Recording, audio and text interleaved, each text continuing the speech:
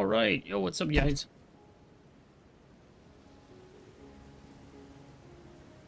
Okay. Um...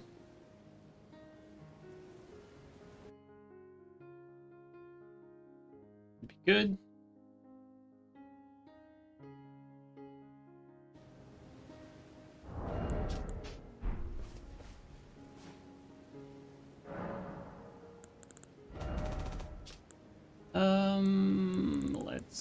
Let's see.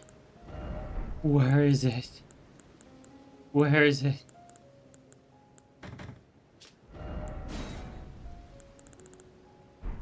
Oh, you guys have no idea. You guys have no idea unless you were there on last Golden Teacher stream where IT recrafted this setup.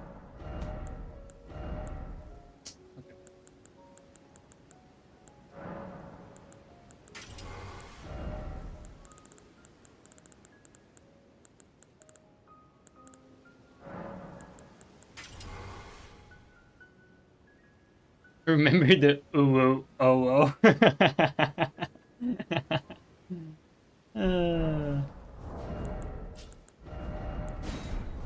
Okay, I think we want another helmet. We want this one, so I think we're gonna remove probably this, to be honest.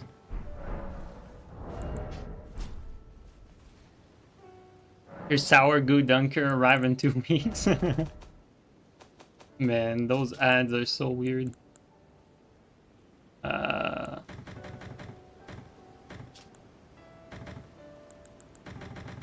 you go.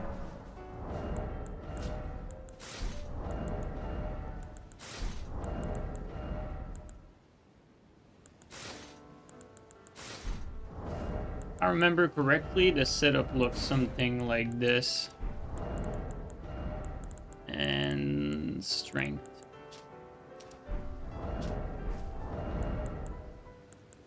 It's not pretty.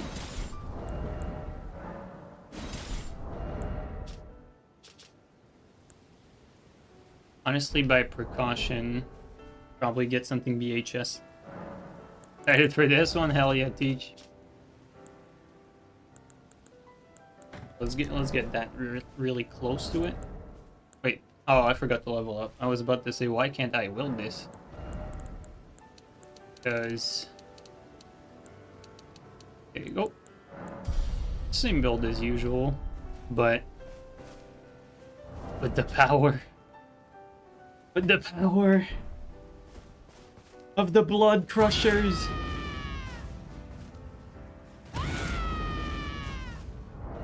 Look at this AR, guys. 791. 791 for each blood crushers.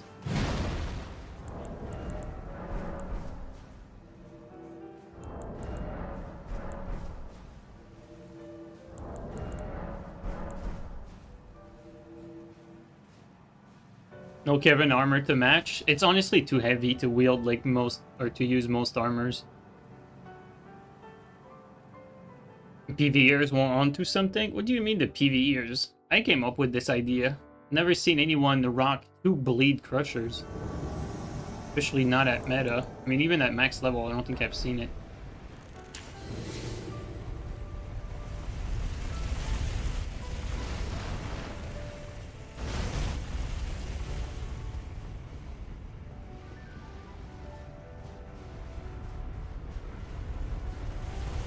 Why blood? Oh man, blood is actually the play, honestly.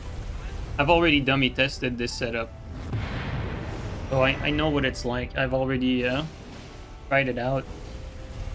Like, the reason why you want that blood is that you get a blood proc on the 3rd crouch attack, right? And with 3 crouch attack, you're basically like guaranteeing that you'll one-shot anyone. That's the idea. Like, you want to one-shot anyone, because if you have pure strength and you just have strength infused, someone that has like good armor will definitely resist like those 3 shots. But if you have it blood, the blood will proc and they will not survive it and it will skip their tier. So that shit is fucking brutal. Like I said, I've already like tried it. Like when I thought about it, I was like, man, I can't wait to try this. Like I don't want to wait for the stream to like see how effective it is. And I kid you not, there's not a single player that resisted 3 crouch attacks. That's huge, because honestly, usually when we say like, oh, at 2 shots, at 1 shots, blah blah blah, like you need a ton of buffs. Like here, like I double bragger it, but that's it. Like you can reapply that as much as you want. And another, I mean, big positive about double braggering that is that having double bragger really makes up for the lower armor, so to speak.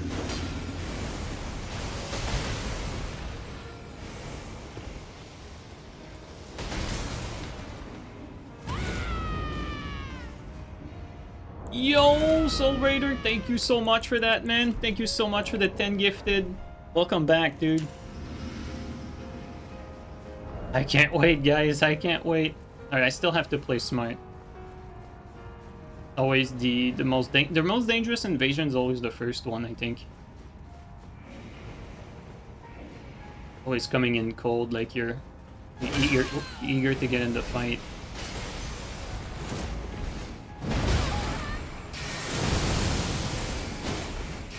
Like here, for instance, this is one of those moments where you want to back up a little.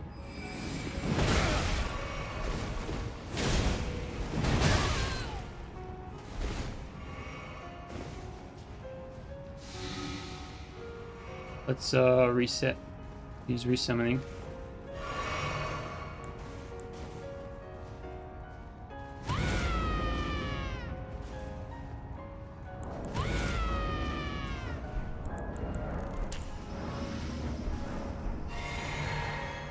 Like right there, if we hit twice against any of them, they're dead.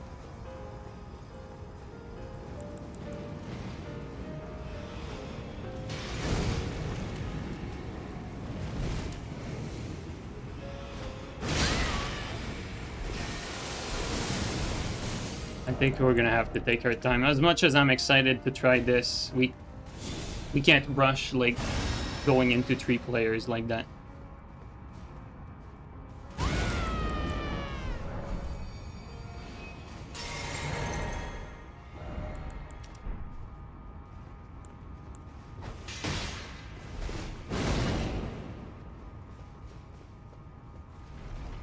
Okay, okay, this is a chance to take one out.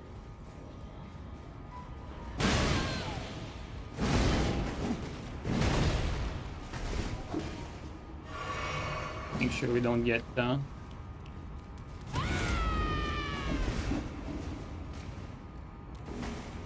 wow, we could have gone for the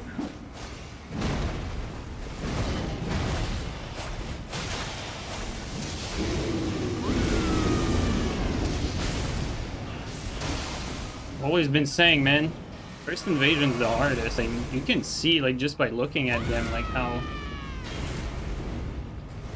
like ridiculous it is. Actually.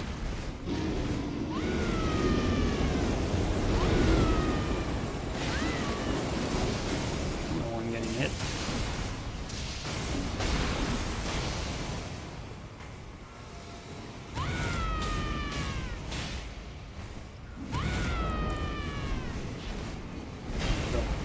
Scary.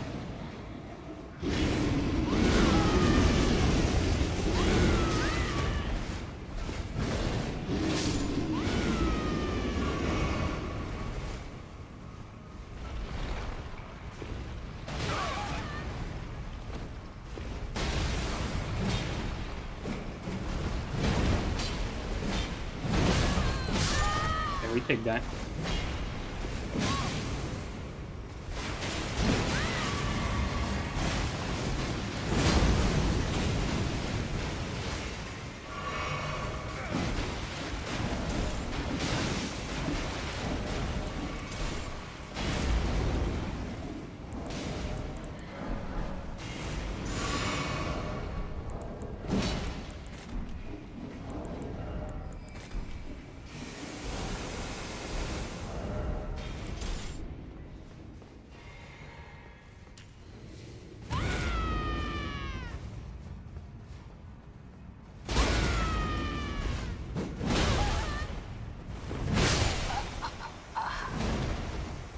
Got blocked. He got saved by his dead friend.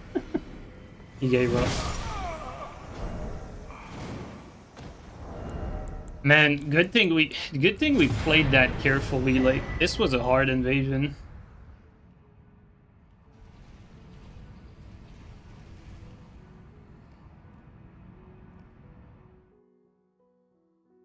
You can feel the desire to test damage. Yeah, dude. Like, all I wanted was just to rush in there to kill one, which, quite honestly, we definitely could have done. But it's you know, you can't like circumvent like the main rules of being an invader. You know what I mean? Like, it doesn't matter what setup you have. You cannot just rush in there and expect to be successful. Just going in there like guns blazing, even if you have the gear for it. Yeah, the madness almost killed me, absolutely.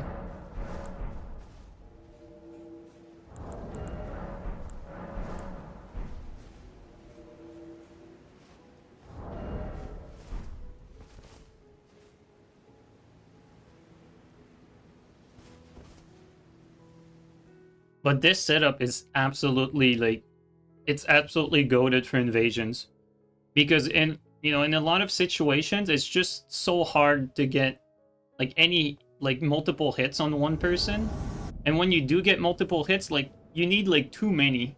Whereas with this, you really need only like three hits, and you're gonna be able to kill like anyone. It's not gonna be like amazing for duels.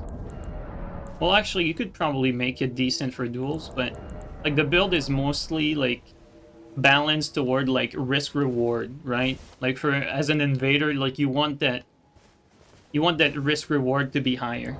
Yo, Jane, thank you so much for the prime resub for 57, man.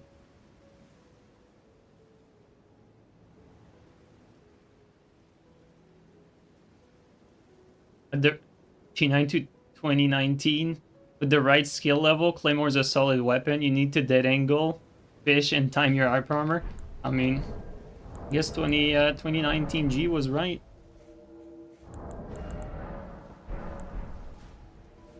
To check the AR difference with Sacred Bloody Flesh. What's Sacred Bloody Flesh? Is that the this one? No, that's Dragon Communion. Do you mean Exalted Flesh?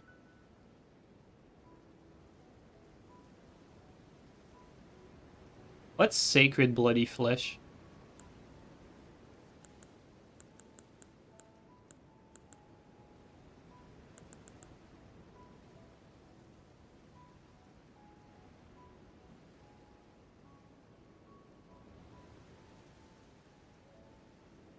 You don't see it in my inventory?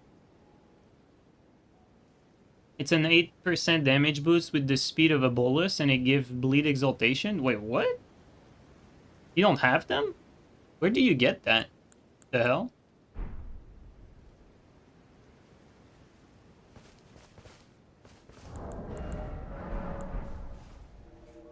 It's an Asian delicacy.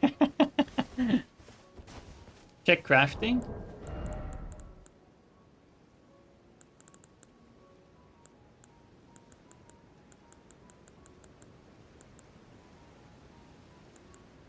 I don't think I have it, right?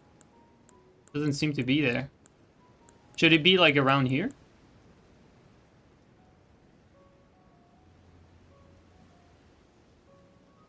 It's only, you can't craft them, it's only lootable. Has to be farmed. It's a rare drop from Blood Fiends. Okay.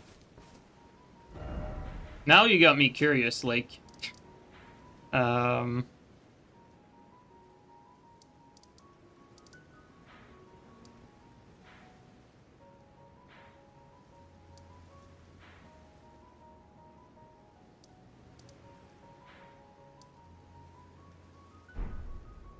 might just move there. Provides a 7% attack buff when consumed. Provides an additional 80% buff after blood loss in the vicinity. Both buffs can stack. The initial 7% lasts 30 seconds. Can only be reactivated with another. The plus 10 arcane is tied to buff. 30 seconds, 30 seconds. Okay, so pretty much everything's at 30 seconds here.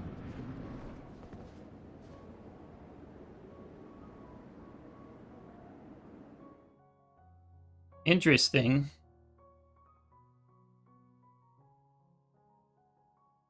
You can find 7 of them in the DLC River Cave, where you find like 30 of them in a pool of blood. Yeah, I know exactly where you mean. Actually, yeah, let's go there to like try to farm this stuff just so that I can try it. Which one was it? This one.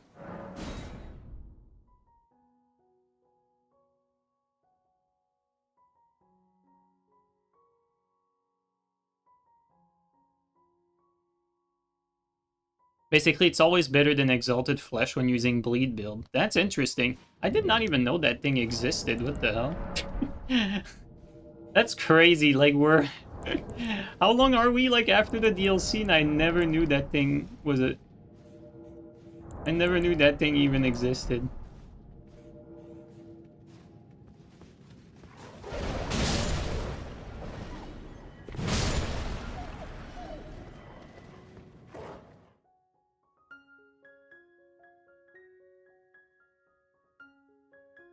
If you eat Sacred Bloody Flesh, then eat Exalted Flesh, you keep the Sacred Bloody Flesh buff forever? No way. Are you serious?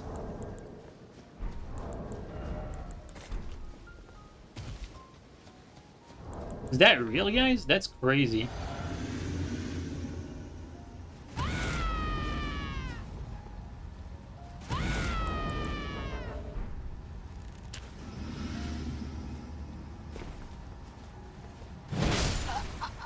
That's one down.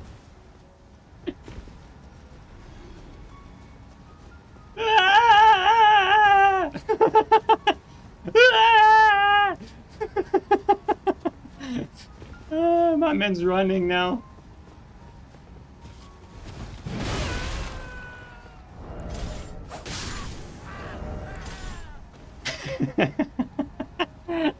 He's gonna get back to his world dead.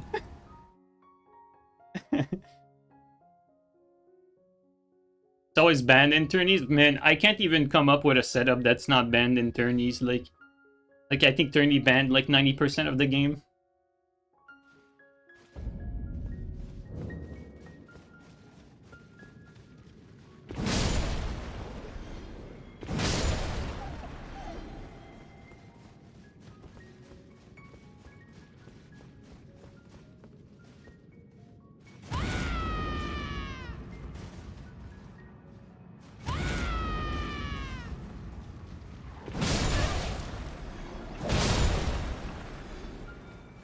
I don't think the wolf drop it, right?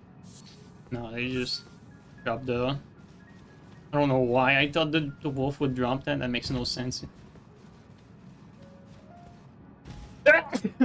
Wonder how many people thinks I'm a cheater? Dude, when I tried this setup, like, I had so many people DC on me after I killed their phantom and basically, like, two-shot. Like, so many people just straight up, like, ran and then DC'd, like, as fast as they could. Like, I rarely seen something like this. Oops, not what I wanted. Fucking Nightreign input.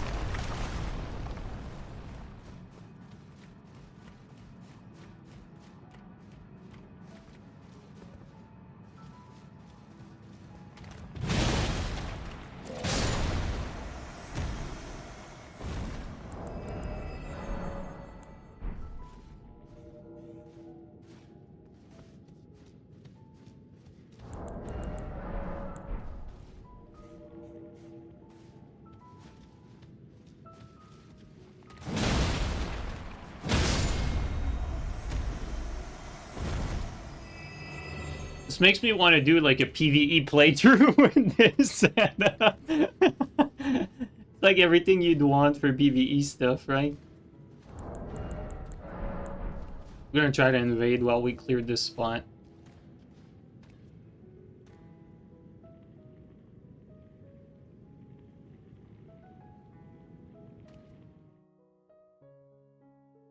It's crazy to think that G spends all this time off-stream farming like this.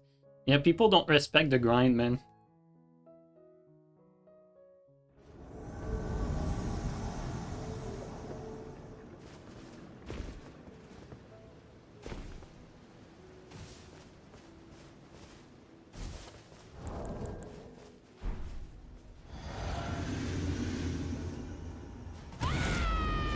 By the way, guys, this isn't like really a dueling setup, but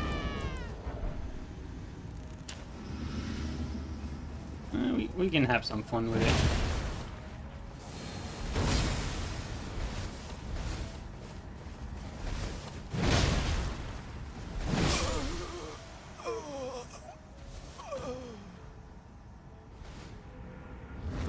But, you know, think about it, right? Like, this guy didn't have a lot of, you know, a lot of HP, but we killed him in 2, and, like, we could have done a lot more damage because, like, the second hit basically overkill. I'm telling you, like, the damage with this shit is nasty, man. But again, like, if you're fighting, like, someone that's, like,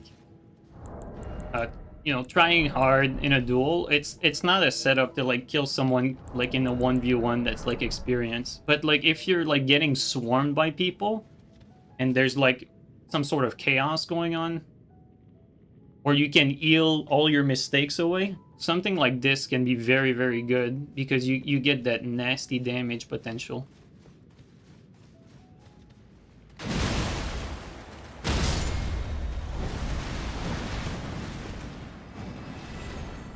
We can actually reset this.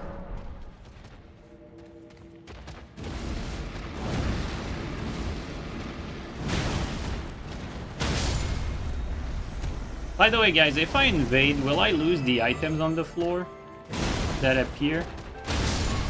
Oh, he does so much. What the hell? Oh my god. He's coming.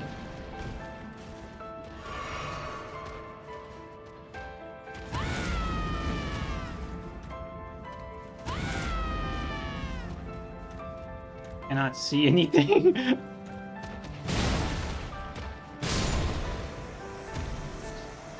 String, bro. A fucking string. Oh, shit. I got excited for a second, man. I got excited.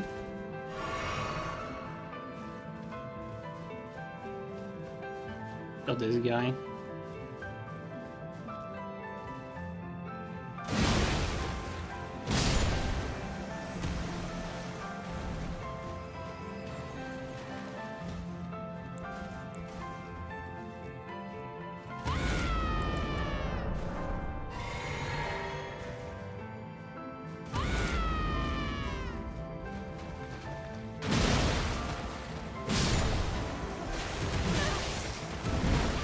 I wanted the item, bastard.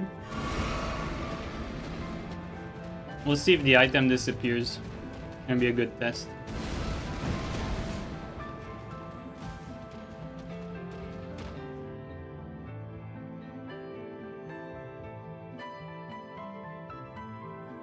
Did he eat a liver chicken? Yeah, good call.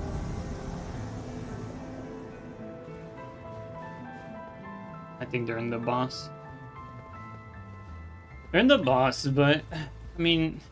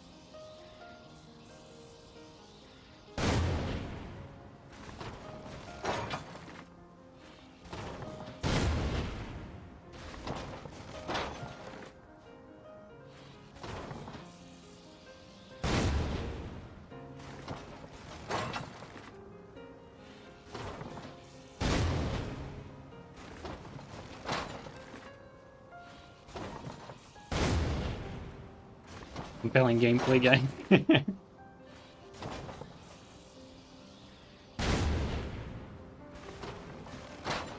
They actually panic roll, and like luckily for them, it's like timed perfectly to dodge some of these shots.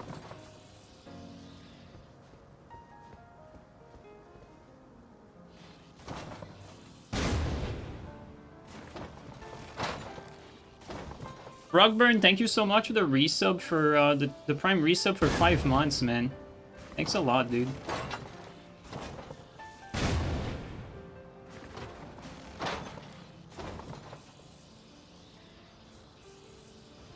Really appreciate that. I mean, we probably could have done damage by, like, you know, setting up for, like, increase damage with this thing, but I didn't really feel like it was necessary. Okay, so did the drop disappear? It did. It did, so we need to hurry up and catch those. The drop is not there anymore. That's good to know.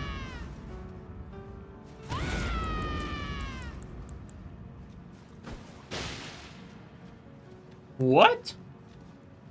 Bro. Hello? What the hell? Bro is not interested.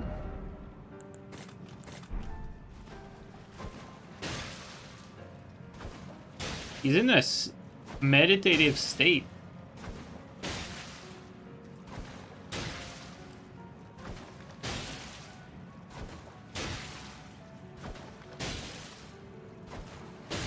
Feels like fighting the giants in Nightreign after the circle closed.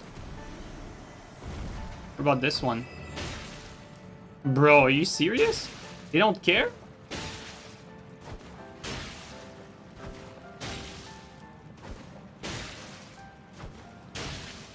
Is that intended?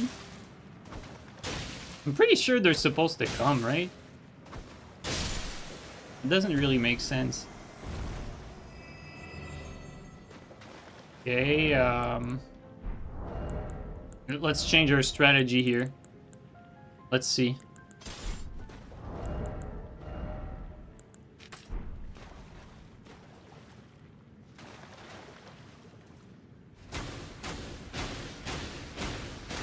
He doesn't care.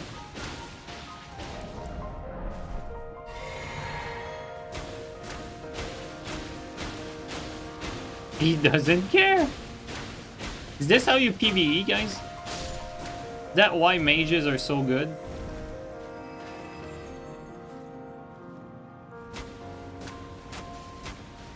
Bro, I guess I can't aim straight. What the fuck?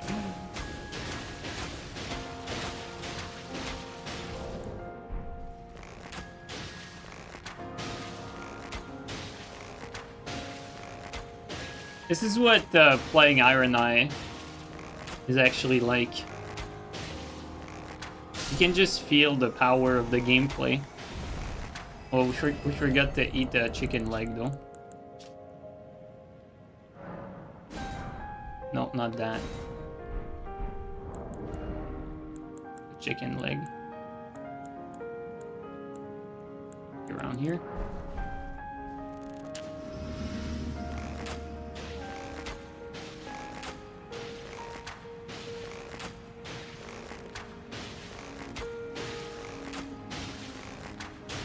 Who knows, maybe this is our objective right here. This? No, it's another string.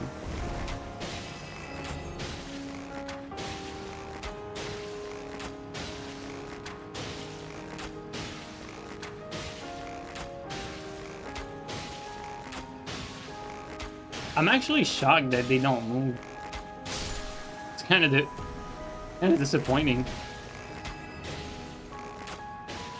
Even this guy. That's a bit crazy. Okay,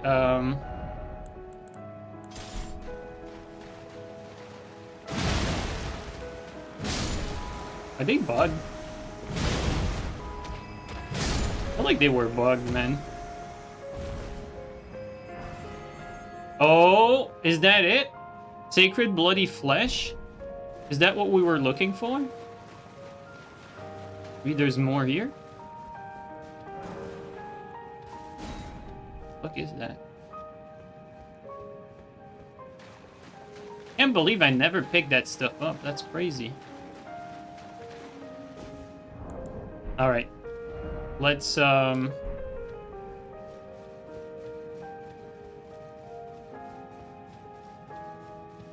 Go back to the main area.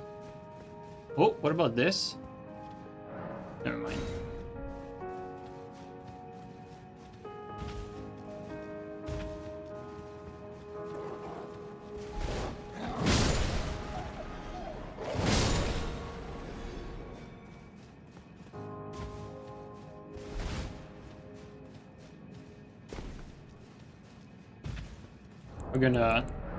We're gonna invade now. I just wanted to try these.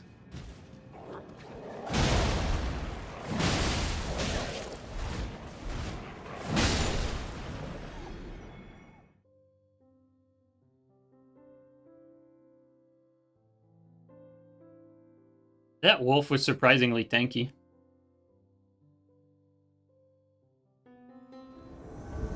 Yeah, my stats are the same as usual.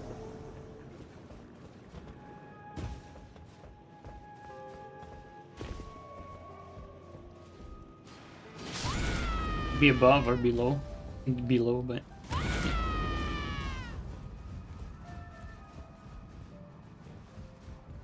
Definitely heard it.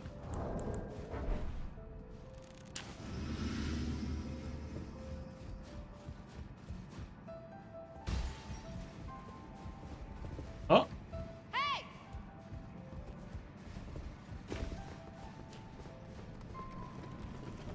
I mean, this is clearly obviously an ambush.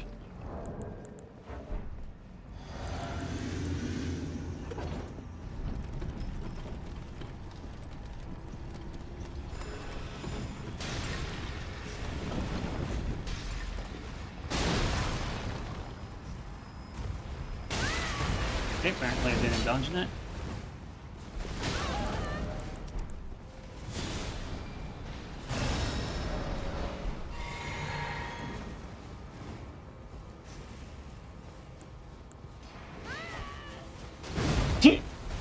Put the fucking... Where are they at? Where are they? There you go.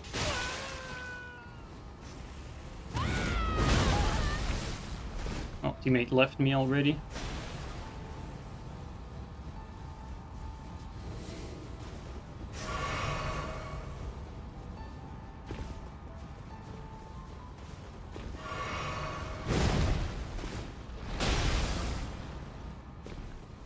Teammate is back there. Bad.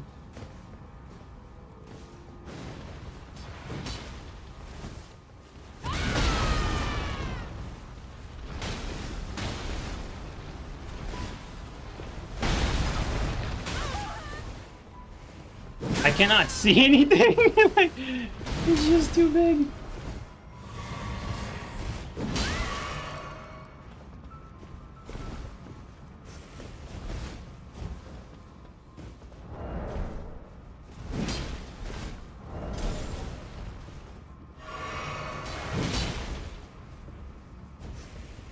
Oh, that teammate was beyond useless.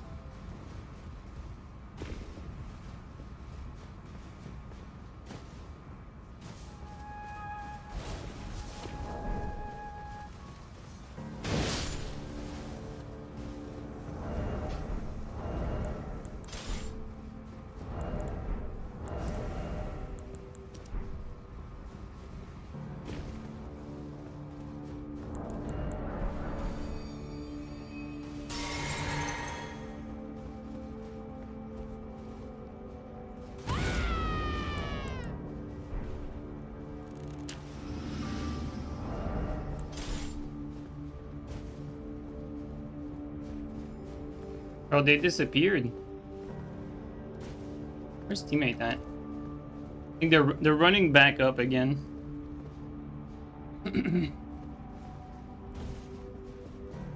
Well, let's try to group up with that teammate.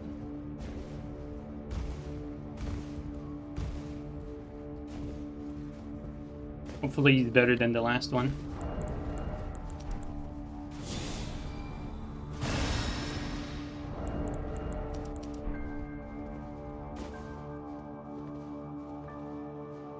Is he still in there? Yeah, he is.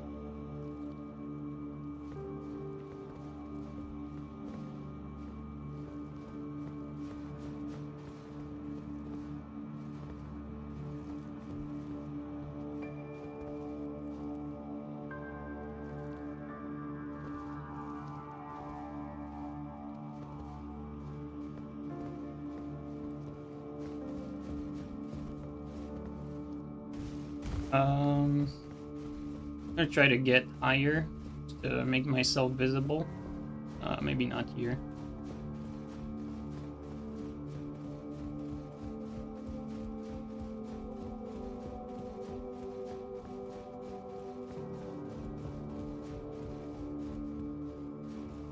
I think the other teammate is probably clueless.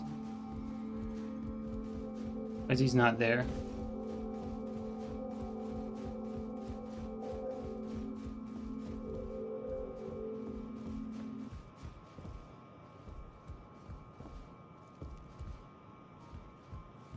Yeah, he's not there.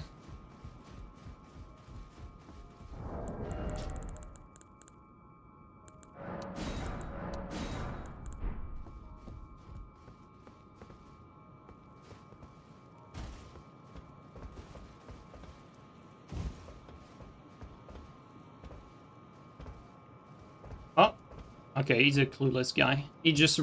Okay. He was just someone completely clueless. I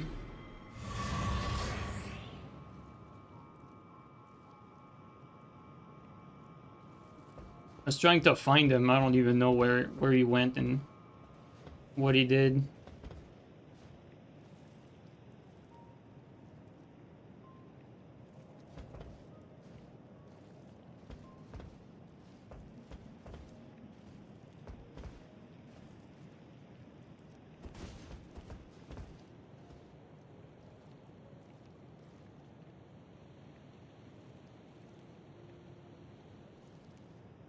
Elden Ring Hide and Seek Edition? You think I'm hiding? Maybe you're talking about them.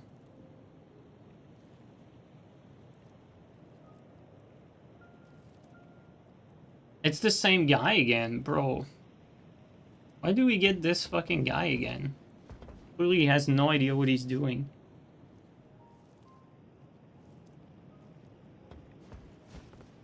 Like, he just rushed back in there to die, like he speedran his death again.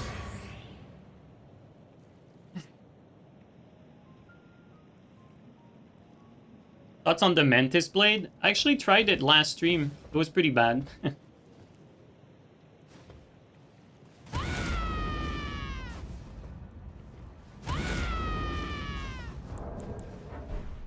don't think we can reach each other. Oh yeah, we can. There you go.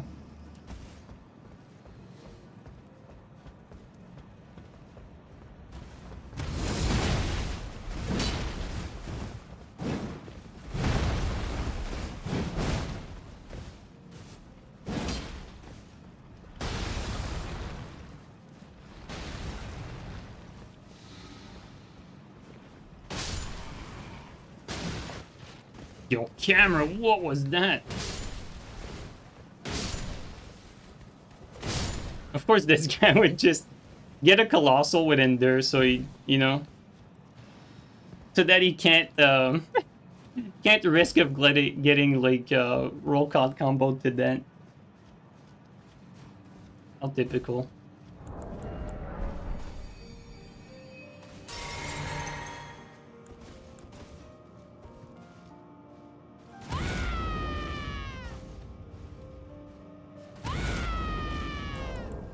Maybe this teammate is better. I think they ran away again.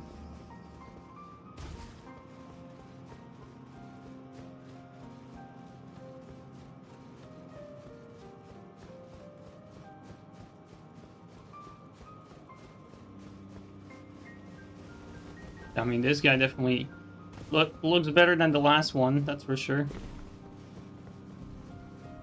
Not hard to beat, though.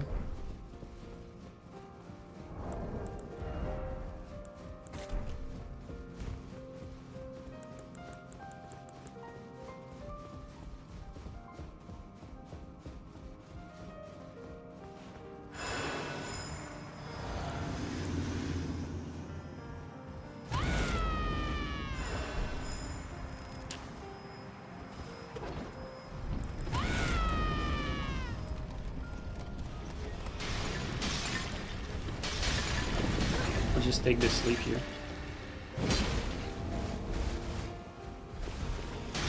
There we go. actually cannot see shit. There you go. Ultimate. There you go.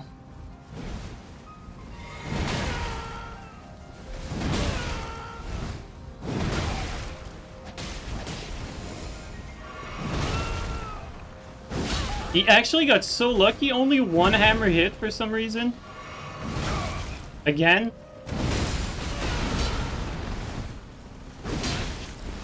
Bro, why do these teammates have no HP, dude?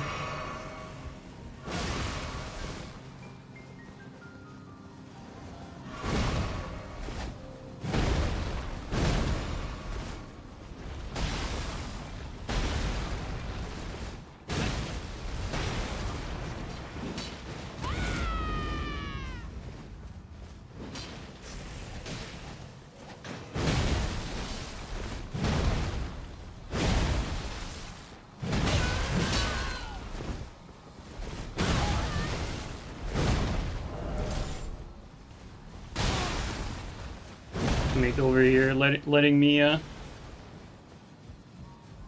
get double teamed. Oops.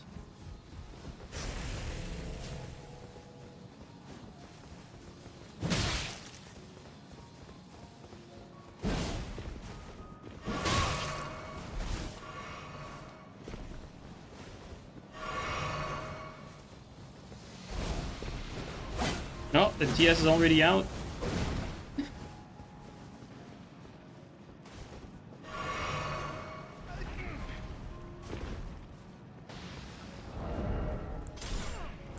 Our teammate's getting double teamed.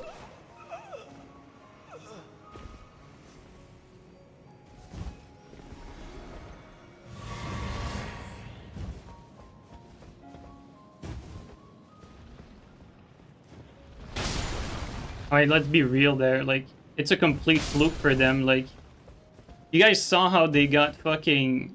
You know, they got saved by the game giving them, like, a chance to live.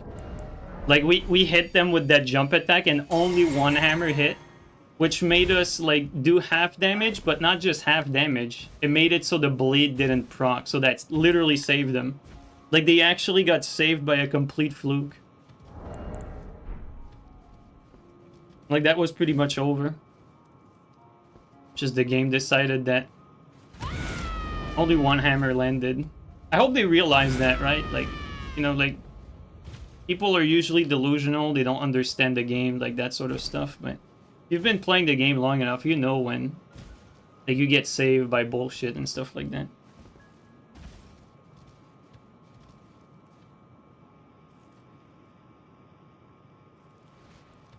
Clean Rock looking pretty nice. Yeah, I mean, they're getting pretty desperate.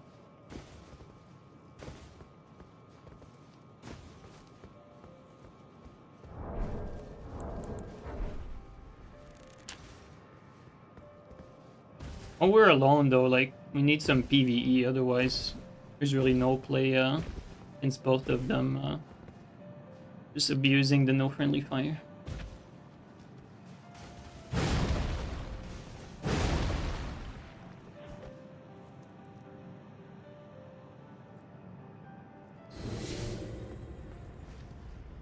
I think another teammate got in there. Please, aware, let's just say. Oh, there you go. At least he has armor.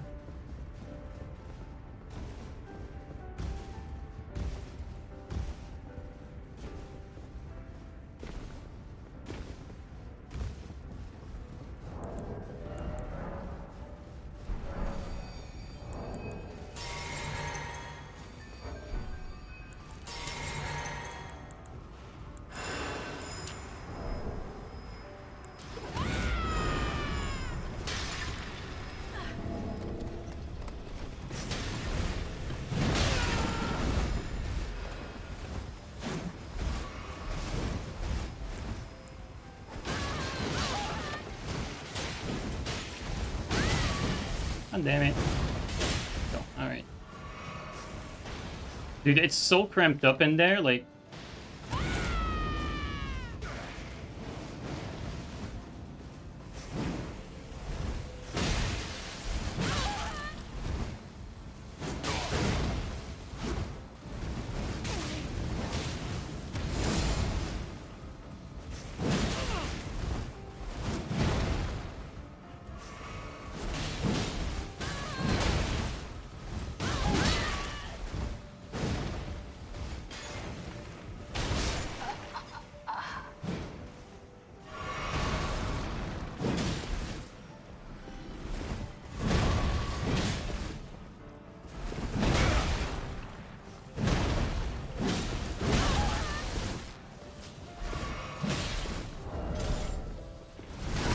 Okay, he got a backstab by accident. I guess that's how it ends. Bro just getting backstabbed on accident and then getting fluked by a jumping attack that doesn't land. Alright. And these teammates are so bad though, like seriously. Like they can't hold their own in like a 1v1 for like more than 30 seconds.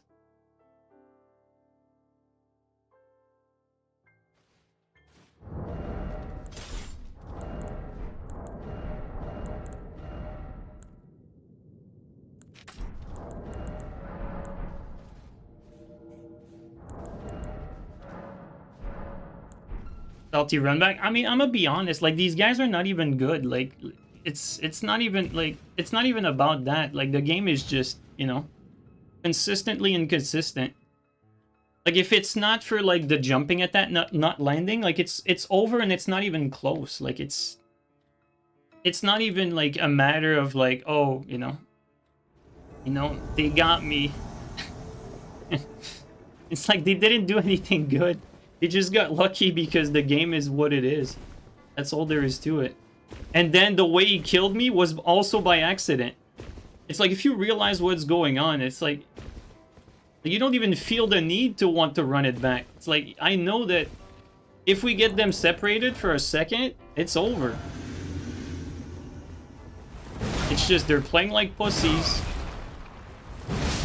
And they know it, and they know they suck when they're by themselves. That's why they always stick to each other.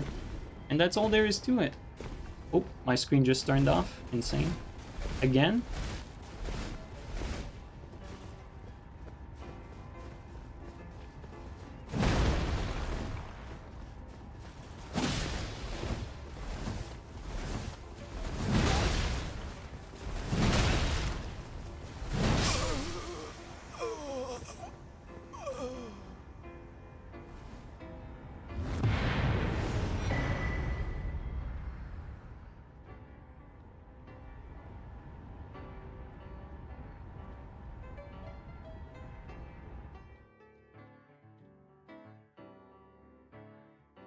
Feel like you're playing as if you don't have hyper armor.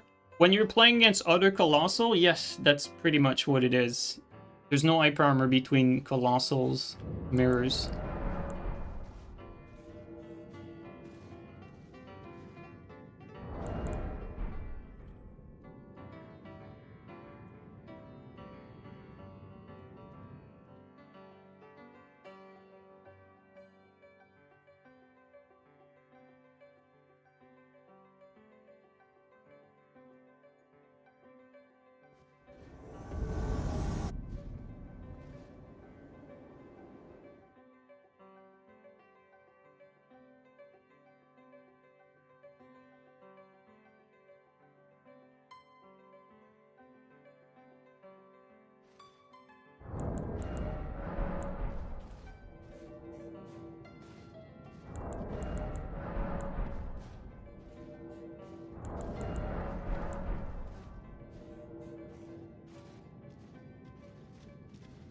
Everything is deserved here. I missed it. I don't know what happened, but I have 110% confidence in Castlevale and anyone in chat.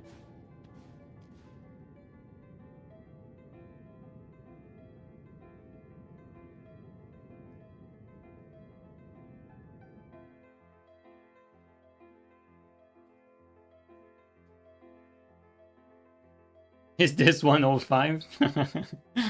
I know, right?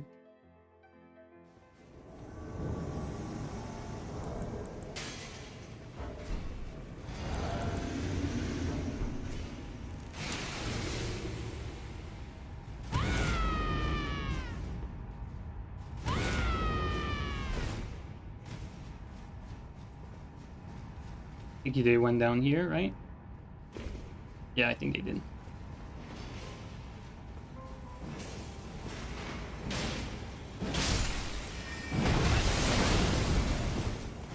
Well, the camera's scary, man.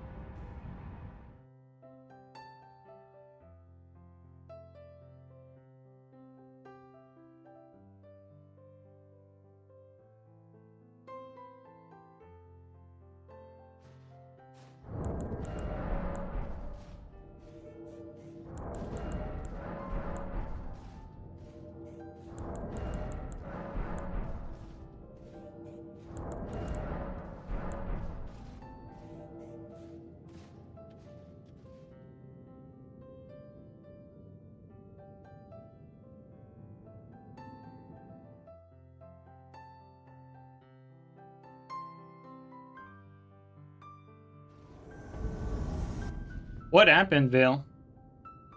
What happened, man?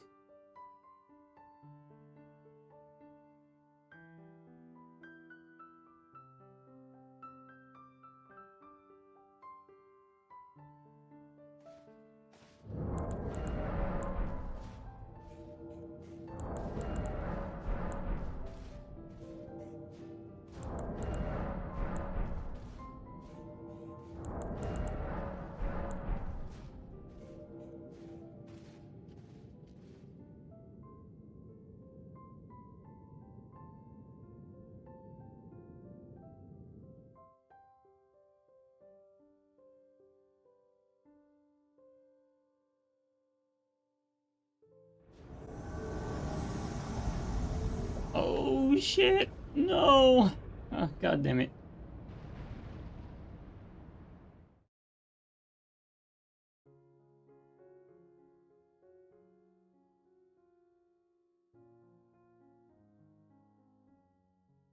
Jesus Christ, man.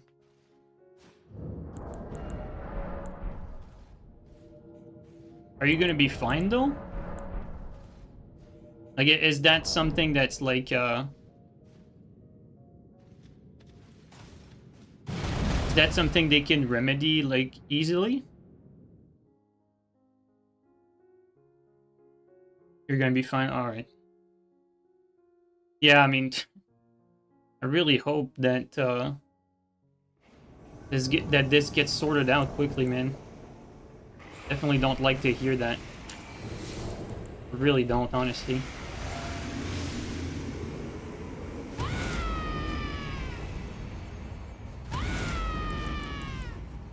Alright. I think they went down. Right?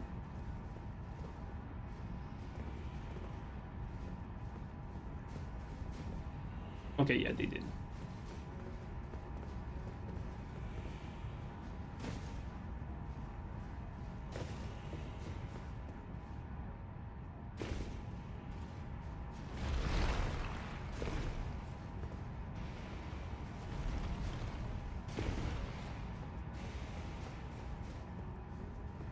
Oh, he's summoning. Alright. Summoning there. That's a crazy place to summon.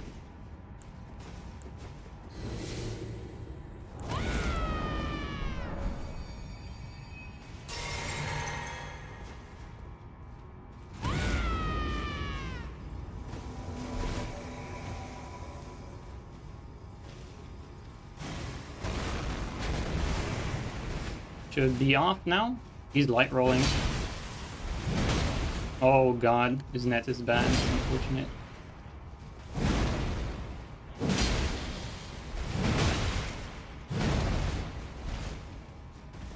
Oh, change of plan. We're running now.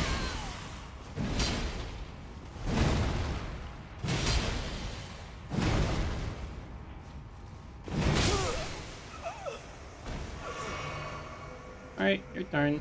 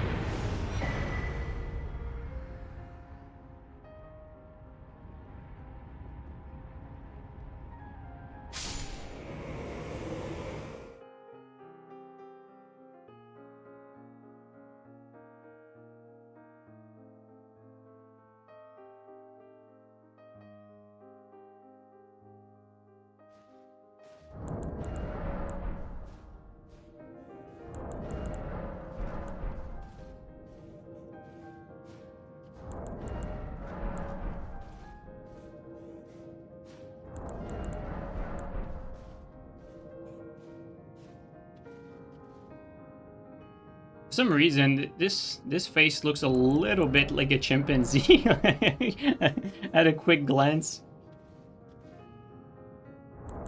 There's some traits.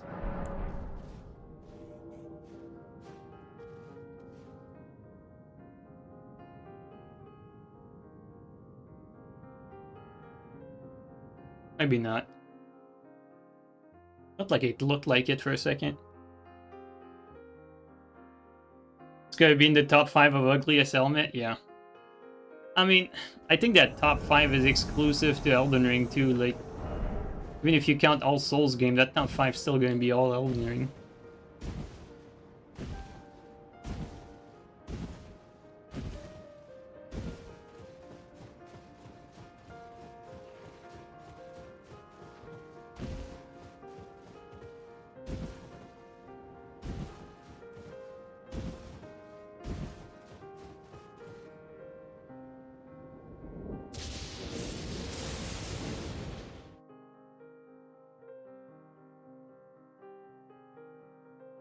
I hope the new armors we get in that Tarnished edition, I hope they give like fucking, you know, like 2 points in strength, 2 points in dex, like something like that.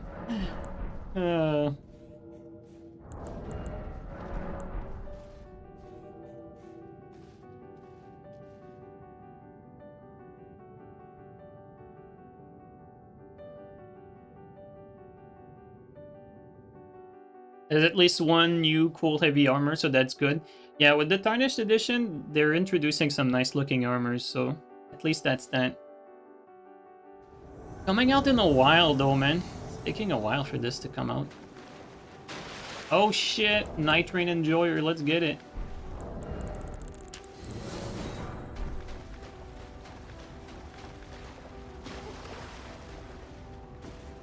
Maybe they're waiting to do a 2v2. Would be nice.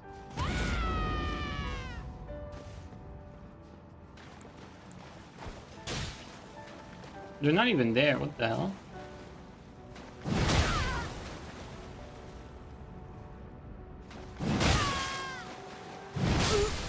Okay, well, whatever. Sure what was going on there.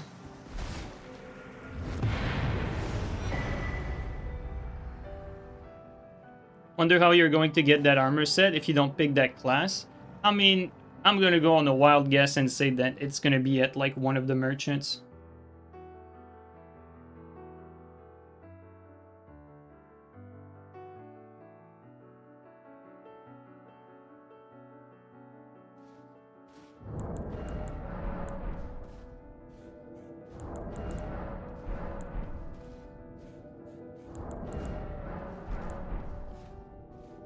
Probably a pickup in Round Table. I mean, it could be at the Round Table merchant. Could be at like, you know, just pick a guess like any merchant around the world, really.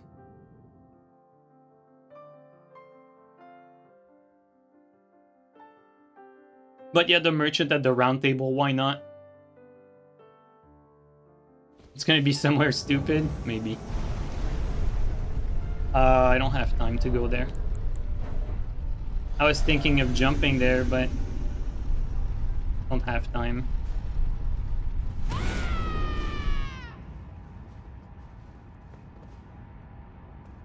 Taking a while for this to drop.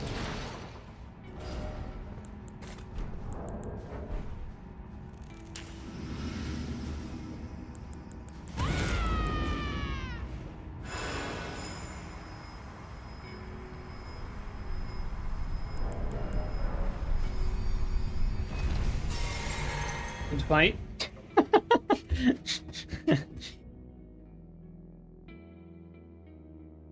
Tarnished Edition already has an ESRB rating on console. I mean, why does it even have a rating? It's just a few armors. Few armors and weapons and like a horse skin, that's it.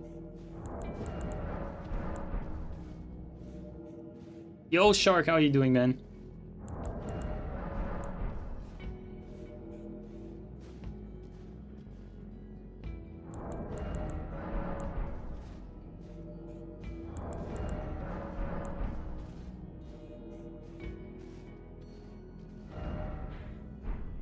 Oh yeah, we need to get out of that cave.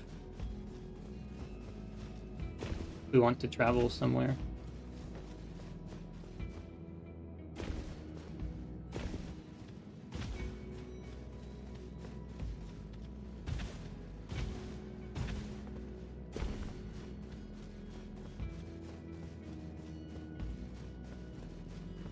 What if this thing is oh, it's not.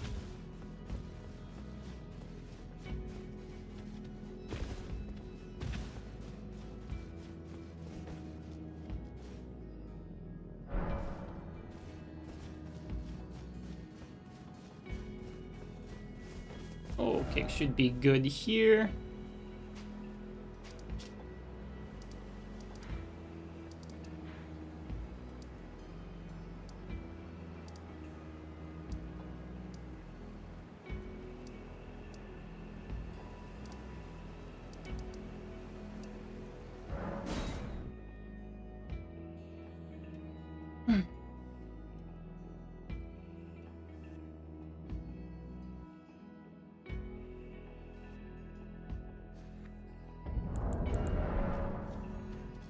Um,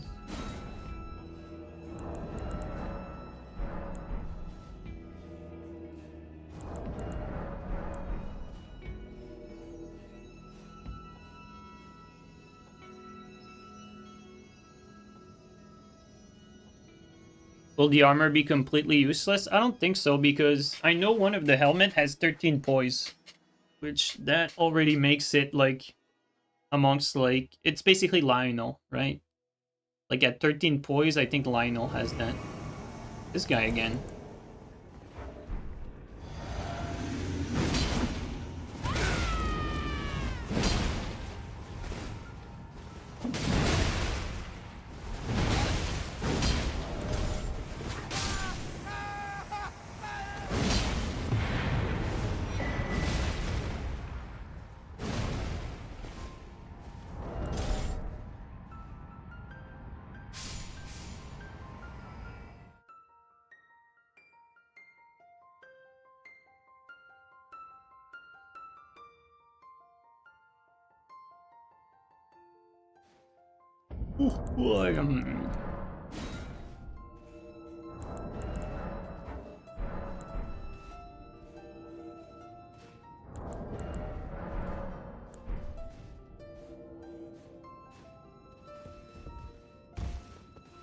Let's just stop the flutes. There you go.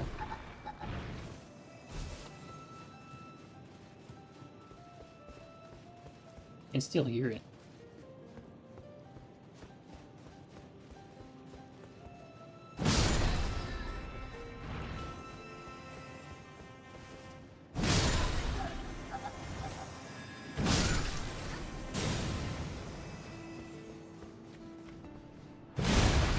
A lot of flutists in this area.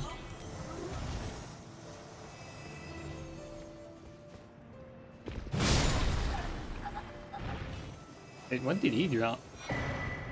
Oh.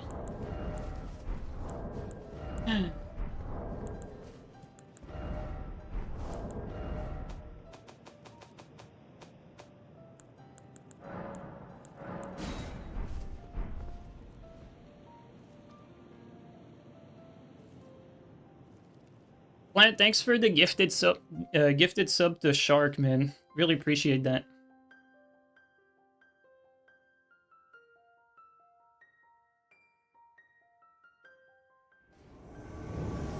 God damn it.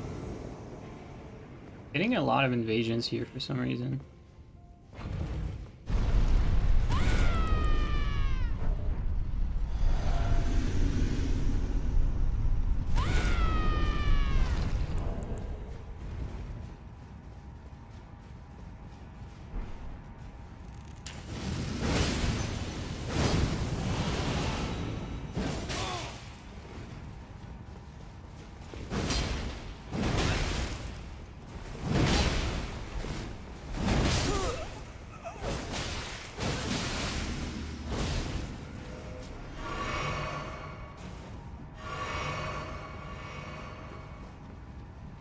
Where are you going?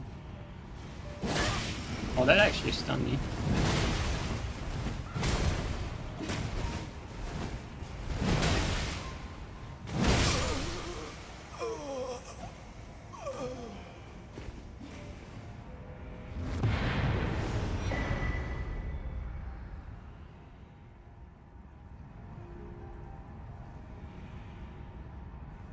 I don't know what he was doing. Like, he actually went in, like, through the corridor toward the PvE. I don't know.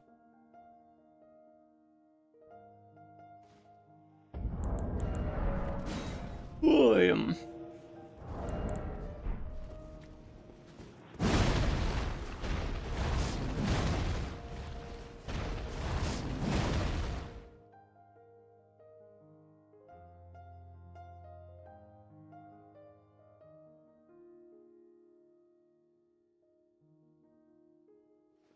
Yo, Shark, thank you so much, man. Holy shit, dude. Thank you so much.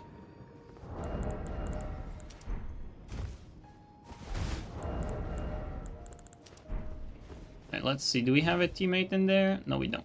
Alright.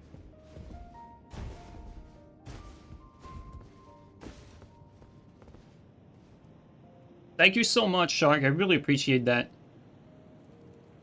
Oh, shit. Plant, thank you so much to you as well, man. Holy shit. You guys are so kind. Seriously.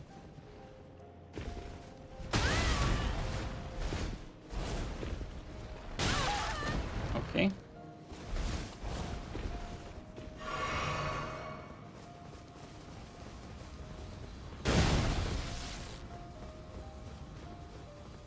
Because this time they probably don't have the taunt. It's just ganking.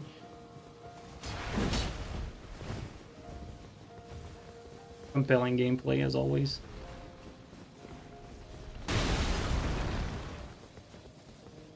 They clear everything? They did.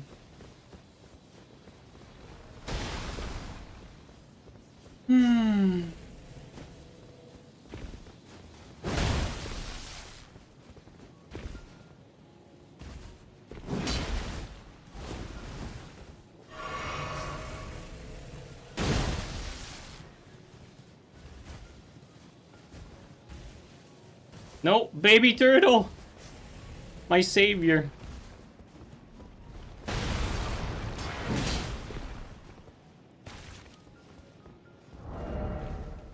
My shining knight.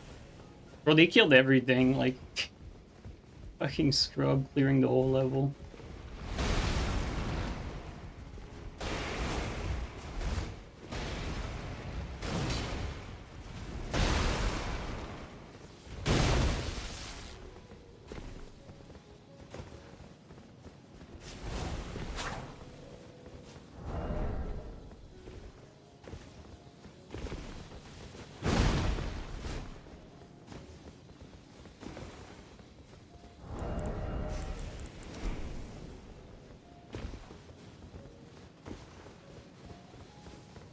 Oh, okay, we made it.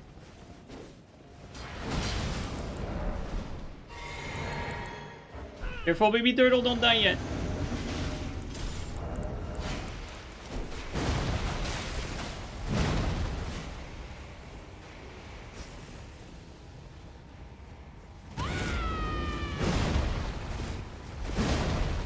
Okay.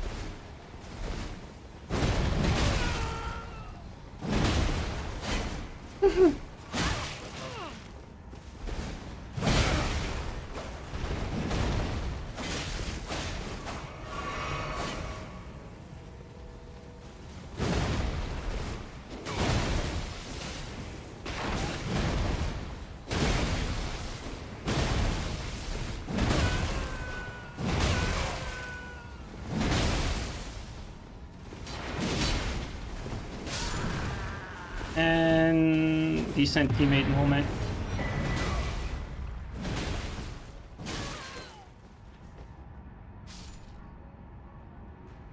Yo, Shark, thank you so much for more gifted subs. Holy shit, dude. Thank you so much, man. Really appreciate that. Thank you, guys. Yeah, I mean, I'm gonna be honest, like, you know, like, we can invade here all day, I don't care, but it's like, win or lose, it's not even satisfying. It's like, you just know from the get-go that if you get any decent teammate that doesn't play stupid, or don't, like, overextend, you get your 1v1, like, you're gonna be fine. And if you lose, it's going to be because you're getting double teamed.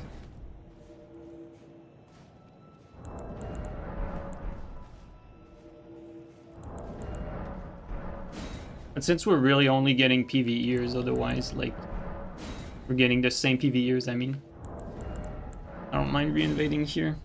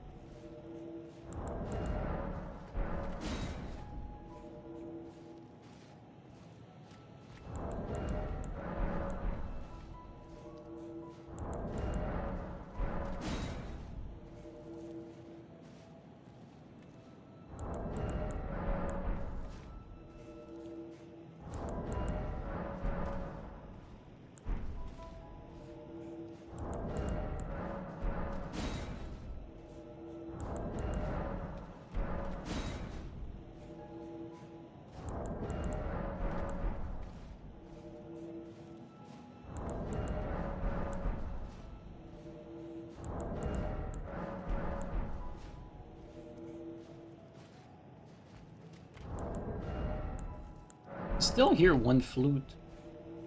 There's still more flutes. Oh, there they are. Kill the flutes.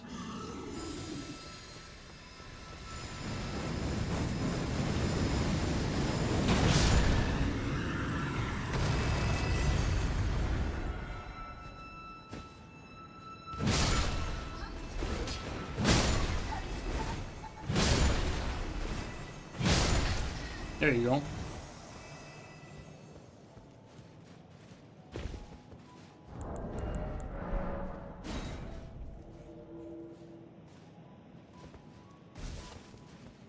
Oh, I know why it's taking longer for the gankers to set up. It's because they had cleared the world, so they probably need to reload everything, right? They want to keep the world cleared like that. They have to reload their save. Forgot about that.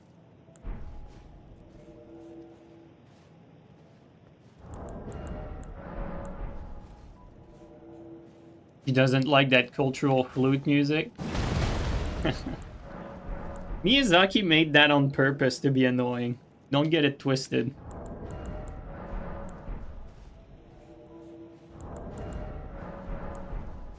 Is the music volume too low? Or can you guys hear it?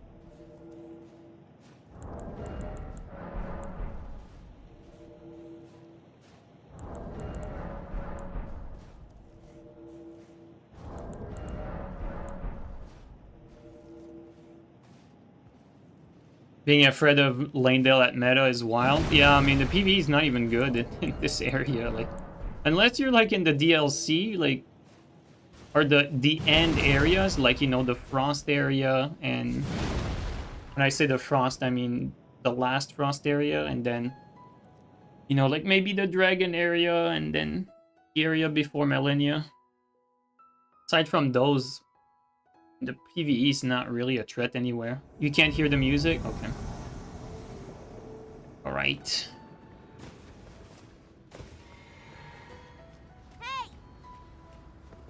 Oh, these guys again. Well, have to set up. If I go in there right now, they're not gonna give me time to set up. Told you. Can't even take the time to set up right now.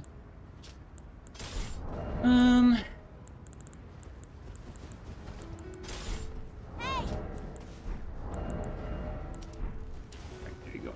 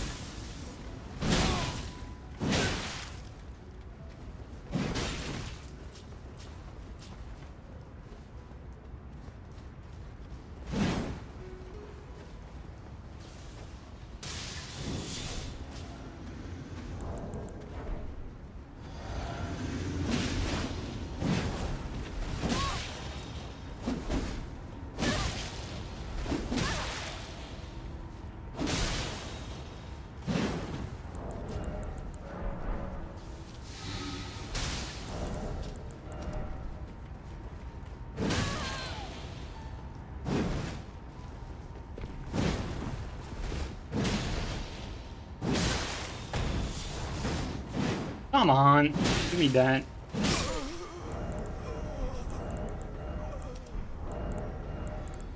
I love the physic mid fight though. You forgot to switch it. What is that? TS?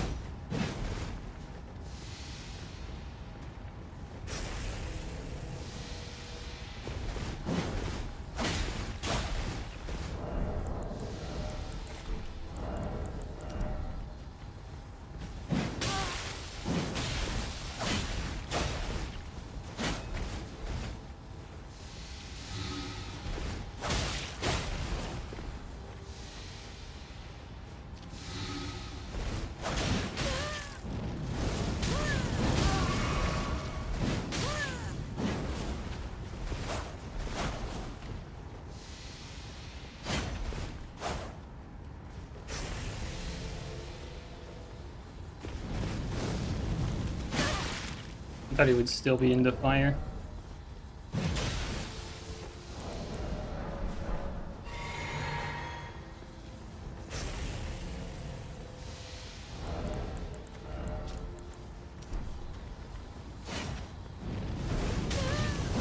Free player. What I hate about people like that is they're so fucking thirsty. Like, you know, they want a duel, but they don't want you to, like, you know, just set up before the fight, right? They're just so fucking thirsty.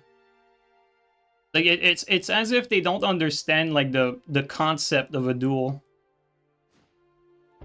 Like, the idea of a duel is, like, both players agree to the duel. That's what a duel is. So if you, like, preemptively, like, you know, try to attack someone before they're ready... If you're in the setting of a tournament, you don't wait for the guy to be ready. Like, the fight starts when the bell rings, right? When the pot is thrown, it starts. But when you're in a free setting like that, you know? Just weird to, like, attack right away like this.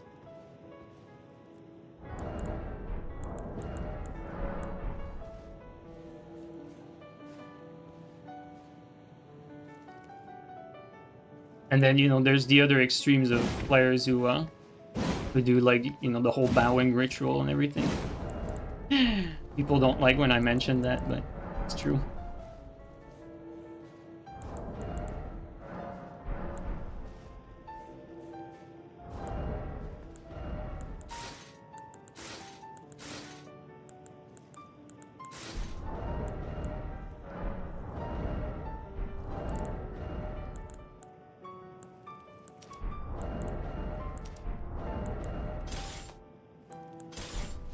Oops. No.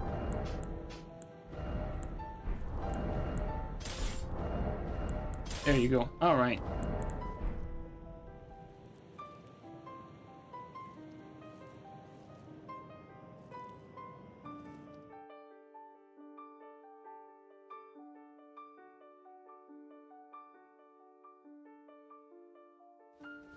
Do you enjoy invading as a mage? There are some spells that, you know, I like to make fun of mages because the playstyle is hilarious, but, you know, jokes aside, a magic build has some of the, like, most fun, like, options, especially when it comes to, like, the ashes. And there's a few spells that are very unique as well, especially the DLC spells, that make playing as a mage, like, be quite dynamic. Lots of swap potential, lots of useful spells. I mean, it's all gimmicks, right? But it's still fun. Thinking of, like, gravitational missile, you know, these explosion spells that go inward, outward, you know, that sort of stuff. And even, you know, stuff like Slicer and Piercer. Those are still really nice too. That's what I mean by that. And I'm also thinking of, like, you know, the baby rattle Ash of War, the Estel Flail, I forgot the name. And like, you know, there's just a lot of options, even Wave of Darkness being very effective on magic builds, stuff like that.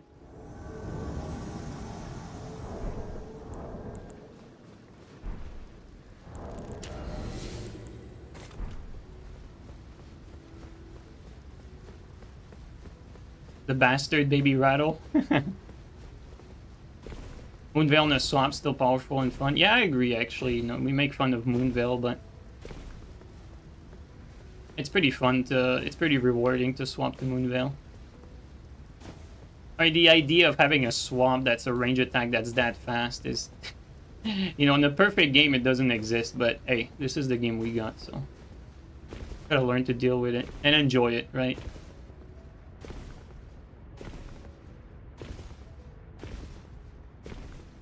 I'm not sure if we're going the right way here. Feels like a never-ending walk.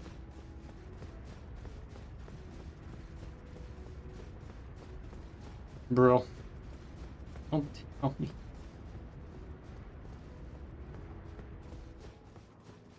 Like, not even...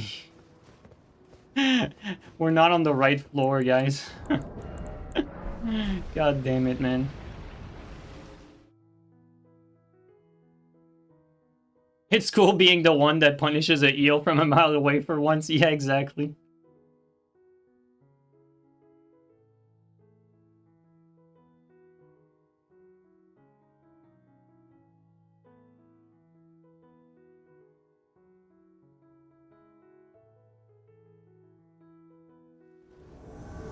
Okay, let's see here. Oh, I see them. Let's go. All right.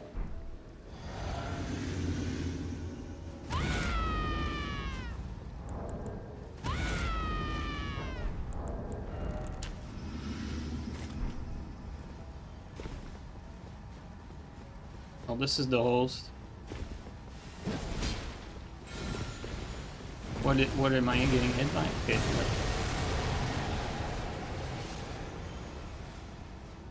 What are we doing?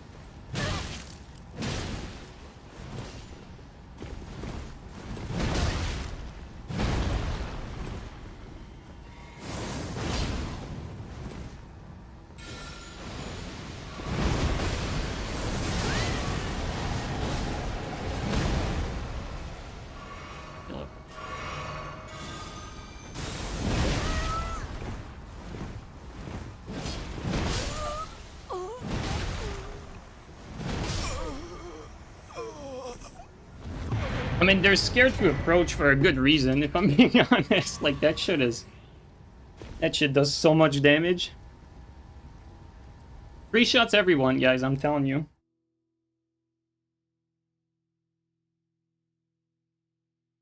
I didn't actually, like, properly test it against, like, someone wearing, like, let's say full bull goat with, like, crab and, like, physic. I think you'd probably be able to resist it if you stack everything, but... I 3-shot an overlevel full verdigris, you know, with the physic skip, so I just assume it pretty much 3-shot anyone. It's like an overlevel verdigris with the tier. That's pretty much you know, as defensive as it gets, really. Guess we're gonna set up here because they're not gonna let us set up back there. We're gonna take our time here.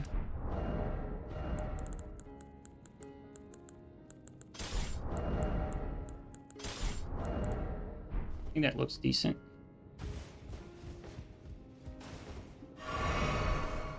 I don't think that's the way, actually.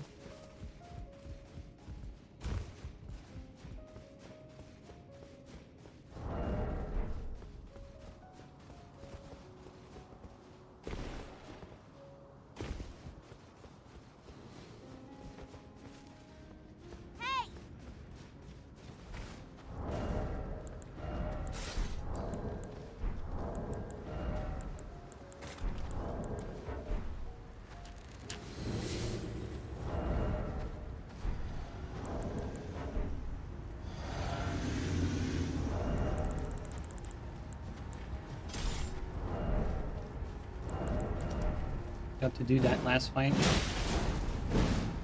This is like the most cheesiest shit you can do, honestly. I'm gonna be honest, guys. Like, the whole like backstep iframes. It warrants fucking TS, if I'm being honest.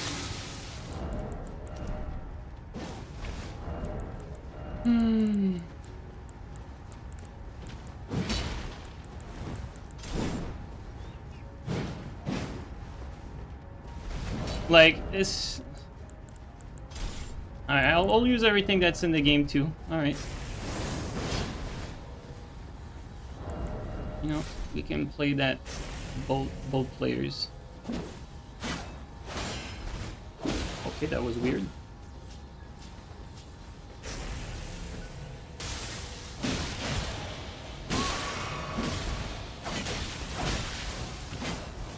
It's above him. He's feeling it now. He got the best game of his life so far. Can't let him win though. I got sight, thanks it.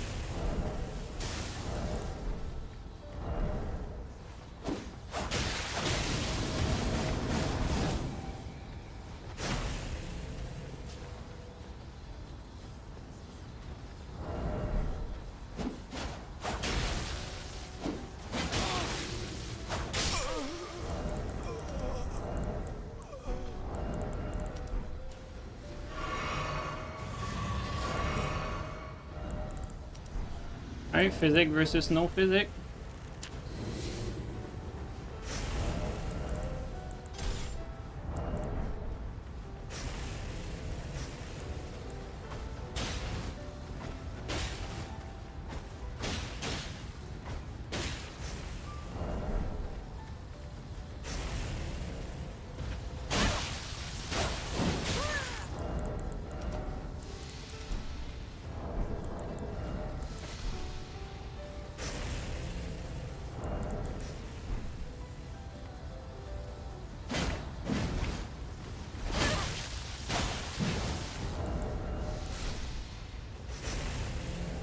It's funny how, like, in terms of hit, like, the fight should be about even, but I'm basically 3-shot away from dying, because this fight was very fair from the get-go.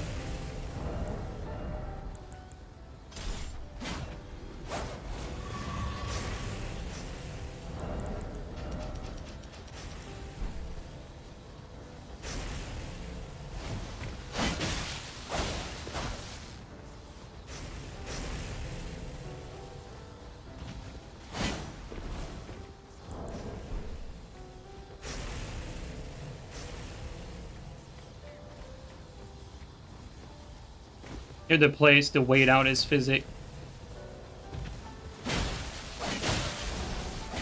Shouldn't be a trade. I should have a clean hit for that one. Trading basically means losing here.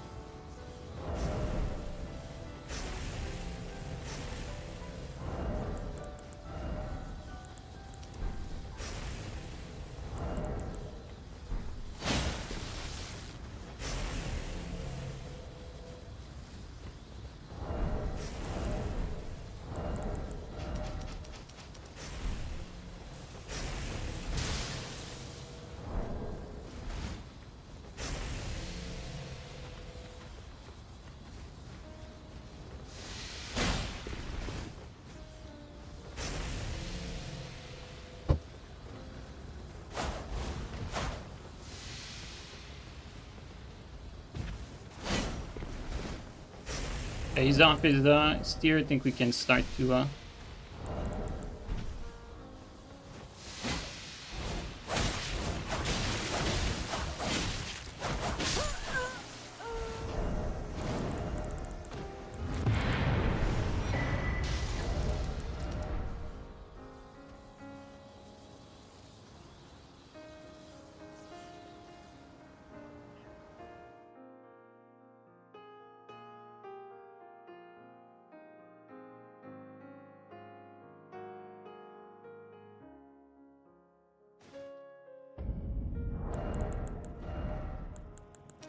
For the new people watching, like usually even TS mirrors don't necessarily go like that. The reason why it went this way is that the host basically had 1,000 more HP than I did because he had his physic and I didn't.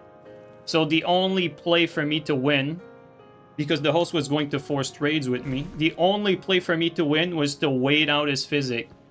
And then when he was low, wait out his fucking blue tier stone, basically. The blue tier stone was not necessary, but I wanted to be extra safe because he really didn't deserve to win that.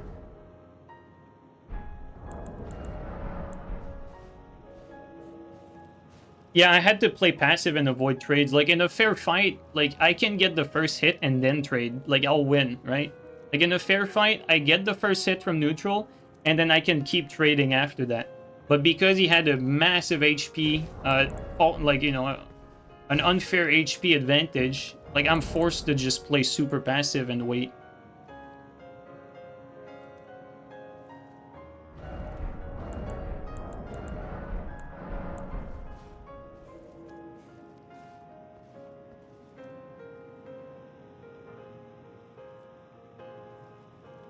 Surprised he wasn't Runard? Yeah, I'm actually surprised too, honestly. We're gonna go back to Crushers, guys, don't worry. We're not gonna stay on this. Today was Crushers Day. It's just that you can't really duel successfully with Crushers unless you have the build a little more spec'd out for duels here. I think they're actually up there.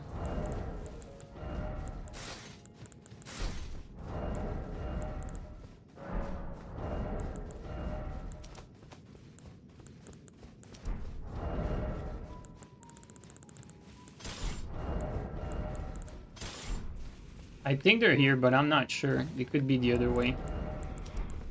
I think they're the other way, actually.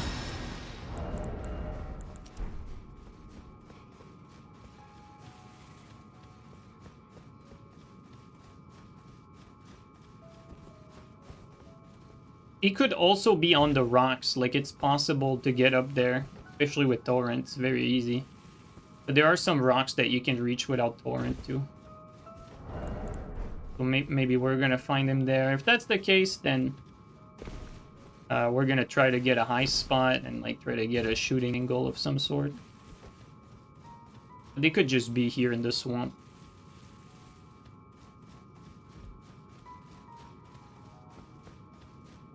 Alright, Steel's still alive. That's good. I think I see him. Yep.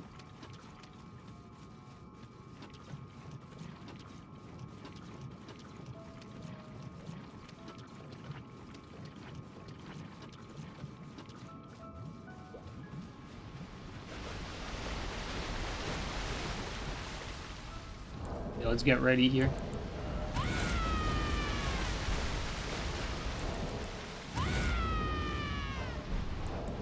Careful, there's 3 of them. The shield won't help him, though.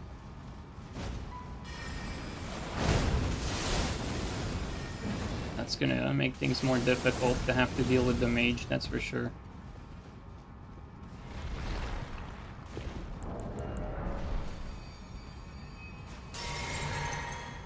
Bring the bubble, at least. Honestly, guys, the place to kill the mage.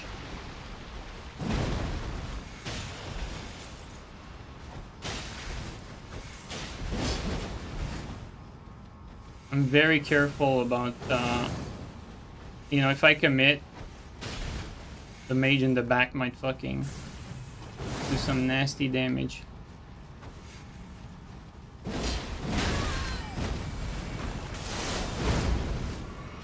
Like, see there, like, just getting 2 hits here is difficult. I'm gonna be honest, guys, like, you can't force it. Like, this is an invasion. Like, 4 fucking bone bow and great bow.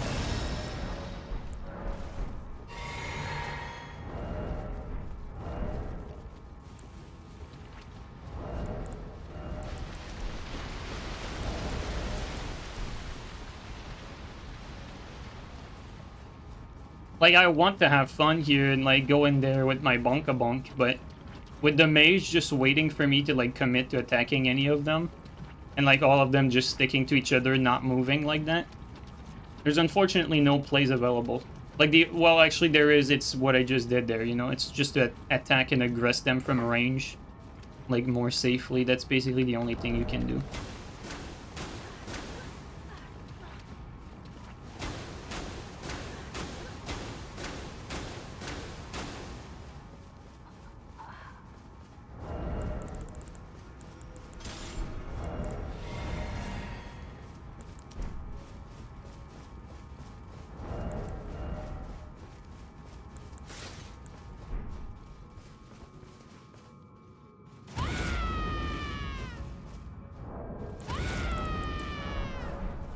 Either resummon or give up.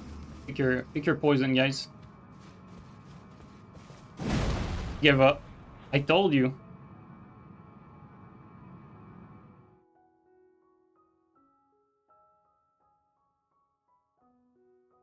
It's so crazy how an invasion like this, that's like so difficult to win, the play to win it is to play like the most boring way possible and just never engage. That's basically what it comes down to here. I mean, it's nothing new. Like, we already knew all of that. We already knew all of that, and you know, that's what no team invasion gets you, really, as well. Because if you have 3 people like that against 2 people, then they can't just, like, always be ready to punish both of you when there's some aggression coming from both sides. Like, it devolves into 1-1v1 and 1-2v1, so... the player count really solves a lot of invasion problems. Like, so many problems, it's crazy. I think the other issue is Elden Ring has just 2 strong range attacks. That's also a good point. I'm not gonna disagree on that. Someone said that the game would have been fine if the lock-on range was not as large in PvP, right? Because the reason why they made the lock-on range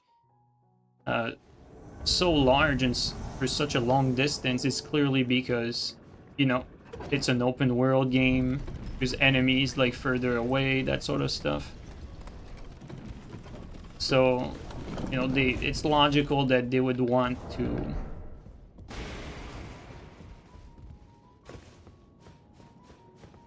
you know, kind of adjust things for the lock-on range to work against like enemies that are further away, because the distance, the view distance, everything is larger. But it doesn't need to be like that in PvP. Either way, this is the game we got. Okay. Again, I mean, the strategy is the same here. Either we find some PvE or we wait for a teammate, but from my understanding, this is a cleared world. They're just reloading their save, and there's... oh, maybe they forgot a few knights, perhaps. Out here. This is all dead.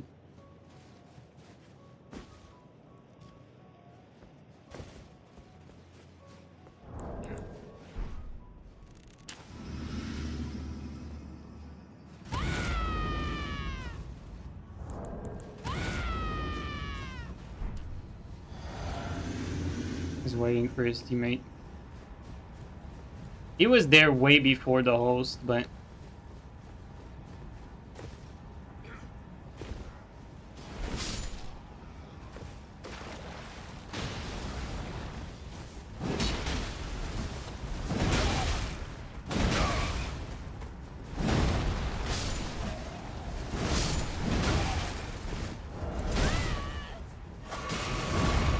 guess he resisted the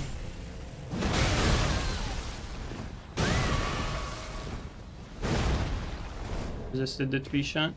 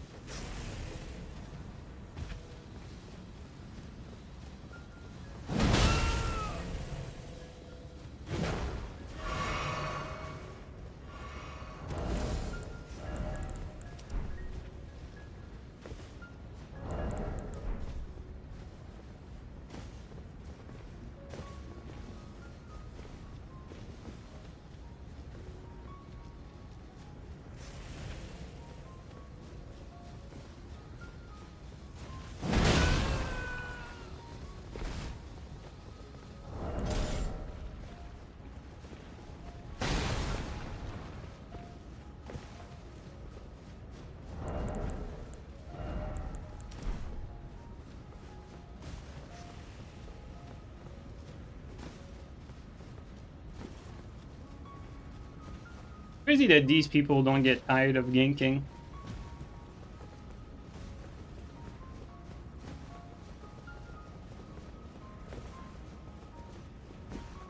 I don't think I'd have the resolve to follow someone like that in a 2v1 setting. Like, I can't see myself doing that.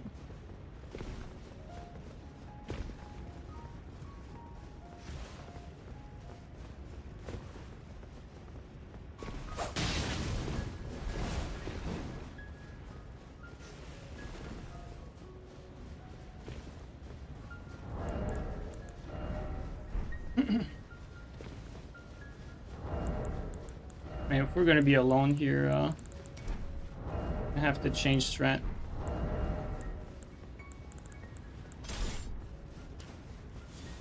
Okay, we finally got a teammate.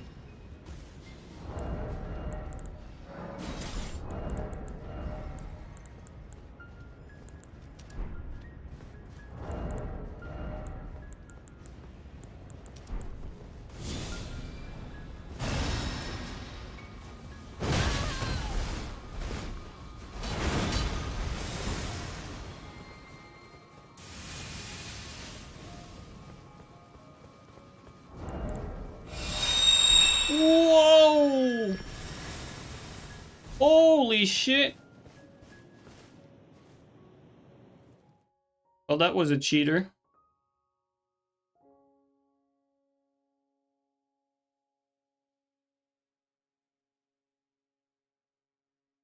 I think the fact that we didn't look at him basically made it so we didn't crash, but they did. That's so ass, man. This fucking sucks, like... I don't like that. Just fucking children looking for attention, man.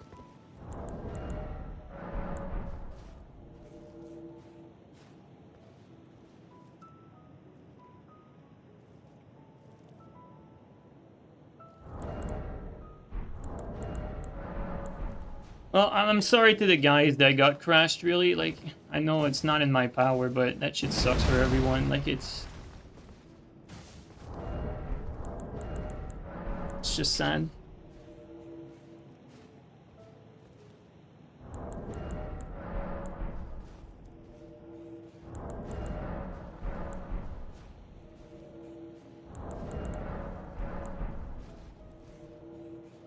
Tarnished edition spell leak? Yeah, true, dude.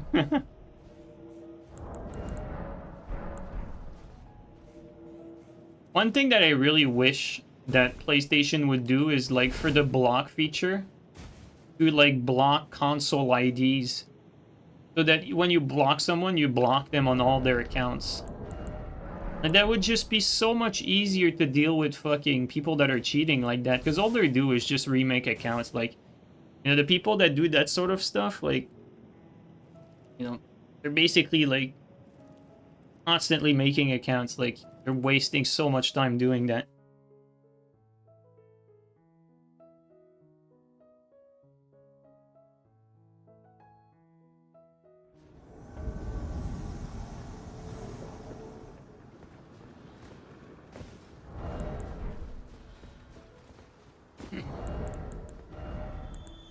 I know green's gonna wait for me though, but I'm still gonna set up in advance.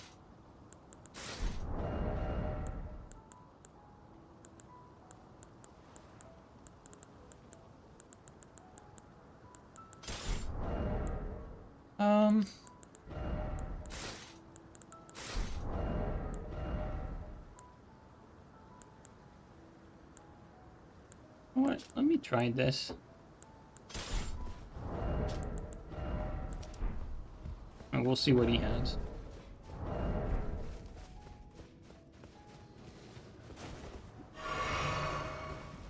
What does he have? Let's see. Oh, okay, he's switching to sham. Alright.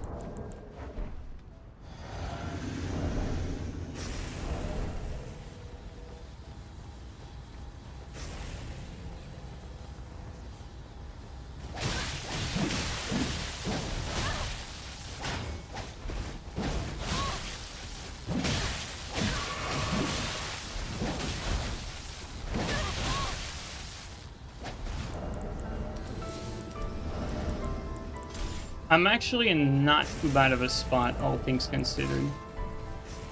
Good play by him to switch the site.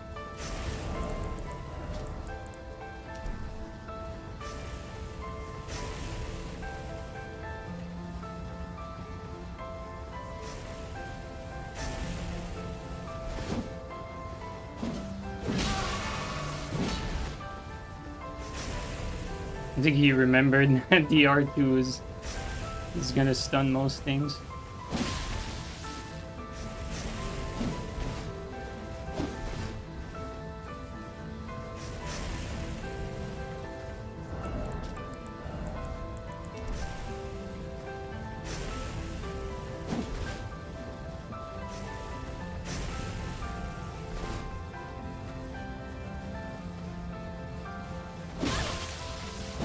Oh, I ate the input. You guys saw it? Oh, scary, man. Fucking input eating.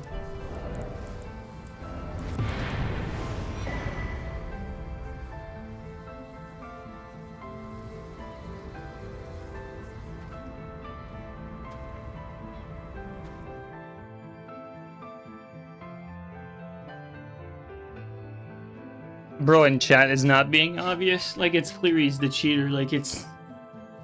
I don't know if he's trying to be subdual or what, but... Sorry, dude, I don't fuck with that. That's the thing with these cheaters, man. They just want attention. They can't help it. They just can't help it. Now he's gonna have to make another Twitch account, which I'm sure he has plenty. He's a known cheater. I mean, you could just tell by what he said, right? It's like...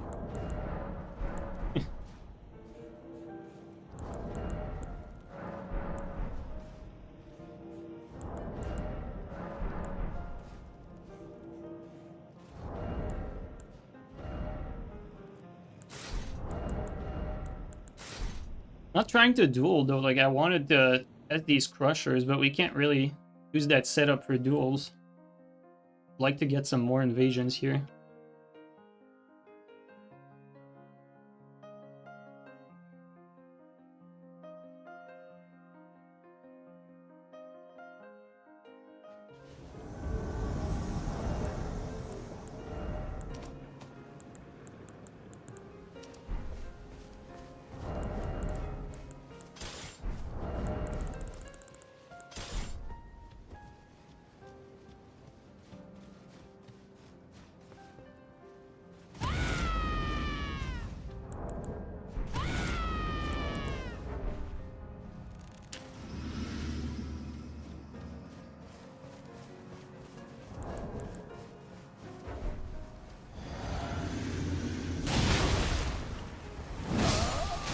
There you go, that's content right there. Oops, we're fat rolling? Oh, we forgot to change that. There you go, we won fat rolling.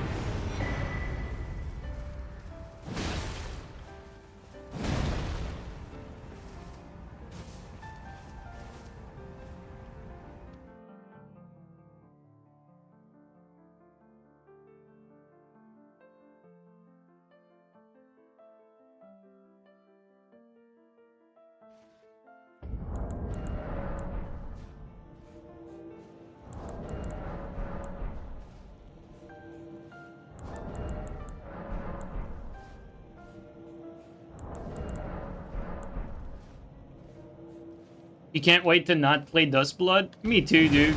Welcome to the club.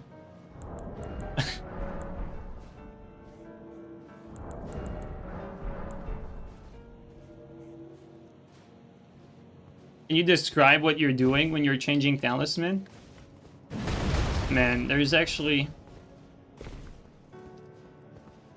And like the big lines are, you always want to like sort of optimize your setup for the situation you're in.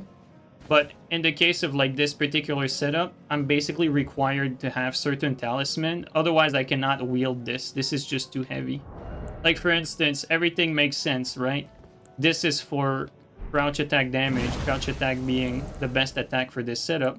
This is because the weight ratio is too high, so I need this to get some extra weight ratio. This is to give me a little extra strength because the Giant Crusher requires 60 strength, which is a lot. Same thing for the helmet. So those two are required. And same thing for this, the Earth 3 favorite for the weight.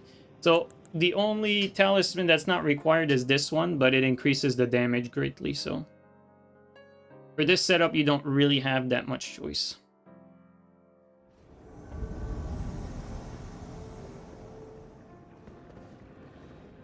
And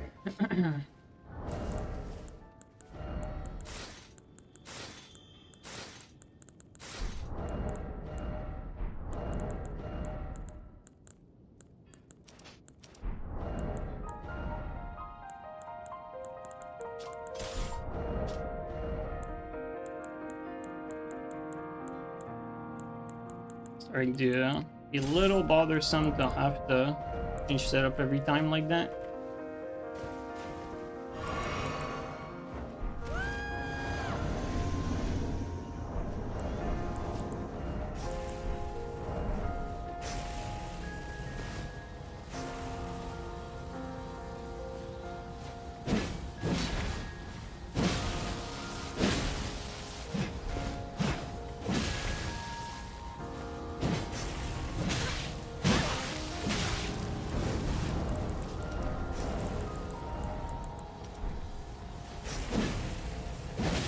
Oh, come on, game.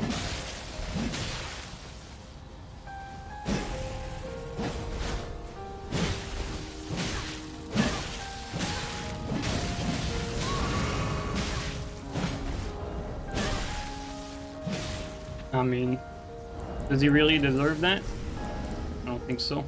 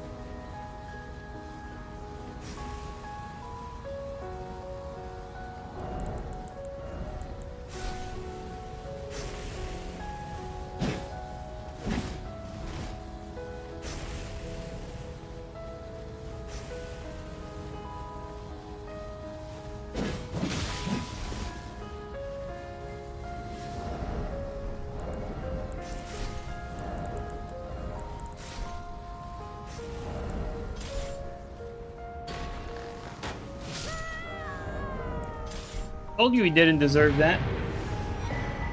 He got all his damage because I was fat rolling.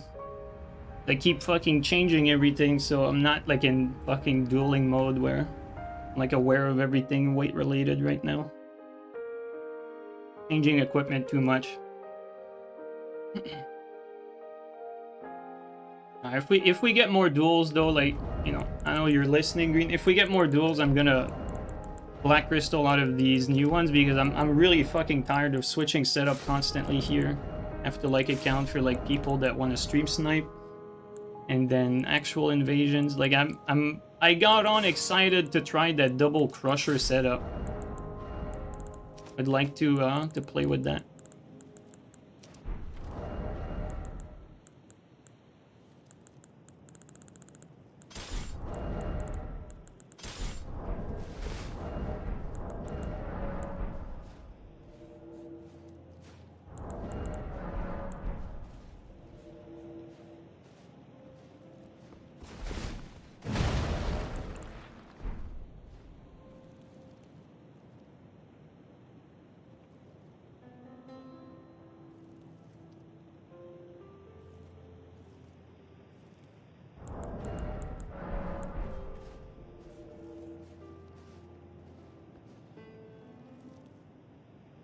You've never encountered a cheater on Xbox?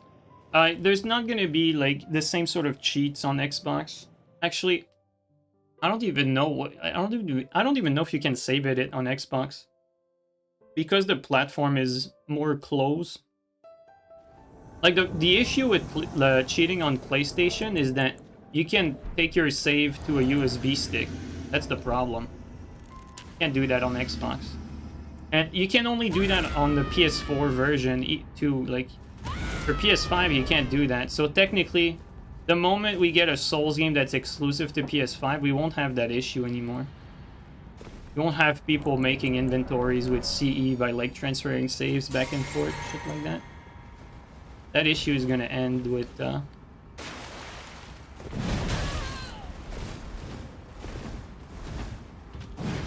What? Okay, let's just... Oh my god.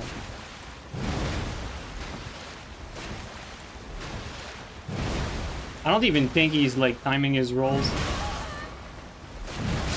He was just out of stam, I think.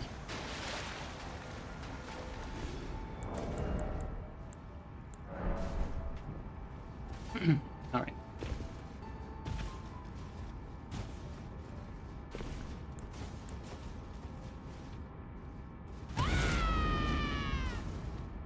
That's so much damage? No, it's just a little bit. It's just a tickle a little bit. Good fight.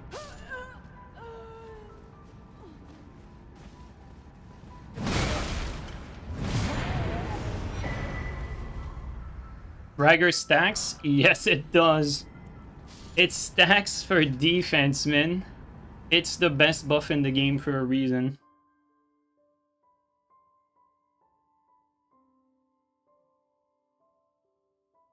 Yeah, you can't cheat on PS5 using PS5 games. Yeah, only PS4. Because you cannot like export a PlayStation 5 game save. Only the PS4 games.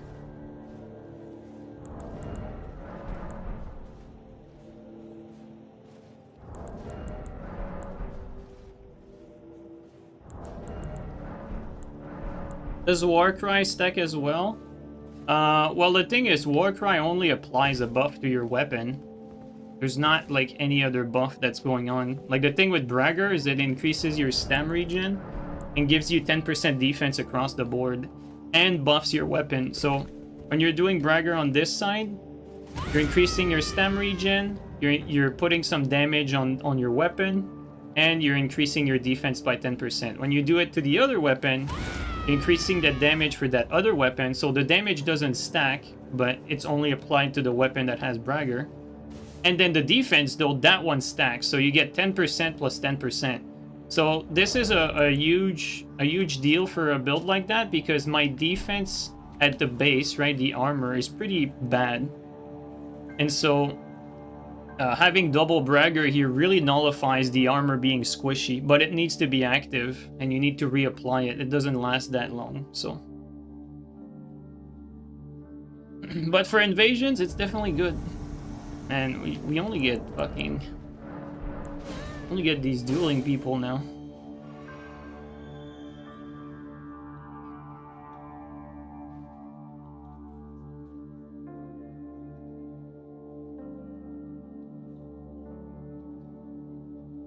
You're seeing the subtitles before I talk? That's crazy. That's actually crazy. I guess they put more delay on the video feed, I don't know. Yeah, Warcry doesn't have any of the buffs aside from the weapon damage.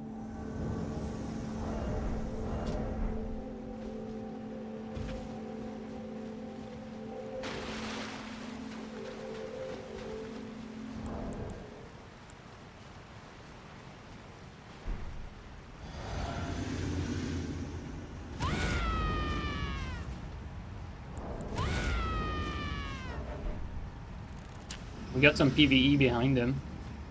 I think that he has a friend here.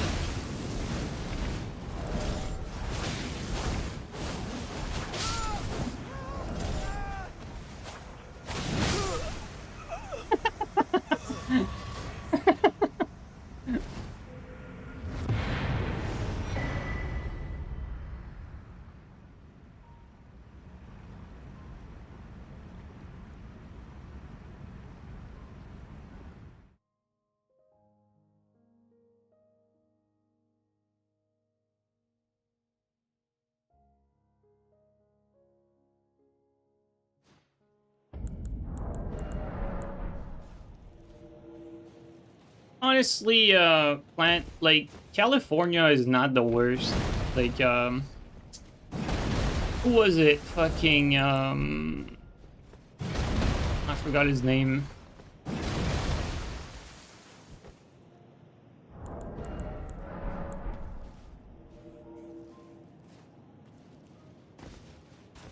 And Servant, there you go. And Servant is from Cali.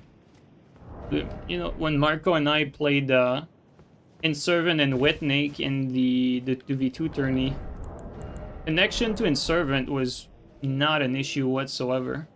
Connection with Wetnake was, but that's the case for everyone.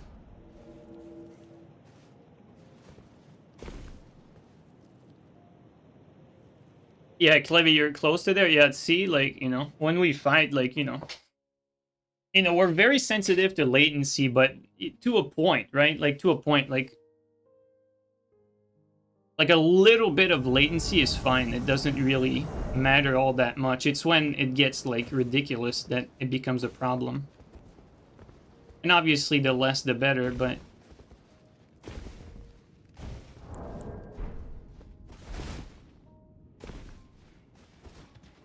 But, you know, even though I'm East Coast in Canada, I'm very close to the line, like the US line, or the frontier, whatever you want to call it. And I have a pretty decent connection to all the US and really all of Europe, to be honest. Oh, he's not even... Okay, he is fighting, I guess. Well, maybe not, I don't know. Disappointing.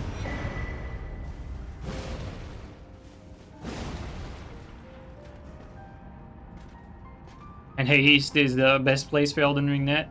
Yeah, I think I have a pretty good connection with most of the world, but I mean, you can't have good connection to, like, the entire world. Like connection will always be terrible against, like, China and Australia for me.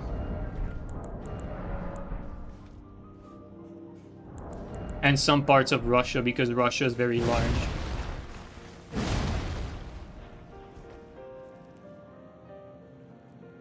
And surprisingly, South America has so much latency, but I think they have so much latency with the entire world, so...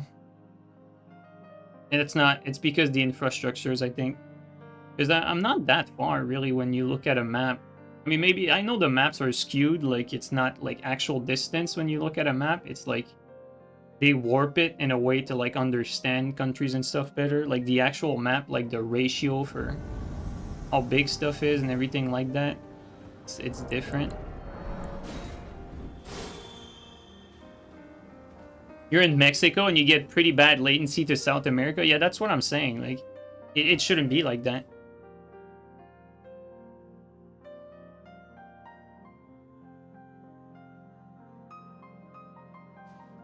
Maybe it's because the infrastructure is, like, set up in a way that like the fiber optic cables, maybe they take, like, a large detour, something like that. So maybe, like, the data has to travel, like, a circle around the continent or something like this. That could be why. But we only keep fucking getting these oh no, these are gankers, never mind. I was about to say, like, where are we going here, though?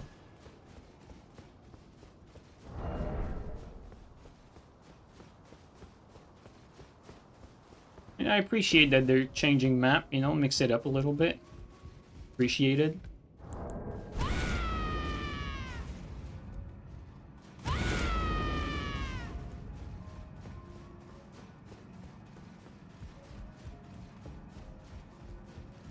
Probably close to us, yeah.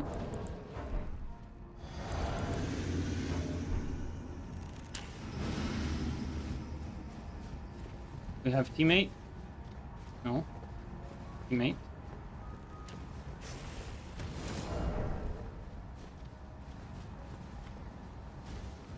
Teammate. No teammate. Okay, brain quiet.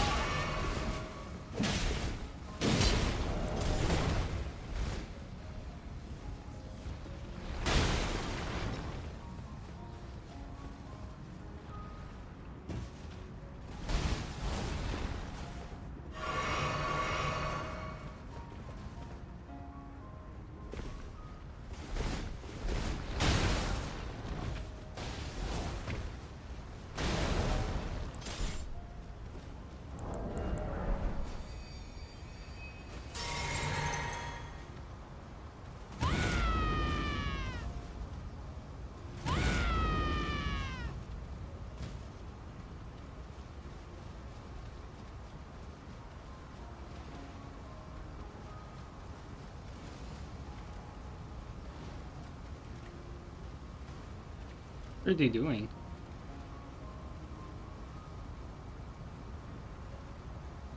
Oh shit. Okay, teammate is ready. Let's go. I'm not quite sure how we get up there.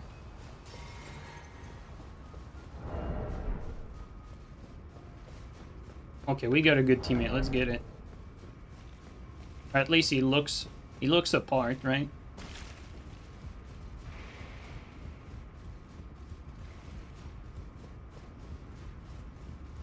Hope I'm going the right way.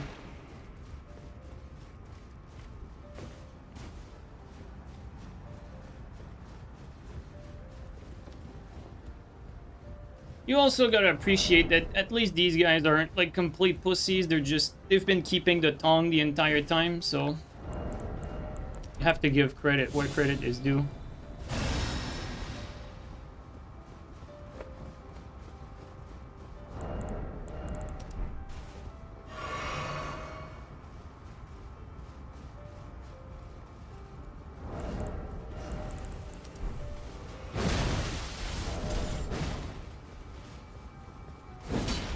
He may manage to get up. I think he did.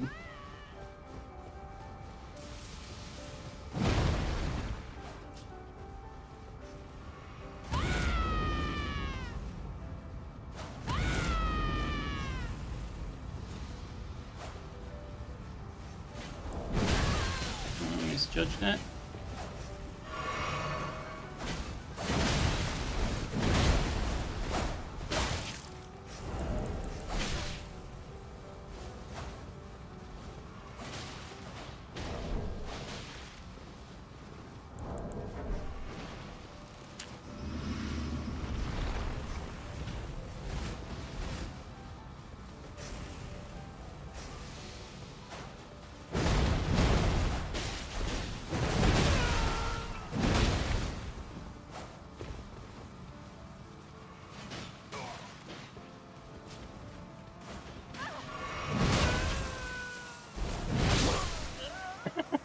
A classic. That's why you have him bleed, man. That's the reason why. That right there. The pressure is unreal. Like, it just puts so much pressure because the damage is fucking brutal. You just can't heal in front of that. That was a satisfying kill just because of the sheer amount of damage that thing does, like the punish. That's a nasty heal punish.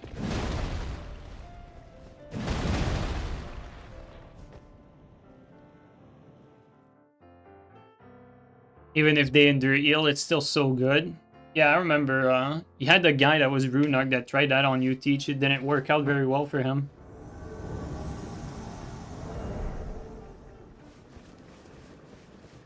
Yo, Firekeeper, thank you so much for the tier 3 resub, dude, for over a year, man. Thank you so much. Welcome back, dude. Hope you're enjoying these Bleed Crushers. I'm enjoying the Bleed Crushers.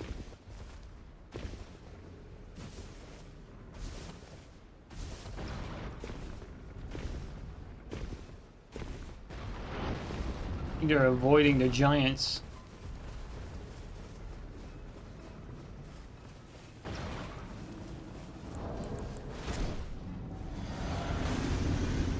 And that poor host by himself, like it's already GG.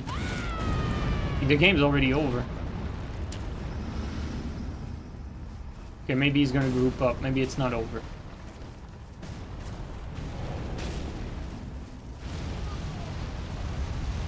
I think Phantom is closer now.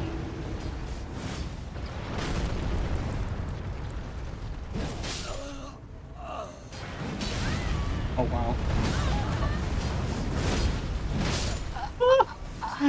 Ouch. He got hit by a truck.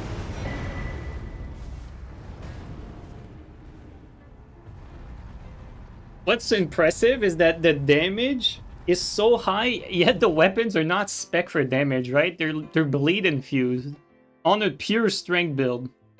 To be fair though, like comparing an arcane build to pure strength, actually you wouldn't be able to have an arcane build with these either way because these require 60 strength, so the moment you equip these, like power stance, you're automatically rocking a strength build by default. Or even if you have arcane, you're gonna have strength and arcane. So I guess what I was about to say doesn't make sense. I was about to say that strength or damage is arcane, but that's still true for most infusions. You know, these weapons are an exception because they require 60 strength, but if you're like putting bleed on like basically anything, you're still gonna do like more damage, like AR with the strength build with the bleed infusion. However, the DPS might be higher on arcane because your bleed proc is gonna happen a lot faster. So DPS wise, arcane probably wins, although I haven't like actually tried and tested it, but that would make sense. He's bowing.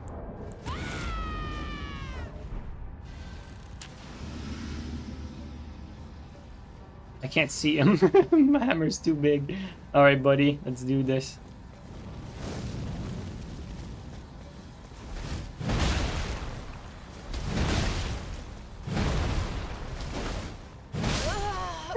He wants to go first.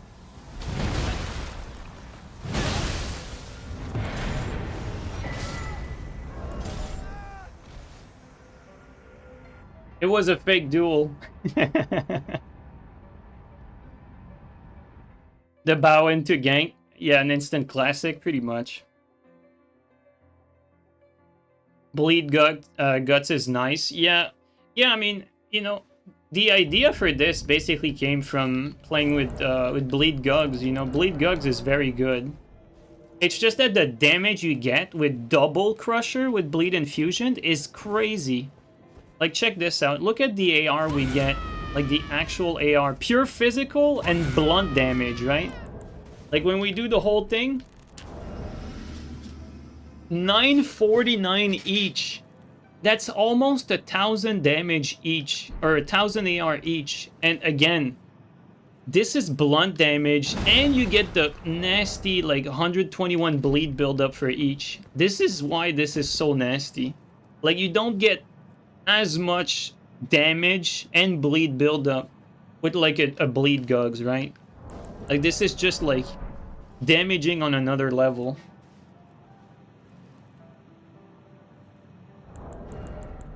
Like, the damage here is completely nasty.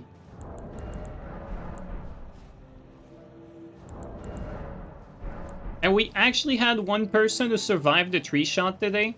Although, to be fair, he did not get bleed proc on the third hit, which is basically what saved him. Because the premise to saying everyone gets tree shot is that everyone gets bled on the third crouch. But I'm guessing you can survive it if you stack like bleed resistance. If you stack bleed resist, you're going to be able to resist tree crouch. But if you don't, it still remains to be seen.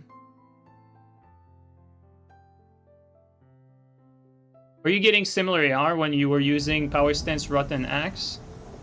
No. Rotten Axe doesn't have nearly as much AR as Crushers, especially not given the infusion, because this here is bleed infused, right?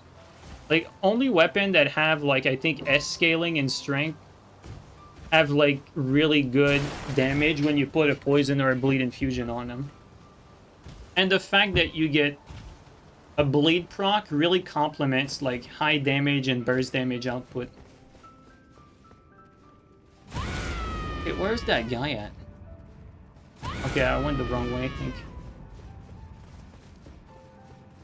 Yeah, like bleed warp tax, bleed gugs, you know, those weapons have very high strength scaling. That's why they perform well. Are we alone here? Yeah.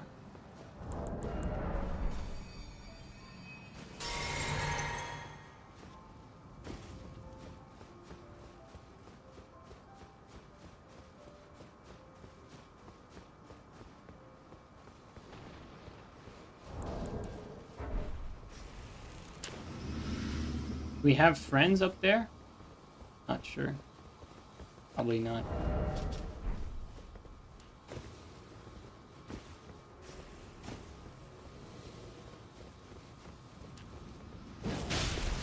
Good call.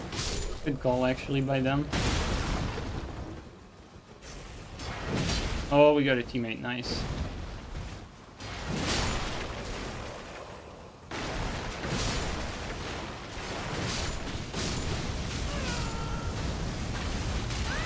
Okay, that can hit me, I guess. What the fuck was that? Uh-oh. What? Kevin saved me. Oh shit, Kevin is working. Oh, Kevin's dead.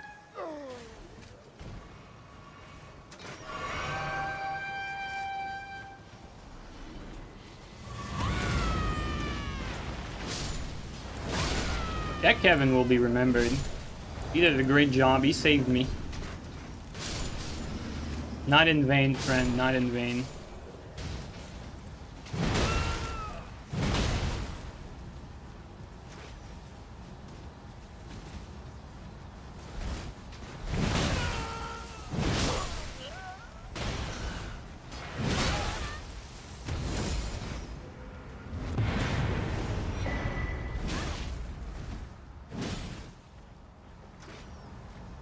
Good damage there. Give me 1 sec, guys. Give me 1 sec.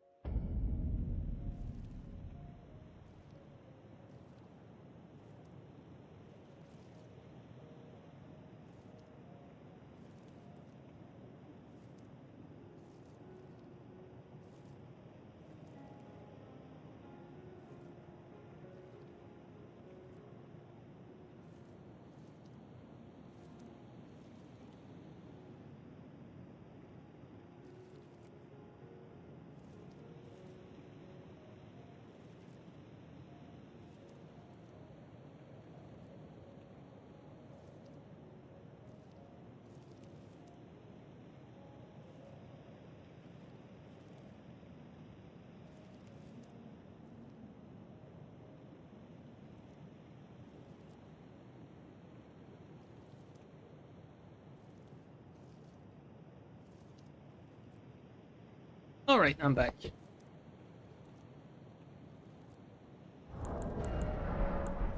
Like this hose, for instance, right? 3-shot. Pretty cool. It makes it very dangerous for anyone you're fighting when you do that much damage.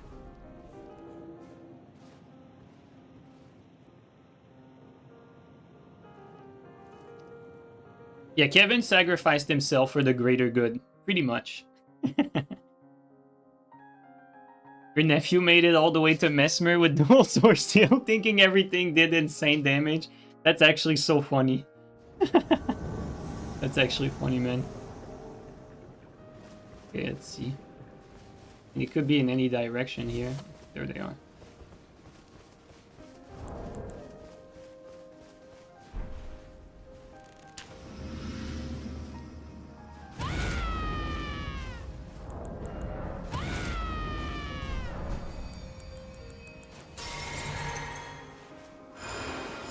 Okay, the world is full.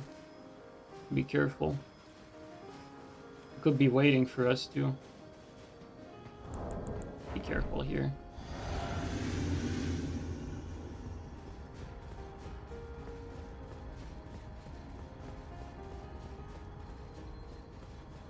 Are they down there? They're not. Could be above though. They are above. I think this is just one of those, like, camping at the top of the ladder here.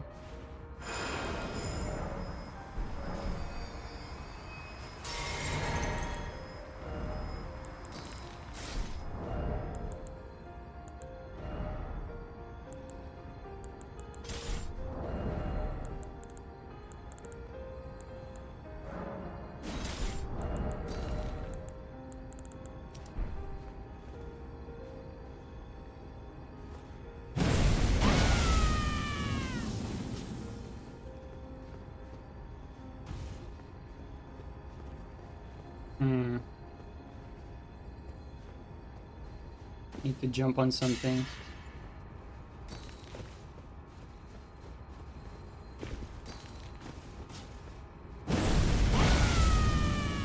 I mean, that's a good idea, right? We tried. It was a good try there.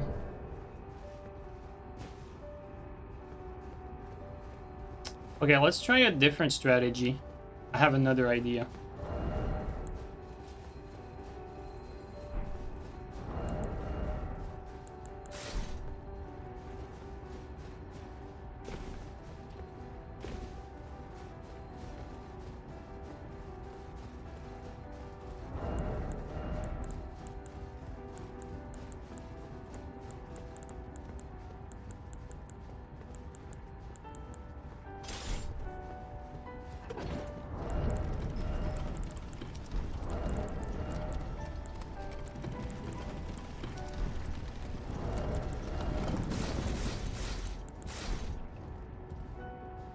And they fucking went down after all of this.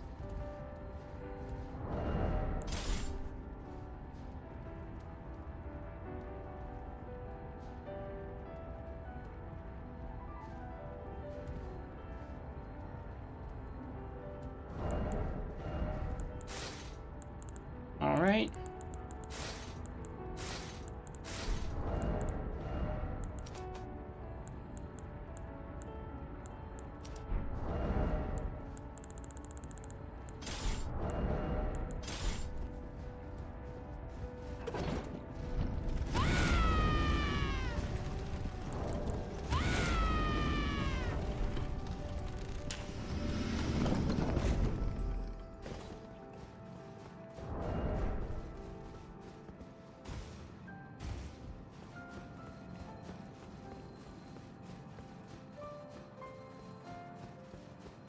You guys think he's going back up the ladder?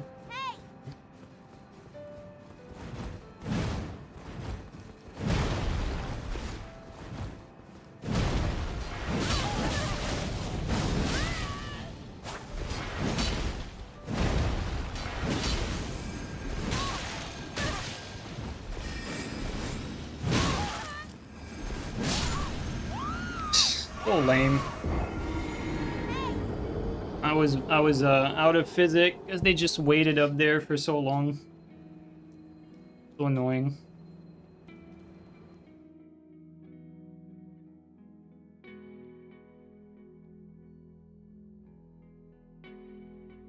I would have needed an ender swamp here, but I don't have access to it with this setup. I only put a temporary BHS swap.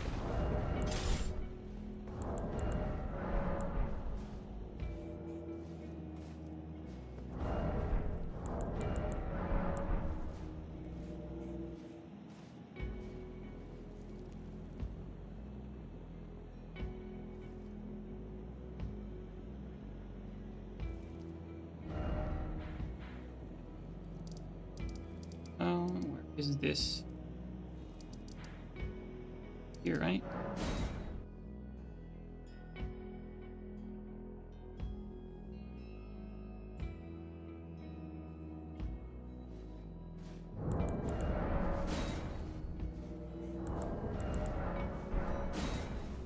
I feel like these guys were clearly ganking given how much they were camping. Surprised that we're not re-invading them right away.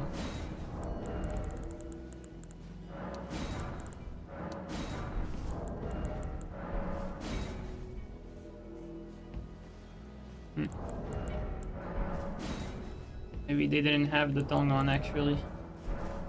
Alright.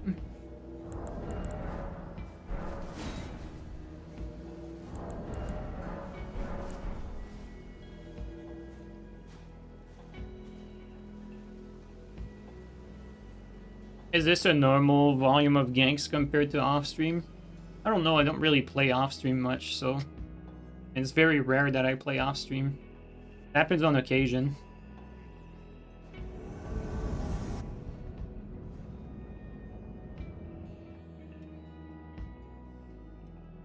What's sad about fights like that, it's like...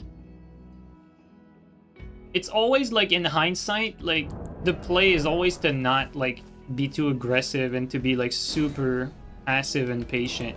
Against like all these invasions that you lose, like in hindsight, it's always the same thing. Being too aggressive. The game just does not allow for the invader to be the aggressor. Unless everyone else is dead and you're alone with the host. Or if by some magical turn of event you separate one of them, which actually never happens in this game, unlike the other Souls games. In other Souls games that would happen quite frequently, but in this game people stick to each other like fly on shit. It's actually crazy.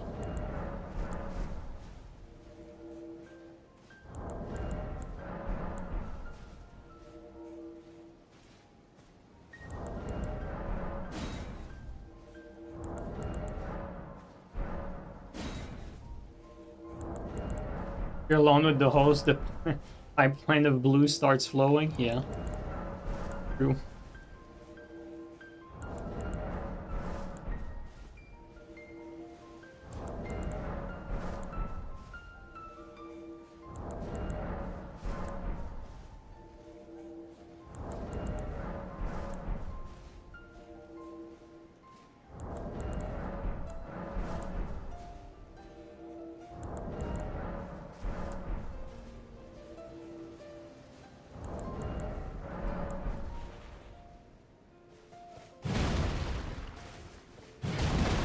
Ow, that's the attack here?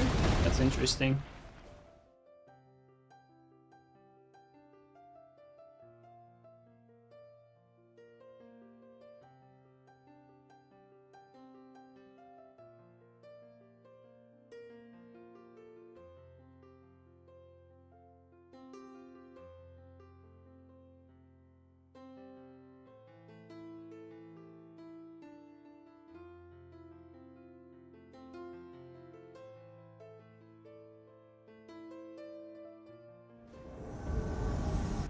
Okay.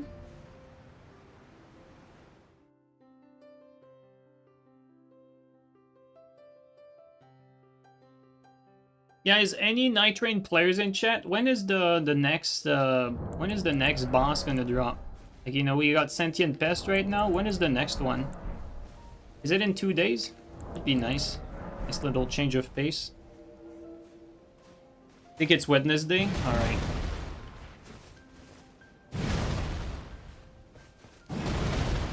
I think I might be down to play some Nightreign tonight, Cleve, if you're on. Or I don't know if Canuck's still there.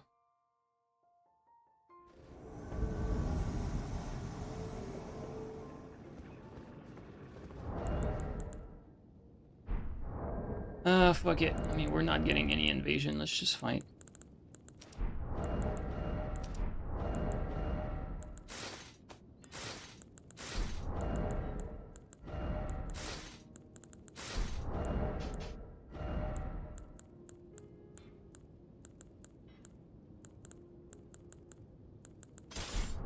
I want to try something though. Not very good with it, but I'm curious.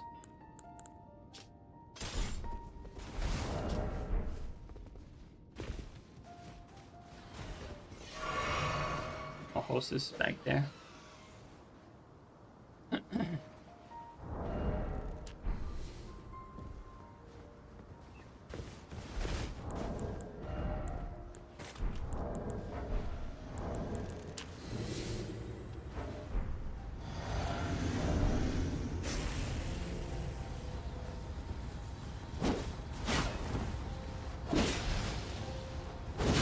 Oh wow, the range there. Wait, I didn't get a hit? Wait, what? Did he aim punch that? Okay, well.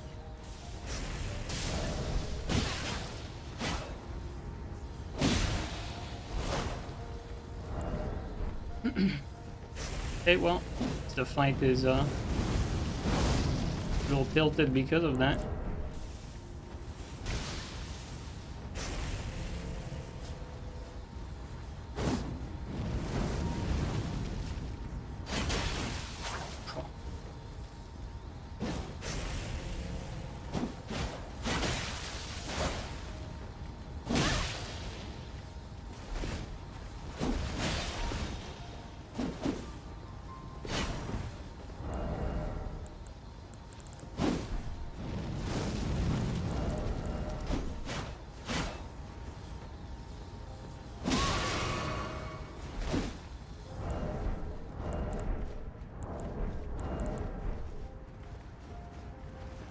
I mean, it's quite clear that I'm not experienced with this. And because he's doing reverse VHS cheese, I don't really know how to approach with this weapon. Just wanted to try something, but I have to cheese him.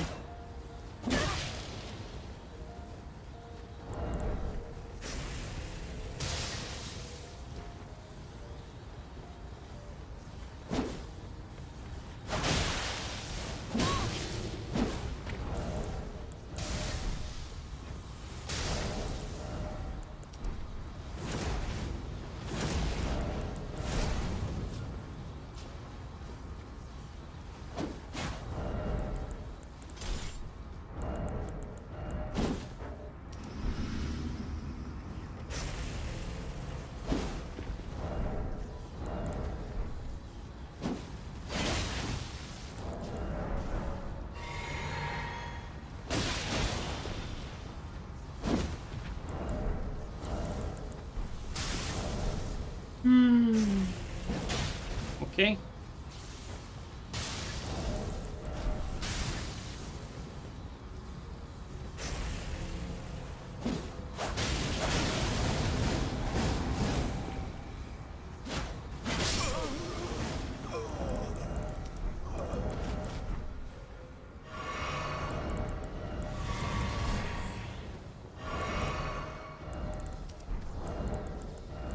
We got another player that has its physic up already.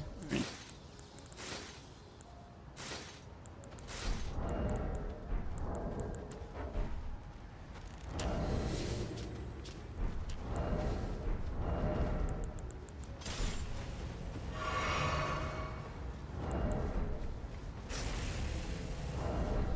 I'm gonna keep TS because he has his physic.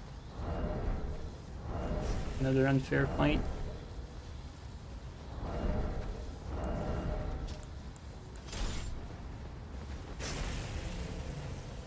Actually.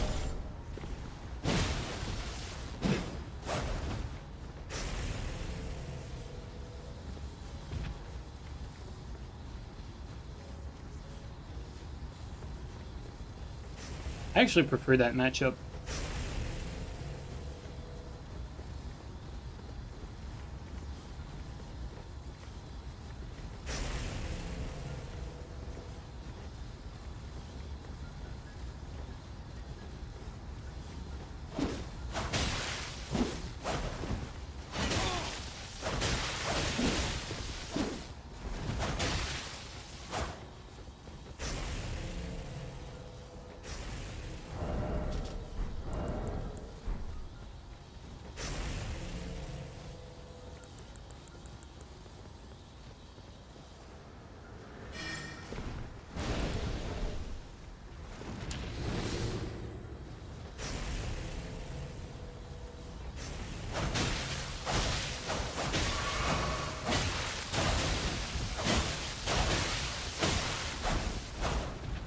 I did so much more damage to him, but I forgot he has his tier and I don't, so because of that, fight is even.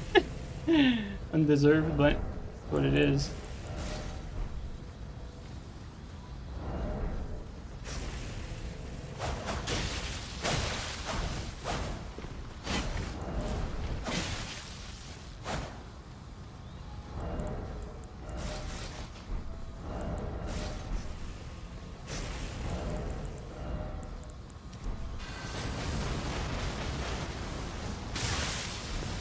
Actually did not see that.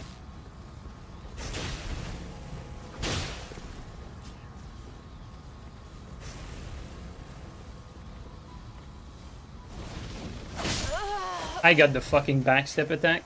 Bro, it's so stupid. Like, these people fucking suck, and yet they're getting wins just because, like, they fucking abused at the fight prior. I had to use my tier, so they use it afterward to get 1,000 fucking more HP. And then they get a fucking easy win like that, where they get outplayed from literally start to fucking finish. So bullshit. What a dumbass fucking game. But I mean, to be fair, it's also because they're fucking stupid.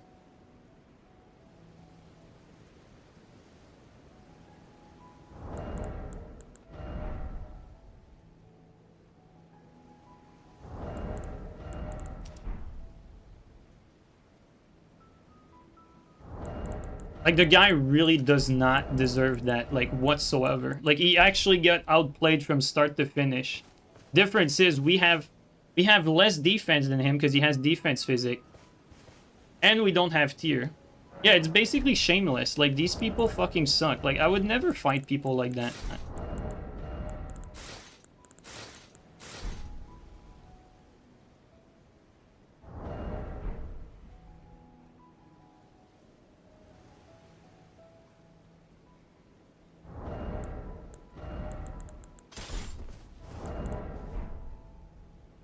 Like, I find it absurd, like, how fucking lopsided that fight was. Yet because of that, you know, this guy gets basically a free win that he doesn't deserve whatsoever. Stupid as shit.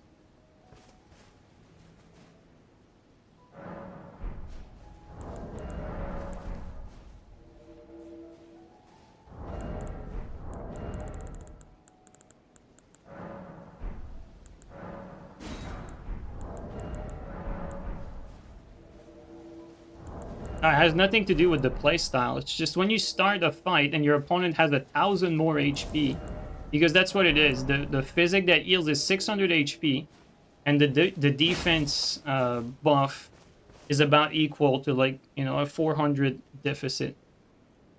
So it equates to around like 1,000 HP difference, which is pretty much like, you know, half your health bar.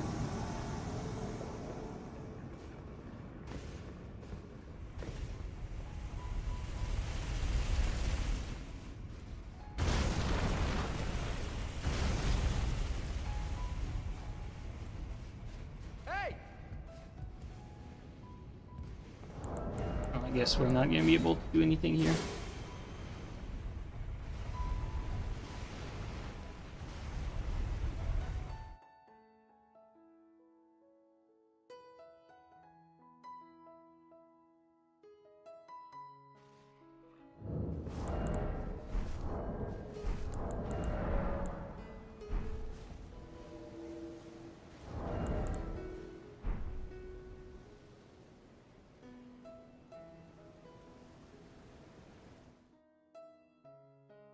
You played really poorly?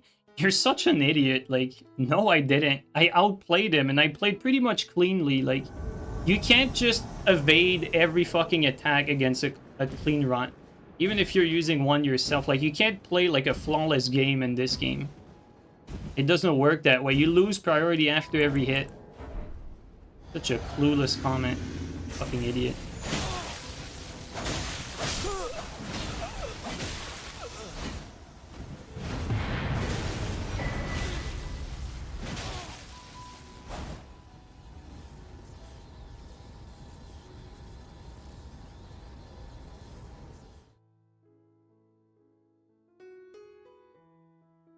You're playing fundamentally wrong. Yeah, sure, buddy.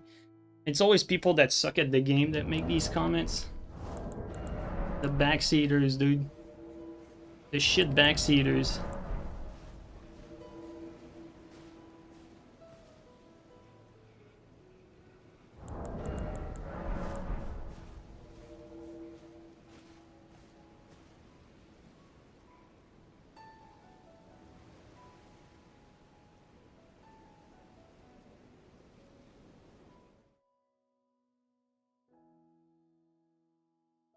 Don't even know me? You say I'm bad? I mean, I know you're bad from your comments. Because I know I played pretty alright. Like, not my best game, but I didn't play bad, like, you know. So if you feel the need to backseat like that, you're also, like, exposing yourself as a scrub, to be fair. Okay, well, the extra range. Well, it has that flat. Oh, yeah. Oh my god, this is actually unplayable. Oh my holy shit. Alright.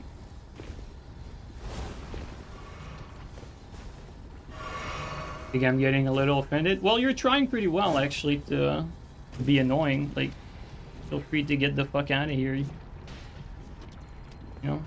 You're not needed.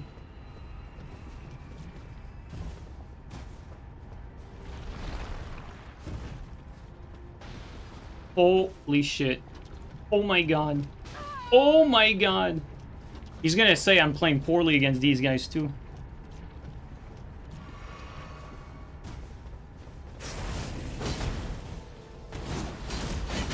Oh!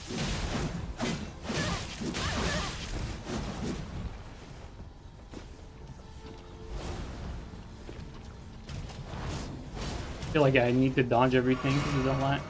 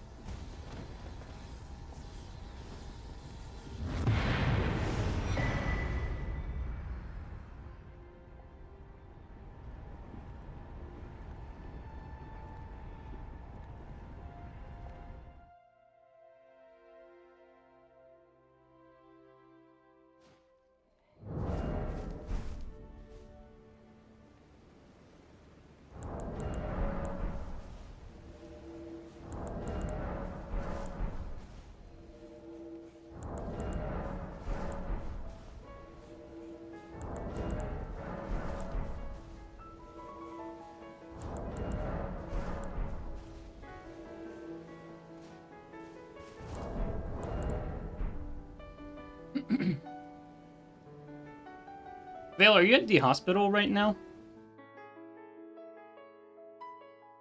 Or are you back home?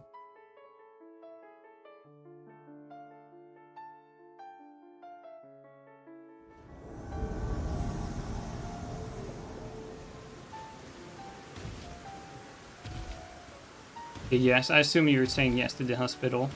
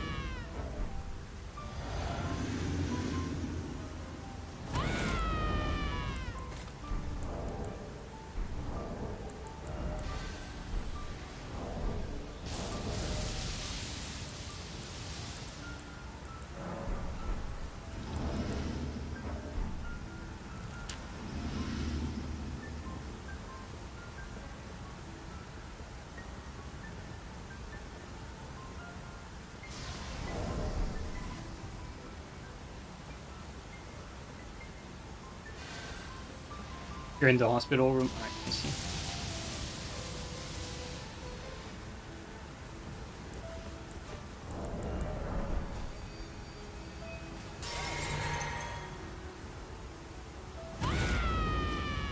Hurt like a motherfucker everywhere? Damn, dude.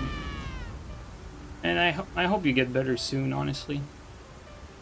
Actually sucks hearing you in pain like that.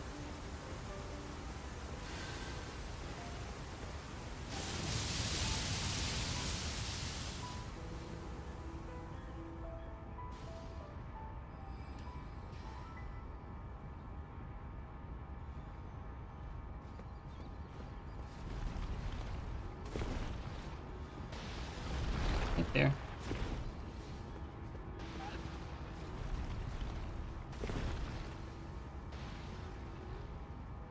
I feel like it's another one of these fights where, you know, should be pulling out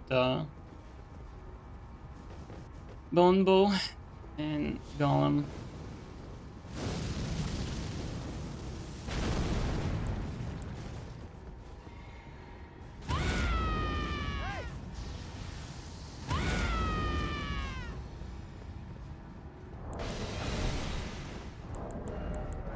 Great shot.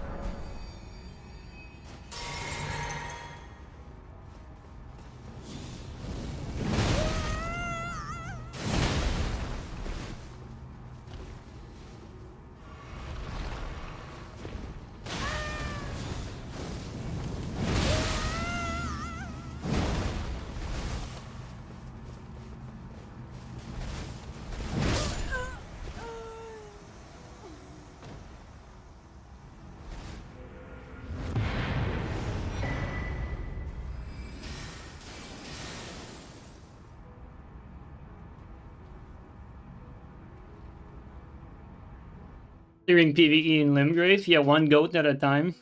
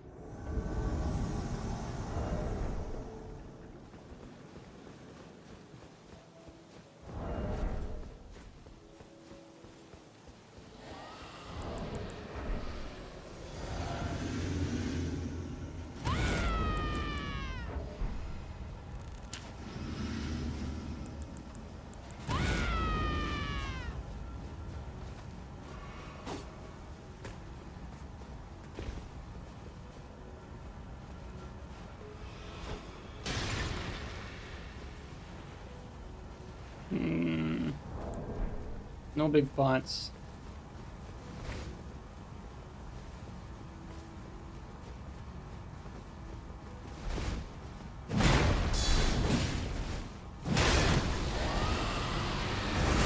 Good game.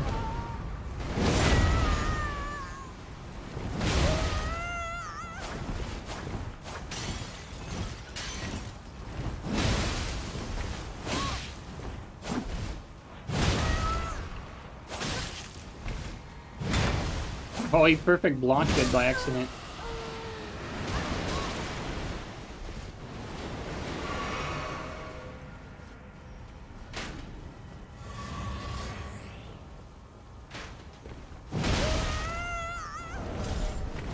Great game.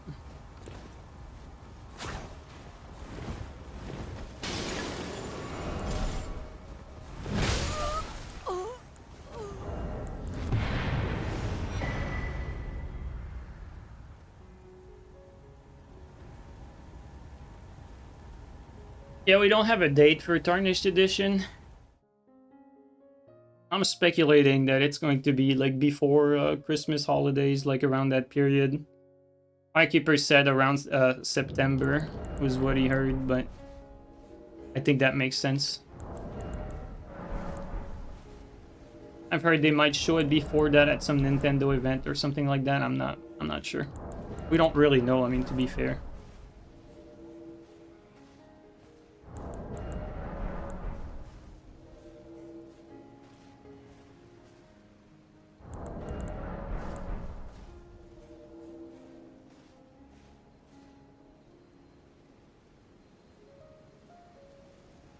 Why so many unintentional BS attempts? And the BS grab is so annoying in this game. It happens all the time.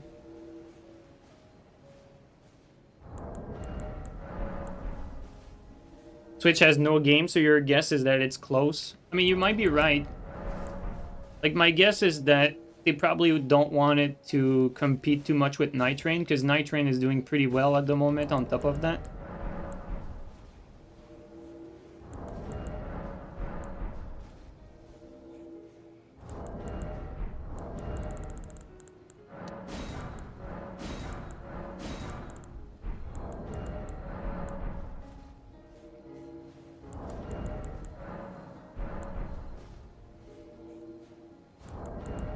Although, to be fair, for those who have not bought Elden Ring, right? Like, coming up with a new edition like that, while Nightreign is hot, maybe that would be a good move. I don't know. For FromSoft, I mean, of course.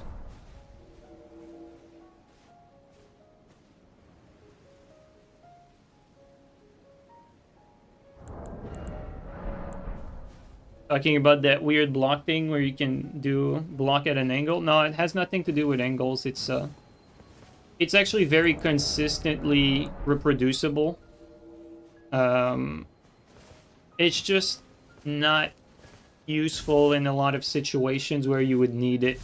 And it's useful in a lot of situations where you don't need it. So, like, it's easy to be flashy with it, but unless you have mastered it, it's not going to be that useful for the most part.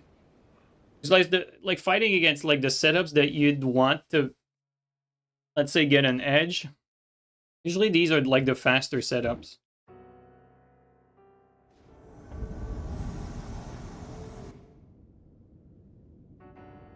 No Nightreign on Switch too. Whole new fan base to explore, I guess. Yeah. It's too hard, not something to bother with. To be honest, it's not that hard. You just need to understand that it's block like let go of sprint at the same time that that you like press or like unpress block. And you can do it pretty reliably, honestly. But yes, you're right that it definitely would take some practice, and if you don't want to dedicate time doing that, I perfectly understand. I'm in the same boat there for sure.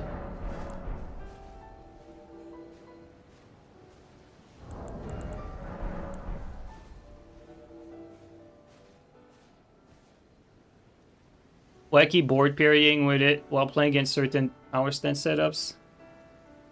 You can parry, set up parry so much with it. See, that's a thing that I've not tried, but I know you've told me about that before. I've not actually tried that.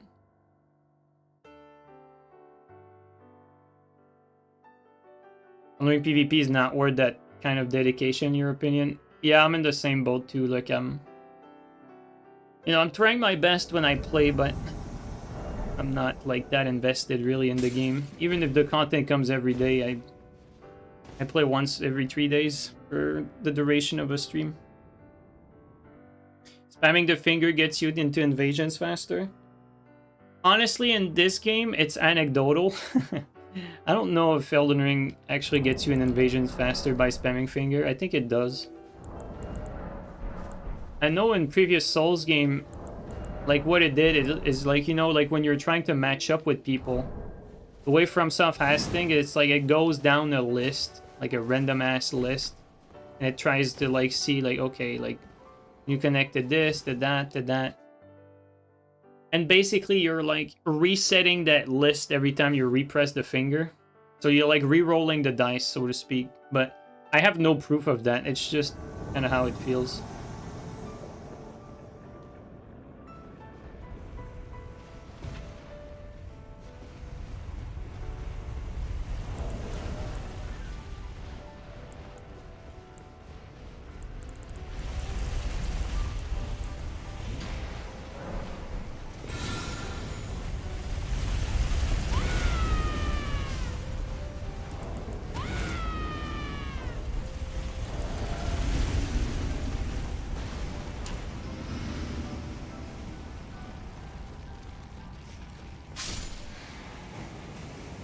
Now that I learned that you can market shackle this stuff yourself, it's just so much easier to deal with this place.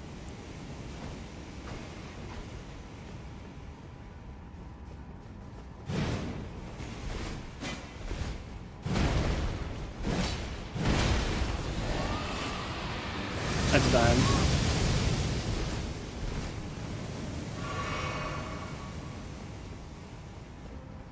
I have to focus on this guy. Big proc? No, that saved them. I'm getting blendered here. I'm gonna get Dragon Breath again.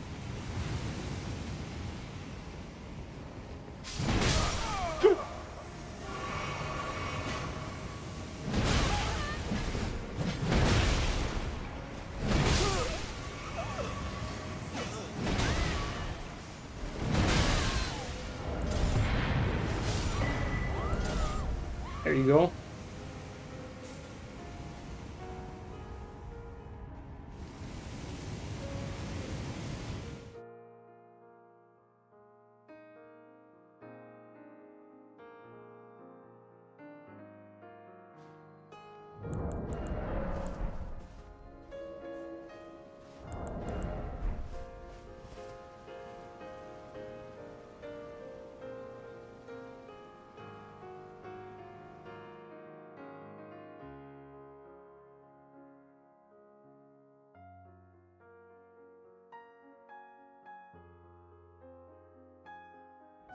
Right now you understand why I bleed on Giant Crusher. Yeah, it's really nice, honestly. I'm really liking this setup for invasions. The only unfortunate part is you have to set up like your armor, your talismans, pretty much everything.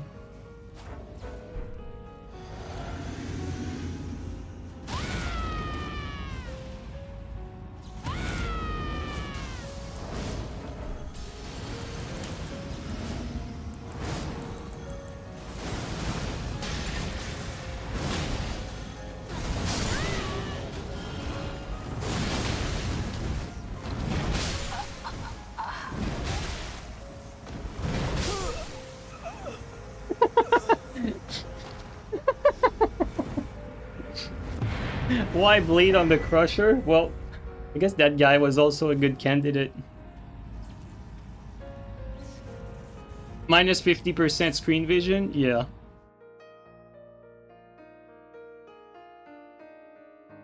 I think some people probably think I'm cheating with how much damage we get out of this thing. It's pretty crazy.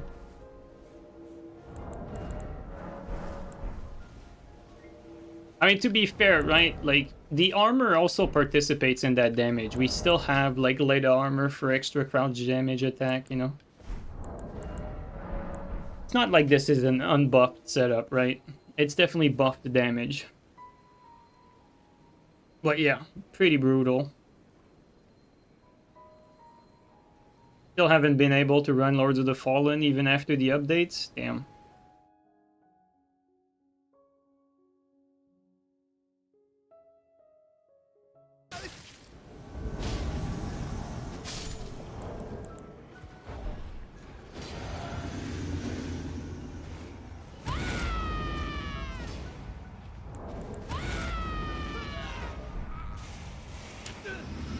Must be busted on PvE. Yeah, I actually said that at the start of the stream. Like, I'd like this to do like a full playthrough with that setup.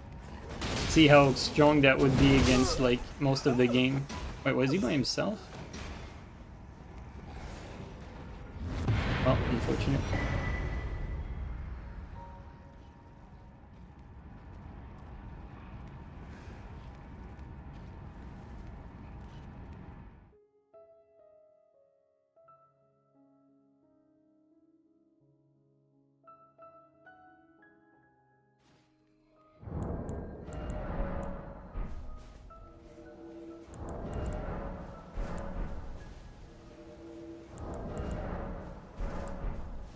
On one hand, it's very satisfying to pulverize people with this setup. But on the other hand, it's a little empty after a while because, you know, like the bar between an invasion that's impossible to win and another one that's just over in like 1 or 2 attacks, the bar is pretty slim for this to be like enjoyable. I don't know if you guys know what I mean. Like there's that sweet spot of difficulty where, you know, it's surmountable. The challenge is there, but it's surmountable. I feel like a lot of times with this setup, it's like it's gonna skip a lot of steps to win.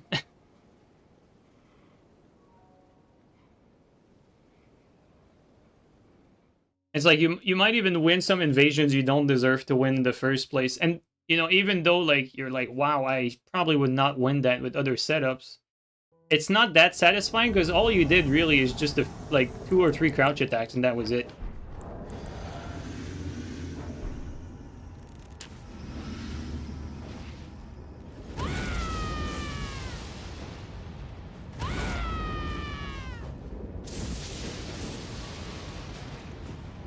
Oh, double hammer power.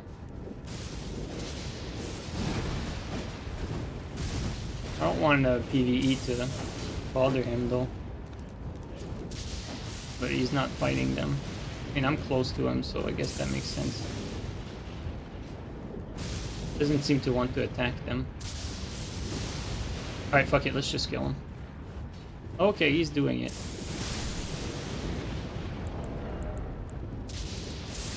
Okay, there you go.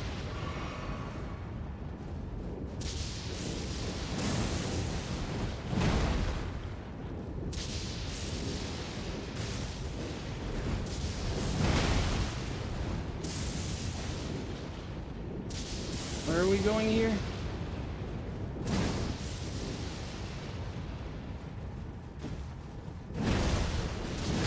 Wow, I misjudged that range actually.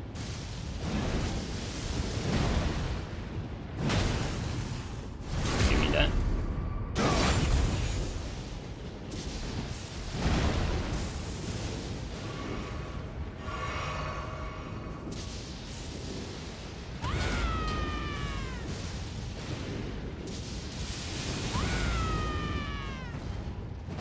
Can I do got the baby jump instantly.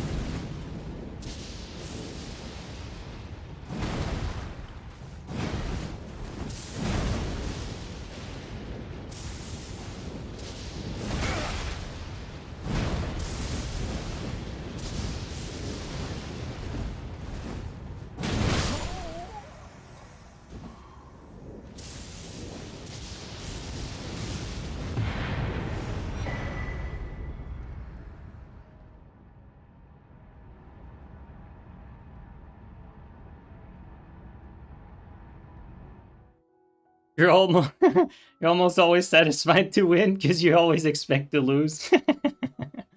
Hey man, there's nothing wrong with that, honestly. Good on you, actually.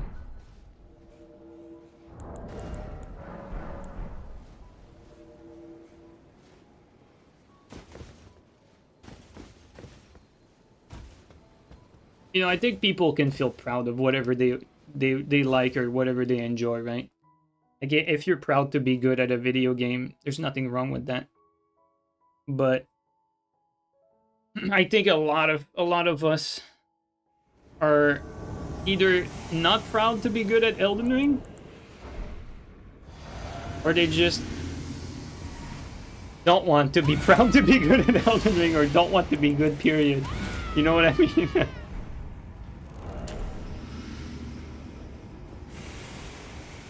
I feel like the game just did not hit the same note as Dark Souls 3. PvP wise, at least. Oh my god. Anchors are proud to 3v1. I mean, that's just another mental breed. Like, I'm gonna be honest, even to this day, like, I struggle to understand why.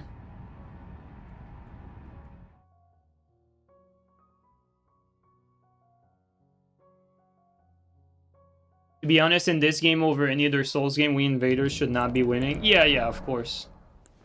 And people always say, you know, like, you know, you were never supposed to win in any Souls game. There's nothing different in this one. Well, there is actually. There's a lot of difference with this one. It's a lot harder to deal with groups of people in this game. Because the damage is higher. The distance for the lock-on is longer. The amount of projectiles you have to deal with is basically infinite in this game, and very fast, and has very good tracking, even perfect tracking in some instances. And then on top of that, you add the fact that when you're getting ganked and people single you out, there's no way for you to get a teammate, whereas in the other games, if you were fighting someone that activated the tongue or the dried finger, which was the equivalent, they were opening themselves up to get invaded by a second person. So, and if they were in the PvP hotspots, there was already like an extra slot, like in Pontiff or the Forest. But we don't get any of that here, so it's a lot harder to deal with gankers and dedicated gankers in this game for all the reasons I just mentioned. So no, it's not like the other games. Not the same.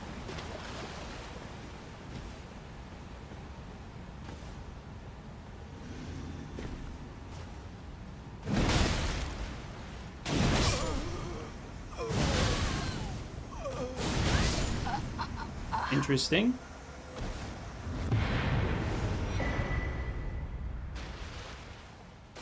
And like, for instance, like getting an invasion that's satisfying, like I mean, you guys are watching, right? You know what we're dealing with. It's like either we face like some dedicated gankers that maybe they have the tongue on or off. Sometimes they do, sometimes they don't. If there's the chance for a teammate that they allow, because that's what it comes down to, like whether they allow a teammate to be in there or not.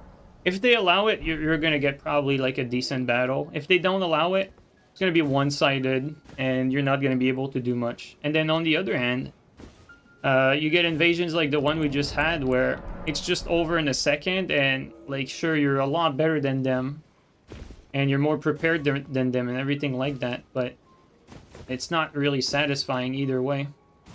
And so it's very hard to get that middle ground invasion that's, you know, it's still challenging, satisfying, but it's doable. Even for the best of the best, right?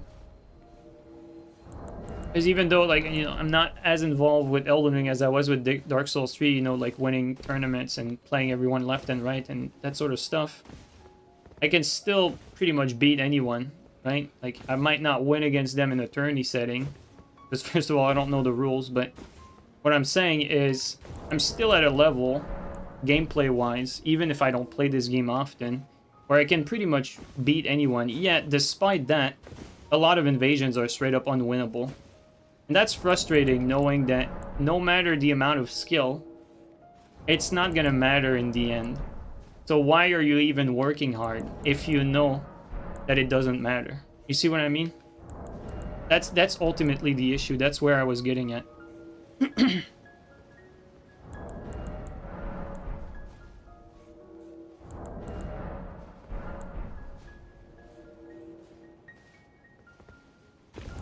And in previous Souls game, believe it or not, every invasion was winnable because the play in Dark Souls 3, for instance, in an unwinnable situation, is to survive. And surviving, even as hard as it is sometimes, it's a lot more doable than asking to overcome and kill one of the 3 players chasing you, right?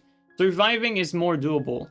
Because when you survive and you get some help, then you can split the aggro, and then the playing field becomes a lot more even and doable.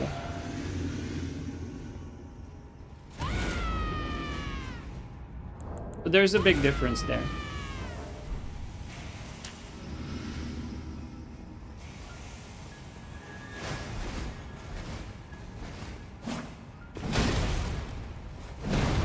Close. Are you gonna parry that? I think he tried. Oh man.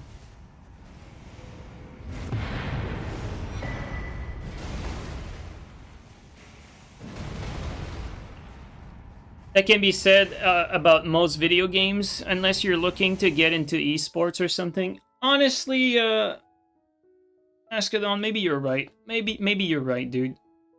Maybe you're right. Maybe I've been spoiled, honestly, with the games I've played in the past, because my background came from, you know, I come from, like, a tactical shooter background. Like, I got invested into competitive gaming with Rainbow Six Vegas and Rainbow Six Vegas 2. Played championships there, like, you know, won MLG championships, you know, game battles, Major League Gaming, you know, played for $1,000 tournaments, all that sort of stuff. And it was so much fun. And never did I feel cheated. Like, never once did I feel cheated when I played those games, except when I got AP flooded. But, like, that aside, and maybe a little connection here and there, but that aside, it definitely felt like I was rewarded for my effort at getting better at the game, and at some point I started being like, you know, one of the best at that game too, with effort.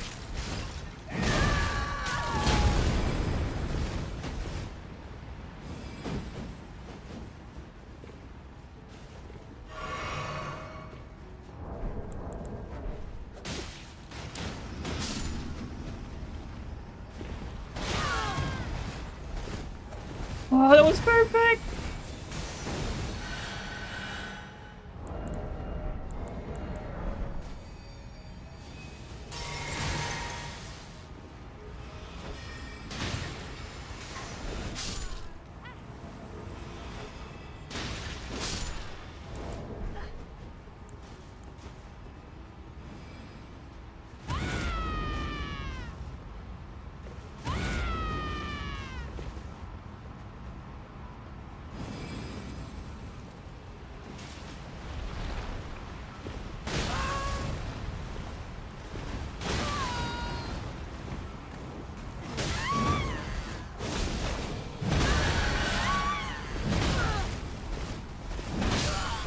Bro, he got healed fucking mid-combo and still got deleted. That's kind of funny.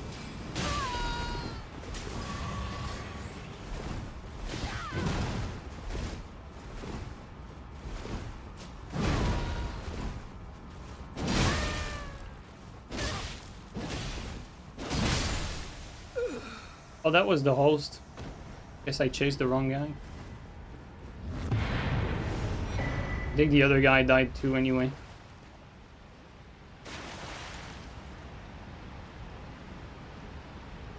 The one fundamental of games is that they need to be fair.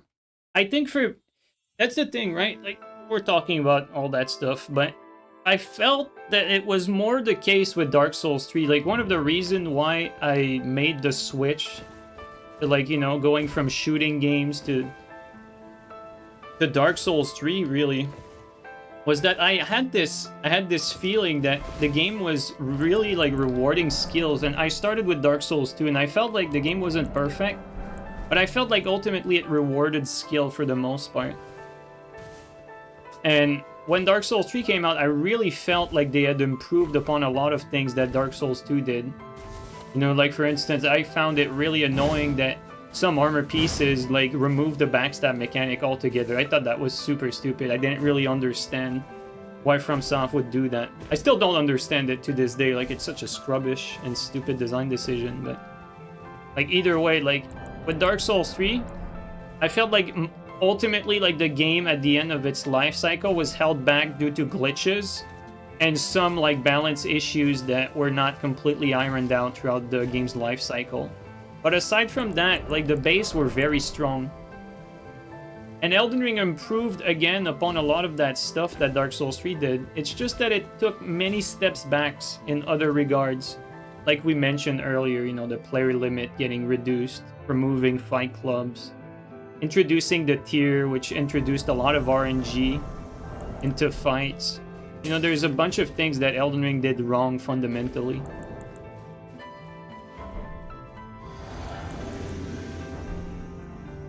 And I think that's what's so frustrating about all of this. That we're so close to the finish line, guys. We're so close. Like, these games are almost as good as they can be, right? Almost there. But they're missing, like, the obvious piece that we all know they're missing.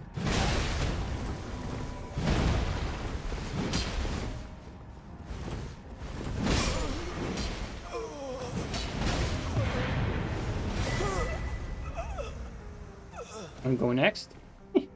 This does so much damage, though, to be fair.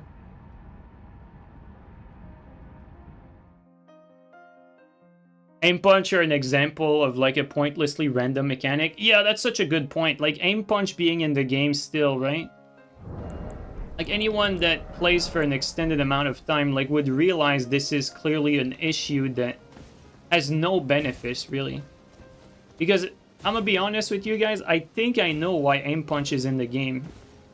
It's like they wanted to add some, like, wobble animation when you get hit, like, you know, a visual effect. It was, like, ultimately like a visual addition for this game.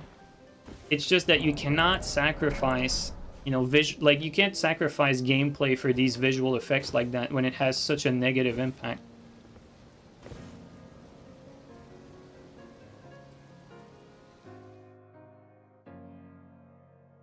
And it's not like it's impossible to go around that, really. Like, they could easily fix that and keep the visual effect on top of that. Like, it's not like you have to choose. Just probably FromSoft doesn't realize it. You know, they move on to something else, another project, yada yada. But again, frustrating for the players because we're so close.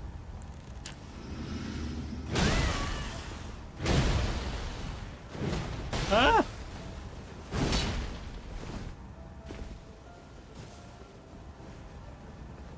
Wonder if I have a play here.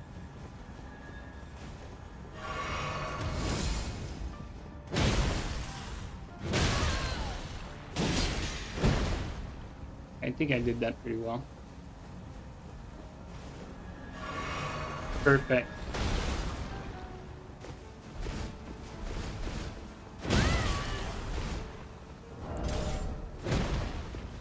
Oh, they cleared everything here too. They clear everything everywhere. At least though these guys have the tongue on. Or yeah, they have the tongue on.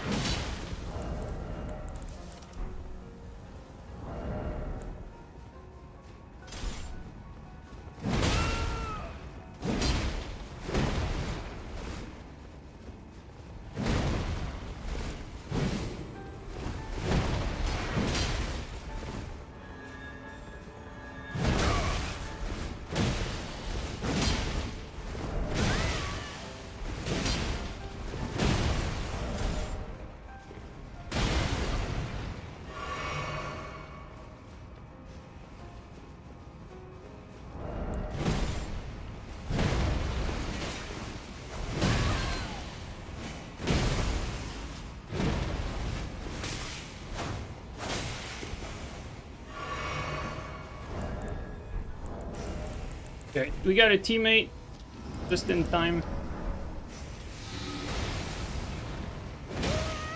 Oh, it's green.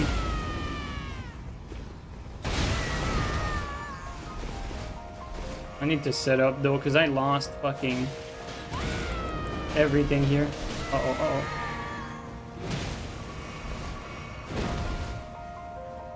Lost all my eels, I mean.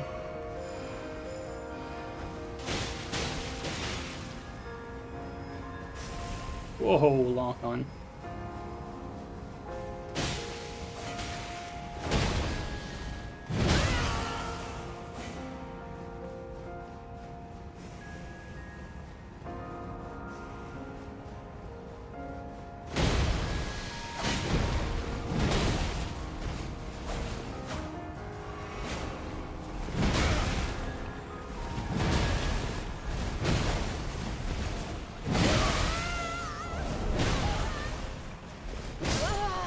Oh, I thought I had the dagger.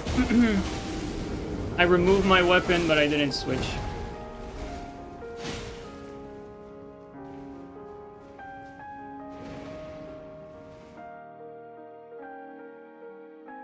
Was pretty close.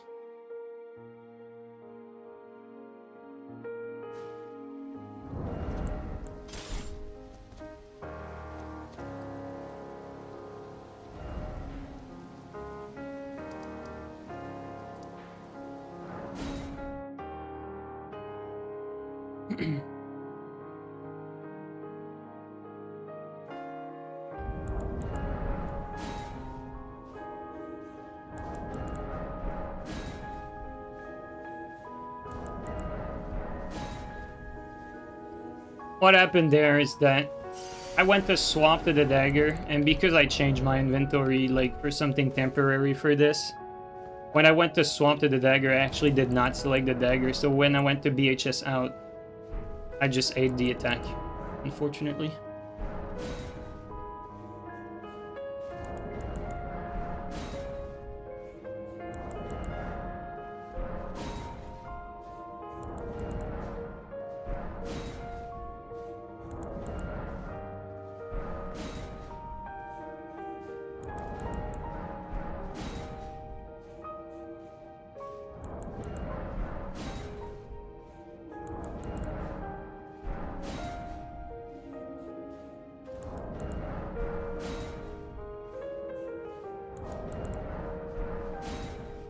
They turned the tongue off on you? That's so funny, dude. Thanks for telling me. I'm not gonna waste time trying to join then. Hilarious.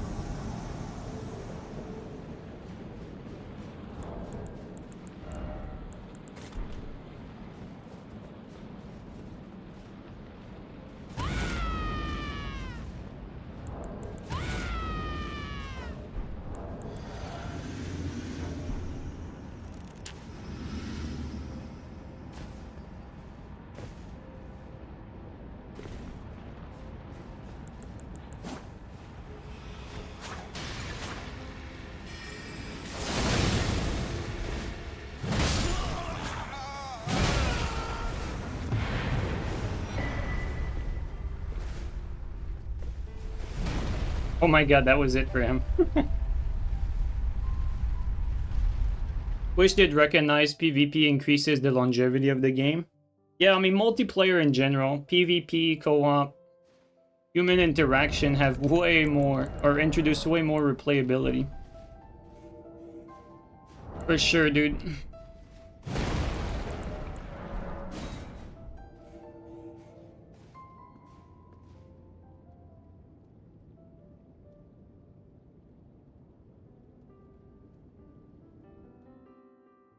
I honestly see Nightreign as salt being added to the wound. Same with Duskblood being a Switch exclusive. I see Duskblood as a fucking mistake, but Nightreign, I'm enjoying it. I know you guys don't see me playing, like I don't make content, but I'm enjoying it. I play off stream. I play with Canuck, with Cleve, with Hackrish, and some other people, and we have a lot of fun. Like it's fun. It's fun to play Nightreign. We have someone? No, we don't have anyone.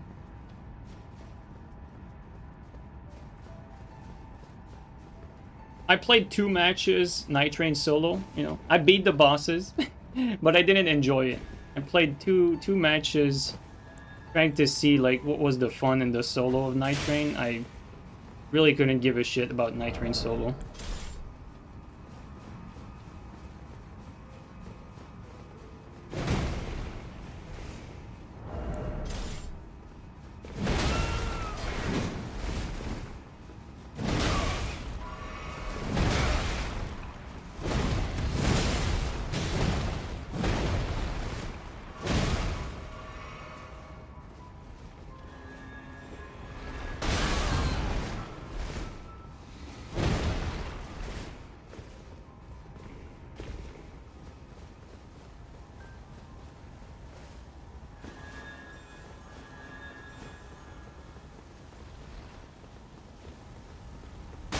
Bro.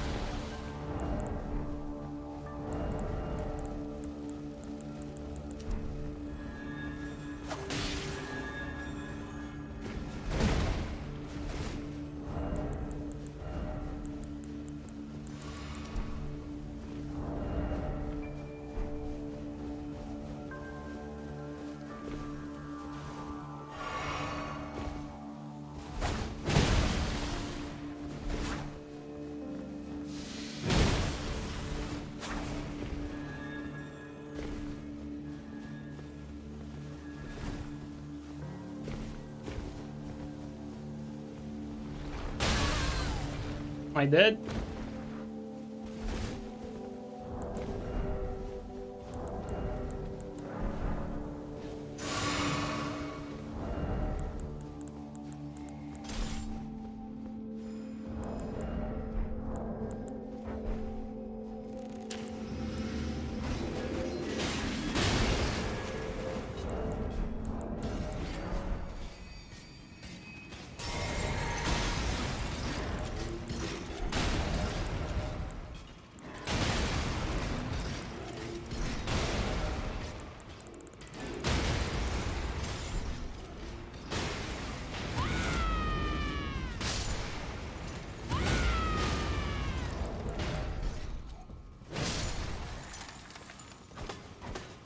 Insane chandelier, isn't it? We have another one? Yeah, we have another one here.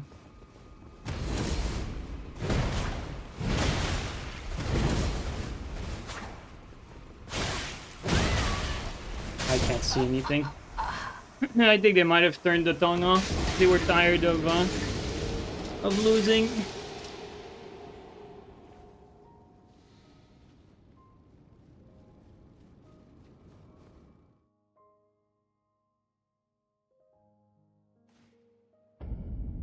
They block you? Yeah, I mean, you can't expect too much from these shit players, you know? Like, you beat them a few times, it's like, oh, we don't like the game so much anymore. And like, let's put our odds back, like, with us. Let's make it so that we can't lose again.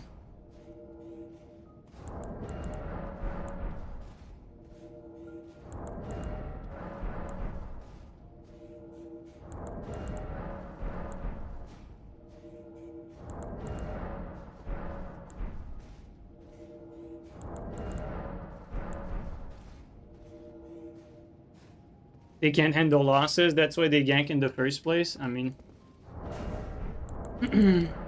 weak people, what can I say? It's okay to be frustrated about losses. Actually, it's healthy to be frustrated about losses. Otherwise, if you're not frustrated about losses, you don't have, like, it's a missing piece for some drive to improve. What's kind of weak sauce, though, is the... if you lose, you just fucking try to stack everything, you know, so that the other person has no way to win.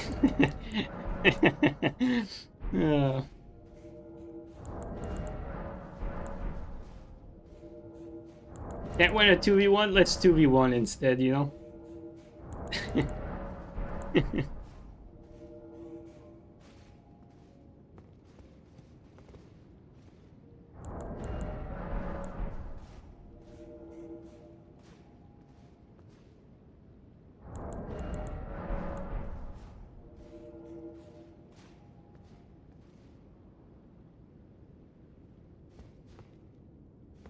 Did they block Green because he beat them? I don't know if Green beat them, but they blocked him. That's the thing, like, they blocked him because if I invade with Green, you know, I have a very good chance at beating them. Because Green is not stupid, he knows what's up. He's very good in 1v1, so when Green is in there, they have to resort to, like, hugging each other and, like, try to abuse their friendly fire as much as they can. That's ultimately what it comes down to. It's unfortunate because we had something fun going there, you know? Like, they were keeping the tongue on, you know? We beat them a few times.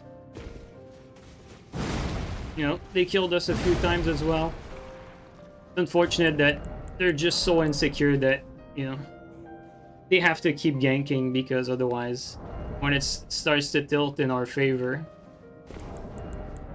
it's not fun for them anymore, I guess.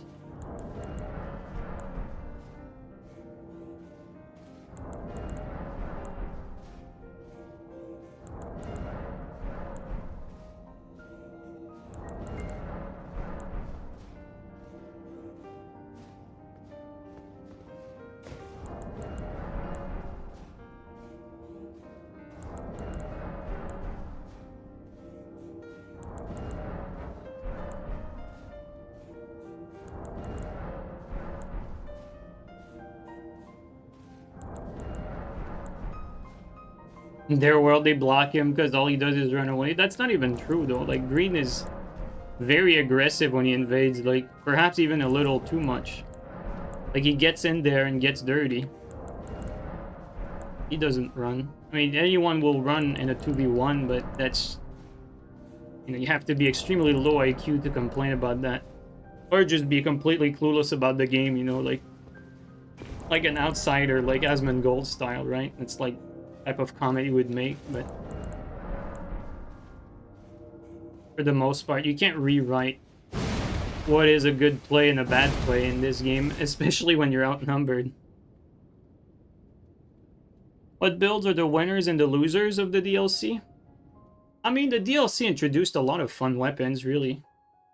I mean, I like Milady. I know some people find it cheesy for good reasons. I like it. I think it's a fun weapon. Same thing with Great Katana, you know, even though people don't like the perfect tracking and all that. I still like it. Even though I don't like that they gave, like, stupid hyper armor to Rakshasa. Because Rakshasa is just better in every way than, like, pretty much 90% of hyper armor weapons, really.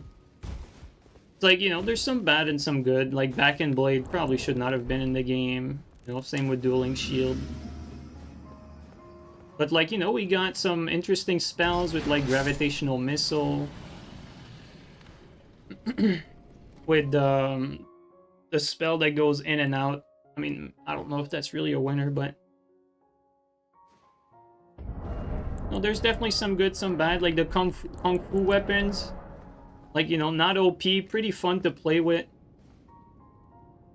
You know, Bone Bow being a terrible mistake. You know, if I look at my inventory, I'm sure I'll be able to find plenty of weapons that are nice additions. Opada was definitely a mistake, that's for sure. Was Bear Claw in the DLC? Yeah, because it's the new weapon type. You know, Bear Claw is... I would say it's a fun weapon.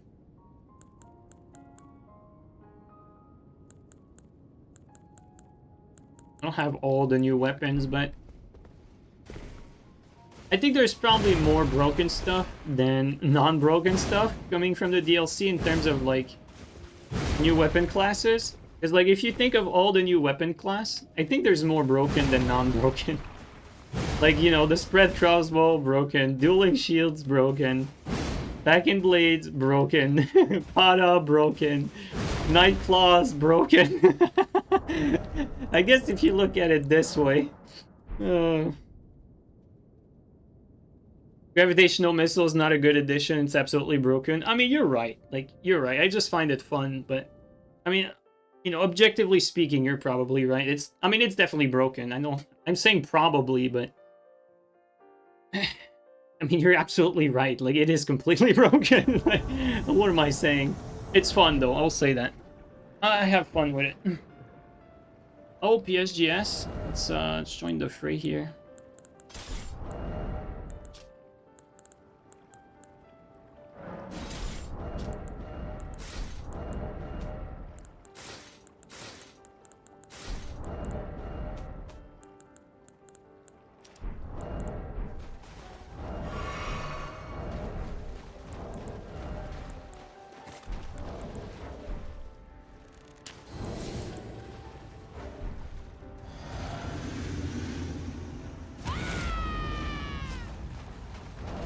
You get a physic? There you go.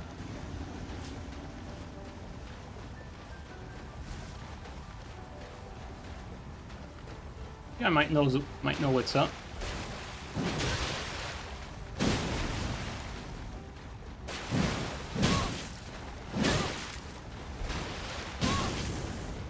Maybe not. Like I spaced that. Yeah.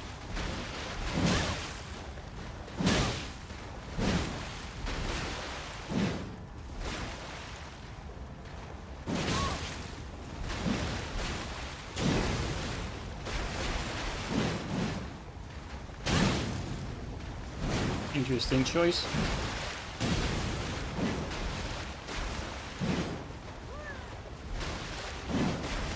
Oh, his rolls are kind of weird.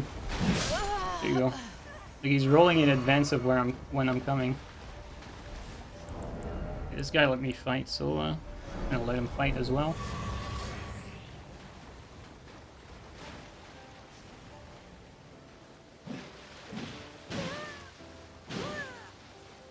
Can't Storm Stomp out of its stun anymore.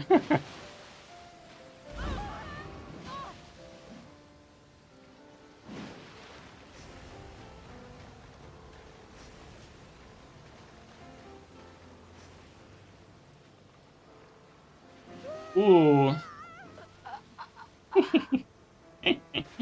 Well played.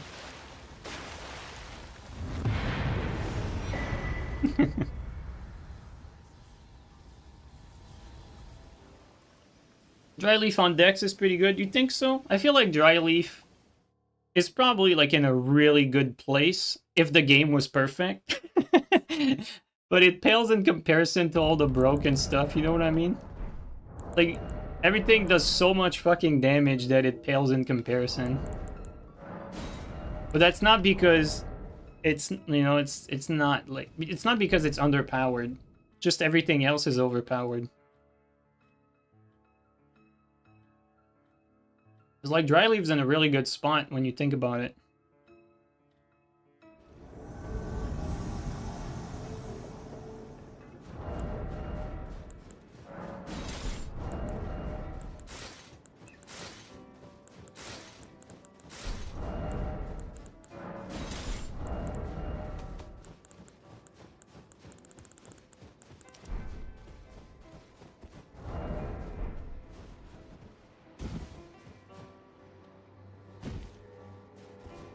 Bomb Blast is funny? Yeah, it is.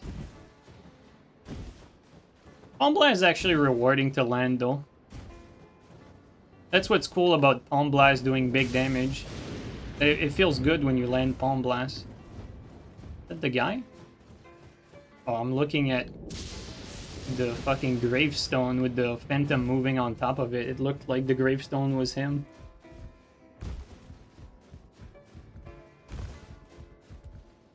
Oh.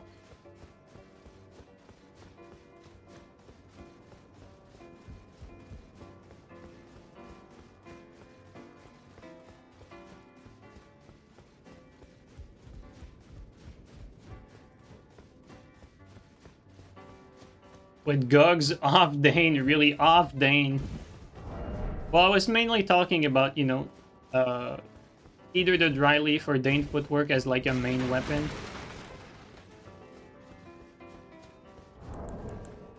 Right, there they are.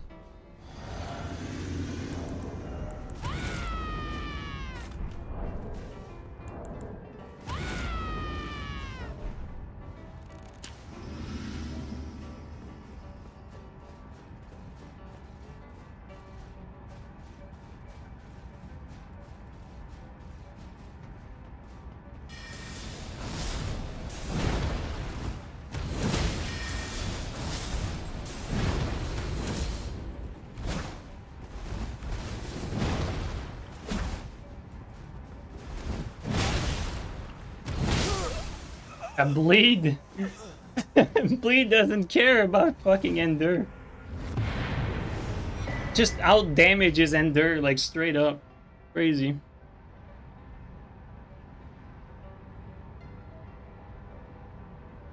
That was oddly satisfying though.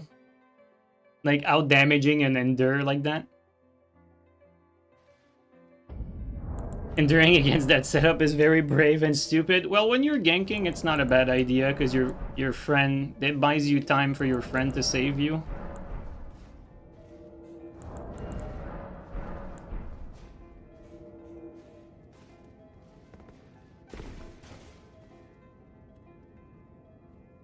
Never swaps tallies? Oh yeah.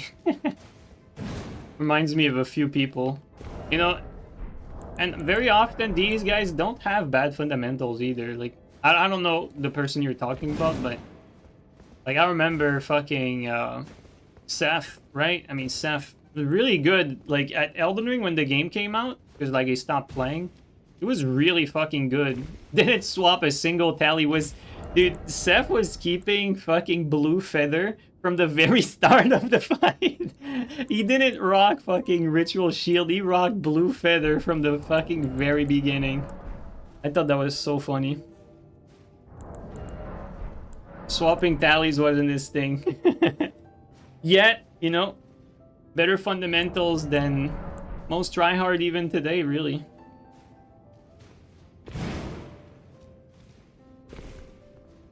Yeah, it's worse ring swap than you. Yeah, Castle's another one of them. Yeah, like you know when Castle's swapping ring, like I'll show you guys like my impersonation of Castle swapping. Actually, I need someone to lock onto.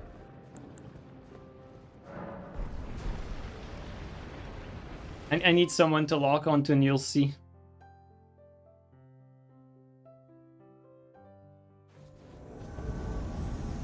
Actually, let's...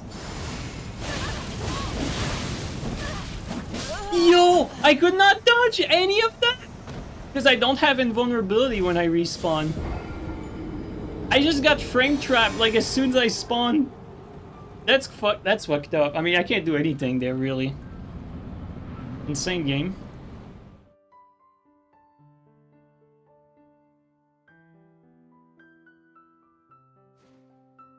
Okay, well, let's lock on to that. This is what Castle looks like when he's swapping. There's that right there.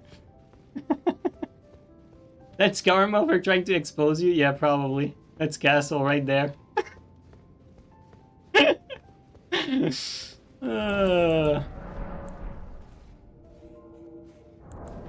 That's Aura right there? Yeah, I know. You know, guys, I'll tell you a secret. Like, every time I would see Castle doing that, I would aggress him right away. And over time, I developed a fucking bait that consists of doing that in the middle of a fight, and people aggress me so often, and I just attack them out of doing that. Like, I'm basically baiting being in my menu like Lost or something, and it works a lot of times. And I guarantee you that this technique was developed because of Castle. It was a secret until today. Yeah, that's high level, high Q play, really. Because people think you're like lost in your menu. So funny. So very often when you do that, people become aggressive all of a sudden because they see an opening. But you use it against them. So funny. Gonna do twos today? Ah, dude, I wasn't planning to, but if you're playing Teach, like, I'm just jubilating at the idea of 4 bleed crushers. Like, 4 bleed crushers would make me want to try twos. Like, if someone has to fight against, like... Bro, he stole my kill! He killed him before I did.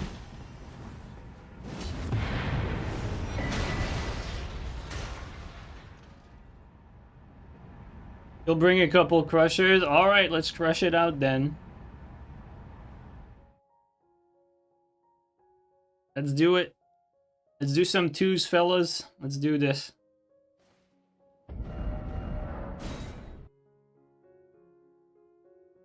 Alright, everyone on them crushers. Guys, you don't need to use crushers, but you get extra brownie point for using them. United combat, 4 combatant, any location, no password. Do this. This is going to be brutal, man. This is going to be so brutal.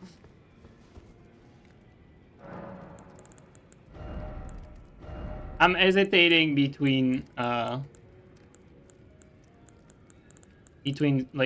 I think I need a storm stomp here.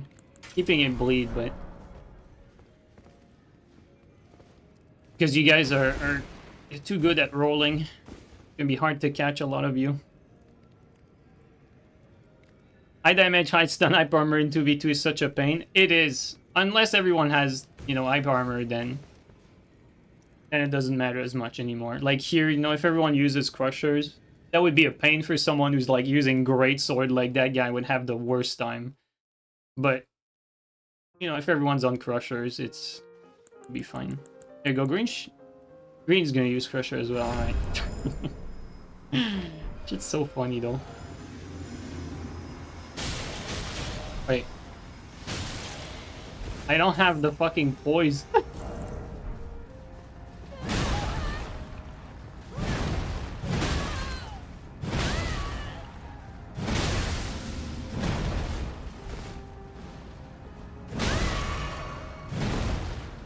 I think it's whoever gets the first one. Yeah. It's like a few hits fight. Oops, wasn't paying attention. I'm too excited here.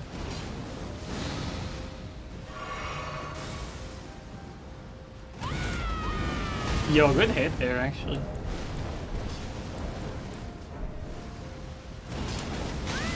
God damn it. Need to be careful. Oh, the panic rolls. Oh, he's lagging. What the hell?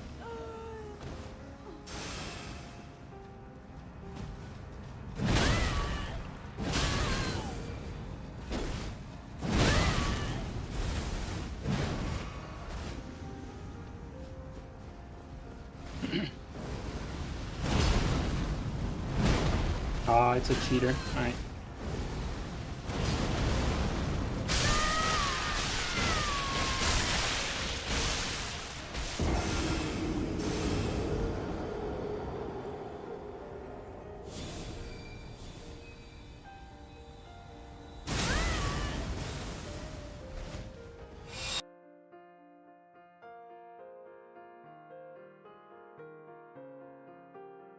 I think his mom doesn't like him. And his dad doesn't exist. Oh boy.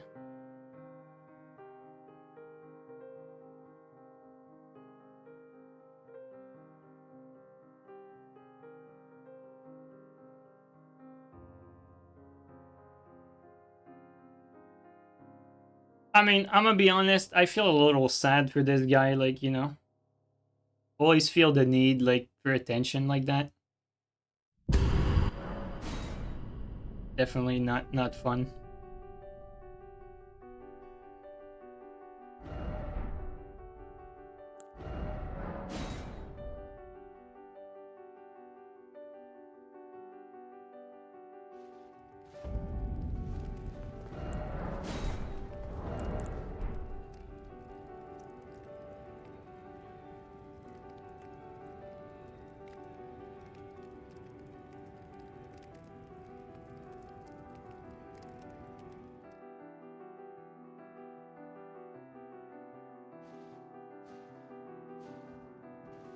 Whoops, I just fucking...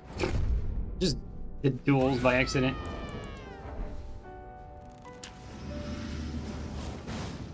Guess we're gonna fight this out.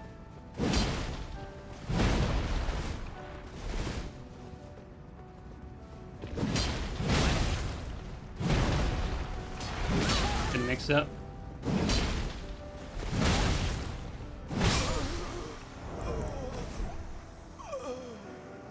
Yeah, I queued a duel by accident. You also queued a duel? I mean, we were just ready to get back in there. Like, that match was fun. Just the cheater ruined it, but... you know, these crushers all over the place were definitely fun. There you go. Combat or... United combat for combatant. Any location. There you go. Do that again. Do that.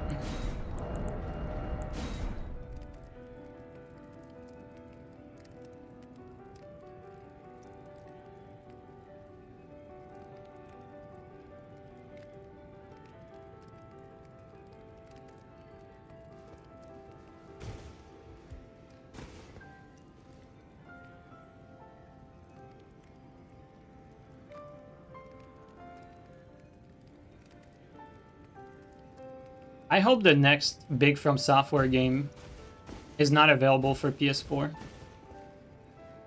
Because we're gonna get another cheater problem like that. But if it's not available to PS4, it's gonna fix the issue.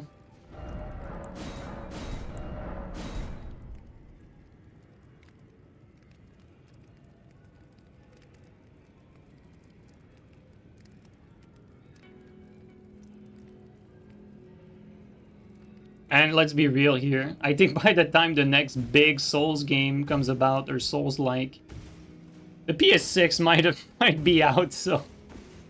it might be a PS6 game that's backward compatible with PS5.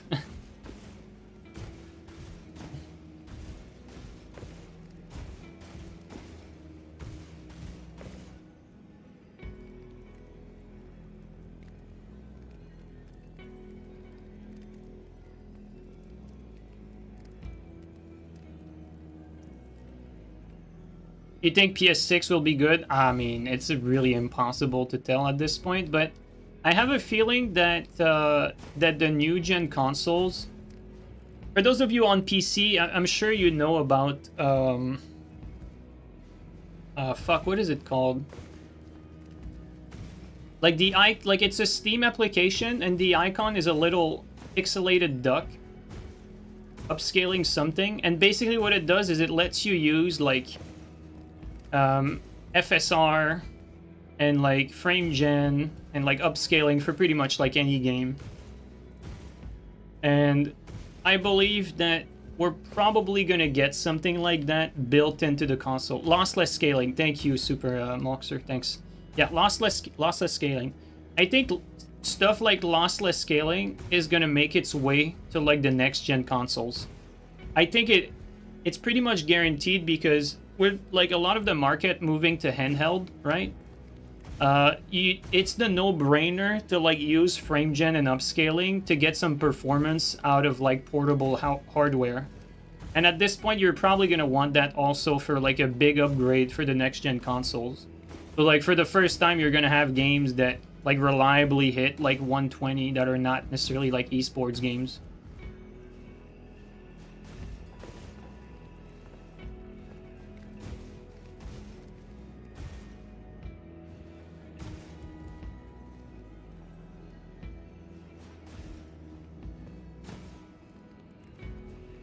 Would be cool if done correctly. I think, like, genuinely speaking, I was really against frame gen until I tried it for single-player games, and quite frankly, it's definitely a useful tech for games that are not like that latency sensitive. And stuff like DLSS transformer like actually increases the quality of the image. I know that has nothing to do with frame gen, but like all the NVIDIA software stack is so damn advanced that I don't see really any way forward for gaming that doesn't utilize that like to the fullest, really. So whether we like it or not, it's most definitely the future. Like if you've played with DLSS Transformer, which is the latest DLSS version, you can clearly see that it increases the quality of the image. It doesn't, it doesn't just give you performance. It makes the game like less pixelated. Doesn't matter your resolution. It's crazy. If you have it on DLAA or quality, the image looks better with DLSS than without. It's actually crazy. And that there's not really much of a downside to DLSS when you think about it that way. Frame gen, though, there's a bit of a trade-off. You're trading a little bit of latency, but when you have a game that's like already pushing to like a fairly good frame rate, pushing to an even higher one for single-player games definitely can feel worth it. Like going, for instance, to a game that has like 80 FPS to like a game that has like a steady 120 with frame gen definitely is worth it. Oh shit. Gonna have to deal with the...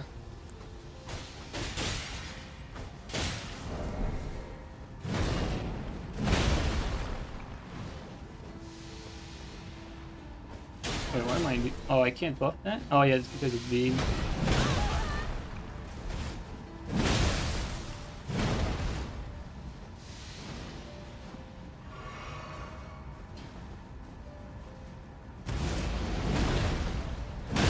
I could have rolled that. Yee! Oh, you missed that.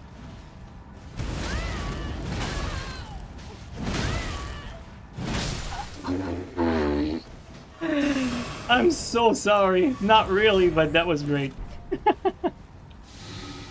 It's fucking amazing. I was tempted to go in there.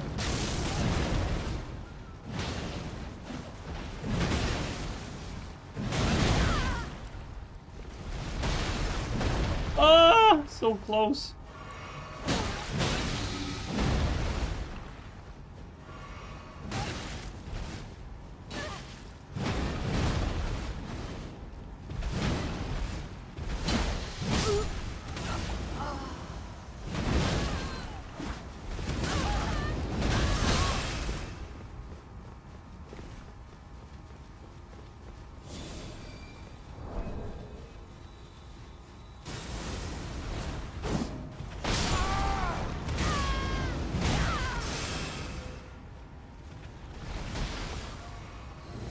I healed. God damn it.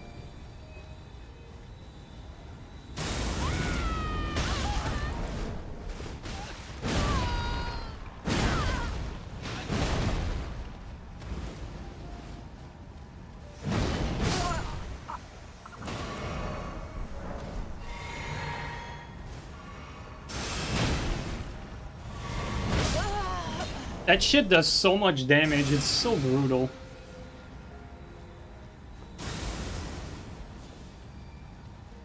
Well, to be fair, their rod buildup is incredibly nasty.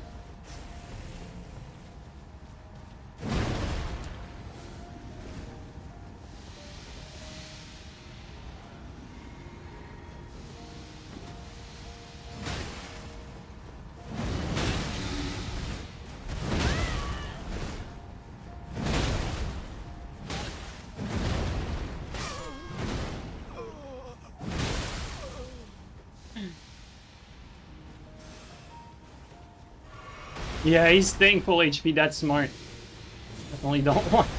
You don't want to leave like any stone unturned when it comes to that sort of damage.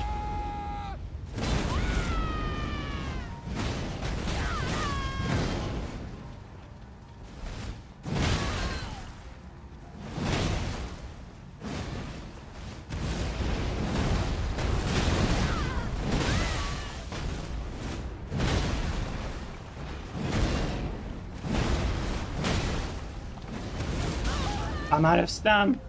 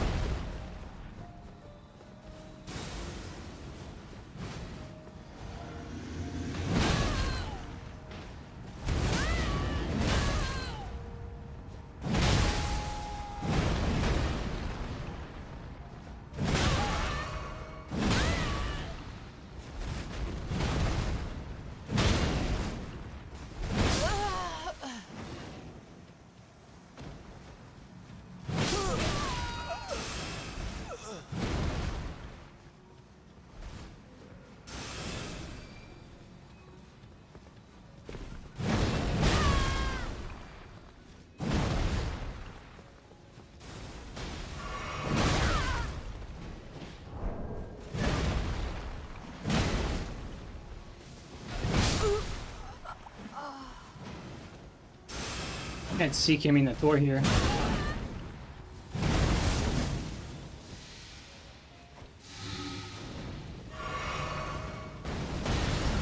And these crushers are nasty. Man.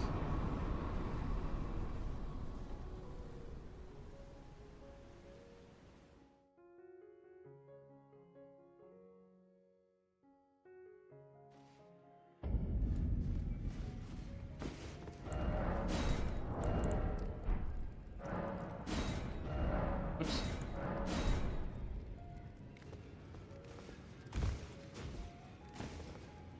I think if you're using double rot colossal axe, I think guys, you want to be the first one to attack, even if you whiff, because once you build that rot, it's pretty much GG. You just want to be the first one to attack. That's it.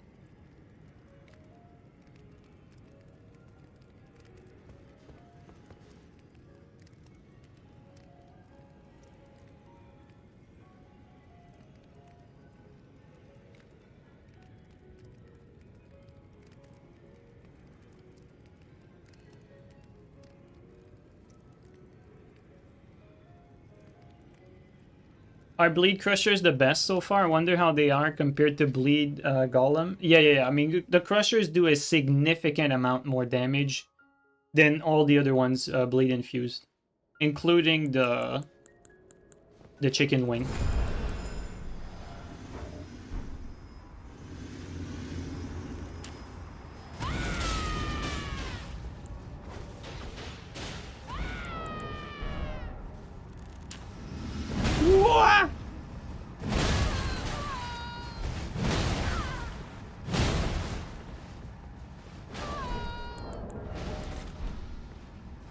Sorry, Picky.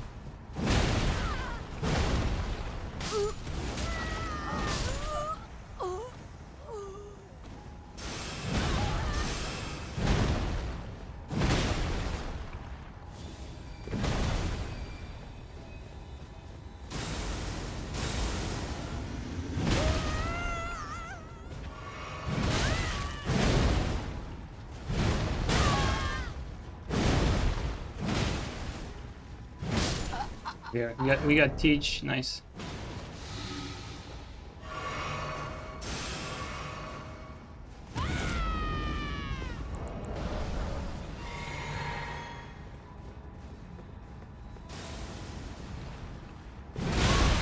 I definitely win that. You don't have the stats! Oh yeah.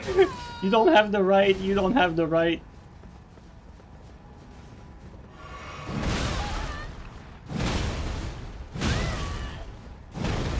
It's so hard to see what's going on there. Wow.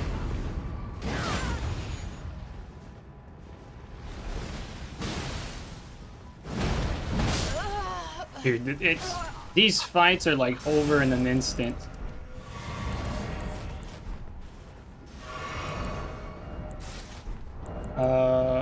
It's right here.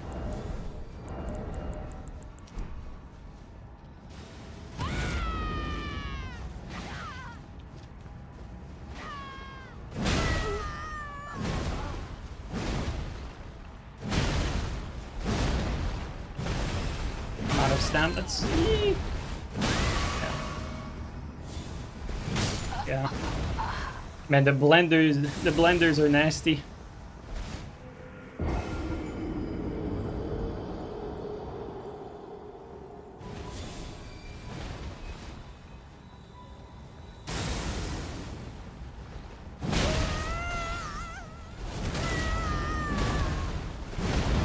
He saved him.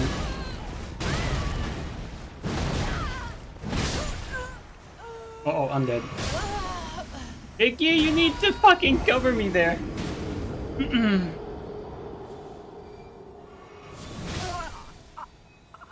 Just got deleted.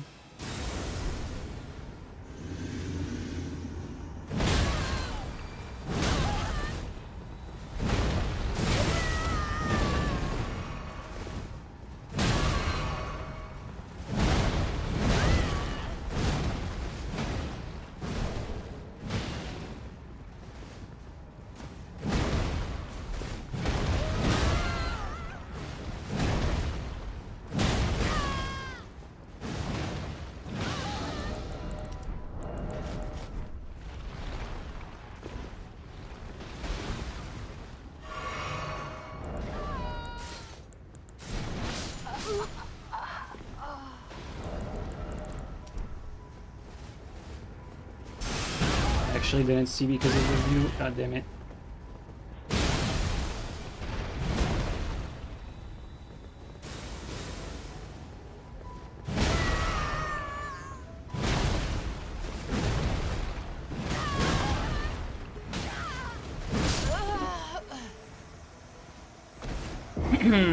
He swapped the BHS to escape the Storm Stomp, so I can't mix it up anymore.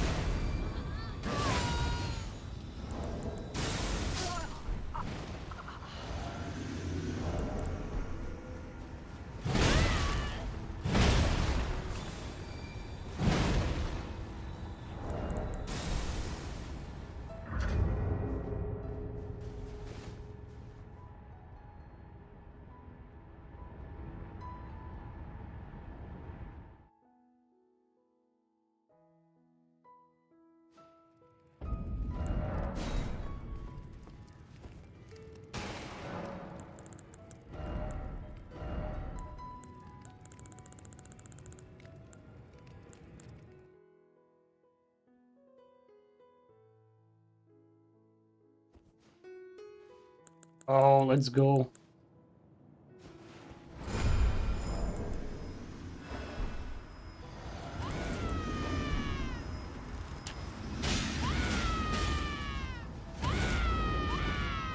You're not blocking that, dude. There's no way.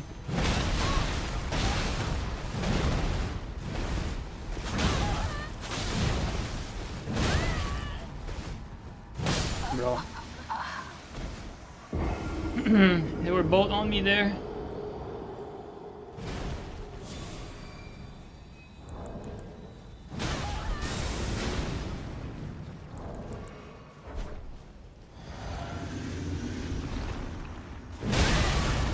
It's back to full.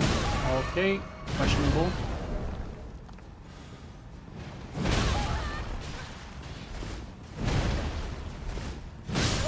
Mistakes.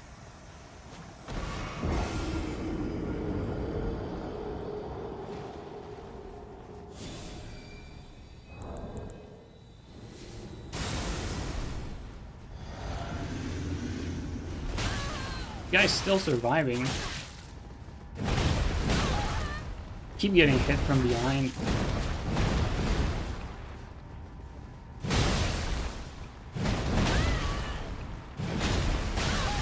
Thanks for that. I ate my input. Nice. Right.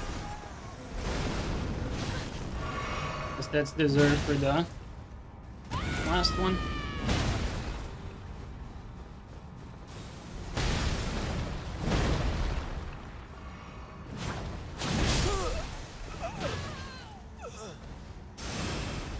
Alright. Heal up fully.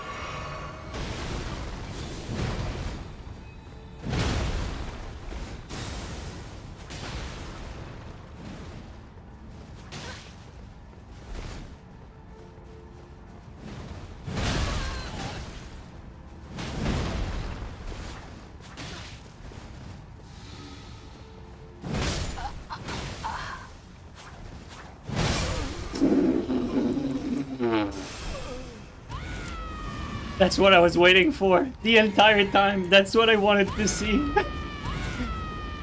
The explosion. Oh my god, 1800.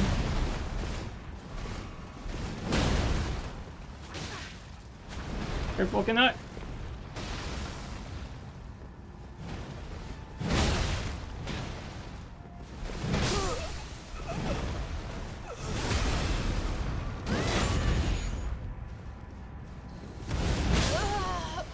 Damn.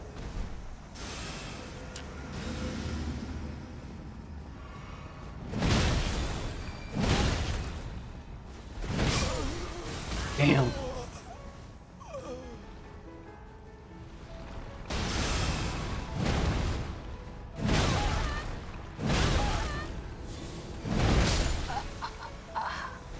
Who is frame trap there?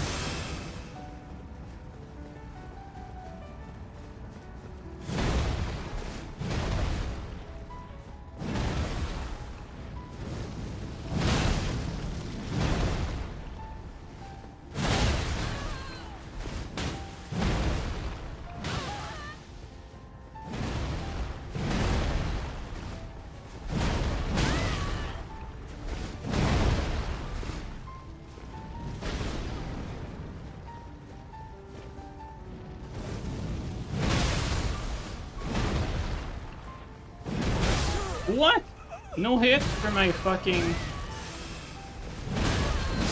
Okay, and I got a half hit there too. Alright.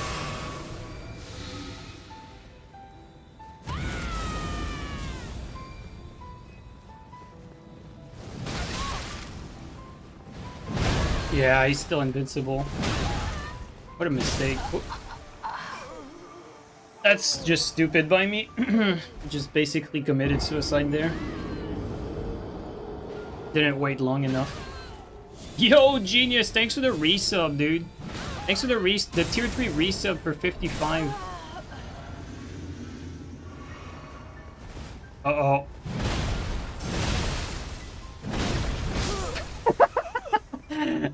Dude, that moment when someone gets fucking crushed by both of them, or by all four of them.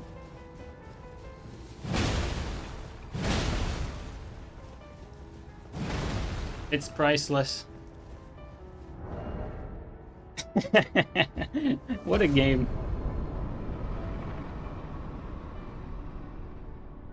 I think my favorite part was when Canuck and I like did a crouch attack and sync, and it just completely deleted the guy. Like the whole HP bar just vanished. That was great. I think we won double bragger. Since people are rocking BHS. I think double bragger's the play here.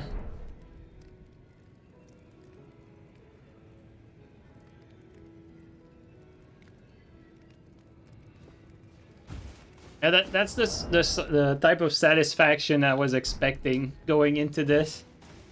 I wanted to see like what it looks like for someone to face like 4 crushers at the same time, 4 bleed ones, 4 bleed crushers, and just see like a health bar just vanish from 100 to nothing. That was great. Wait, did I queue? I forgot to queue. God damn it. Alright, there you go. Man, these are a lot of fun. What's crazy though about like fights like that is it can go both ways like so fast because everyone dies in 3 hits. Oh, we got the mushroom team now.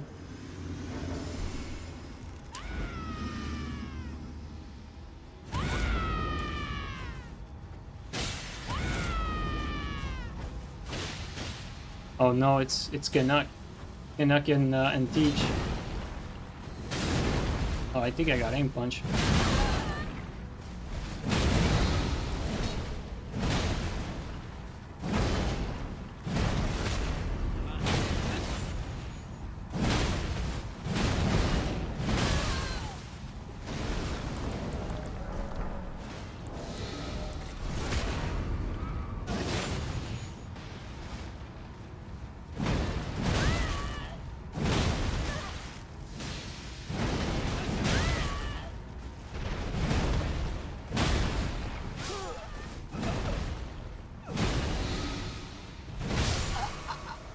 The deletion process.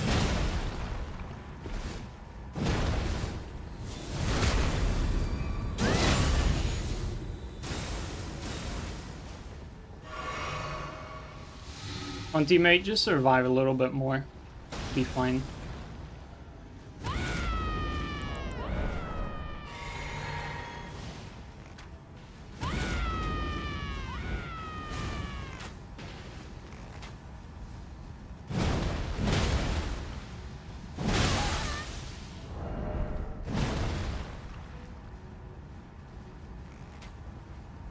Come on, teammate, you got a free kill there. Come on there. Use your bow. Thank you. Make yourself useful. Get some 10 fucking damage right there.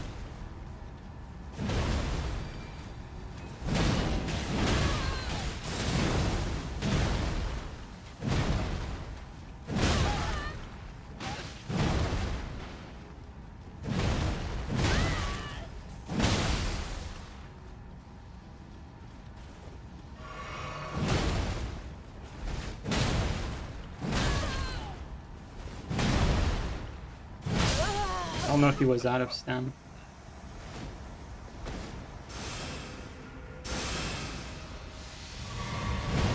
Well, it was just bad by me.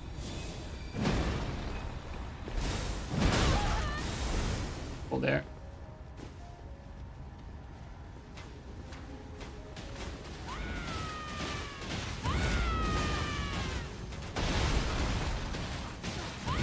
I think my friend is winning that battle.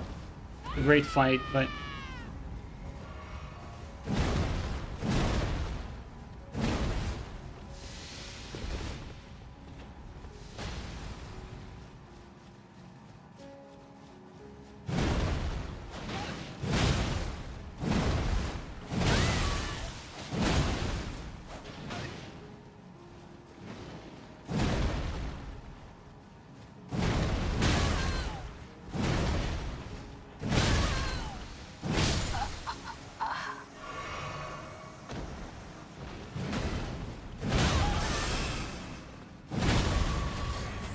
Yes!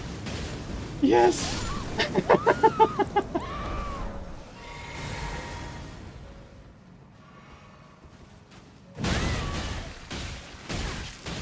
Yo, that threw me off so bad, actually.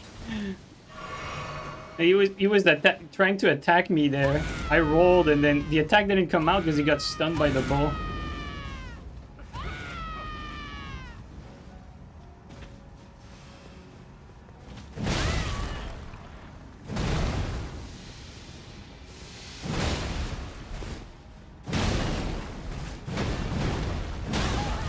I'm so fucked. He actually saved them.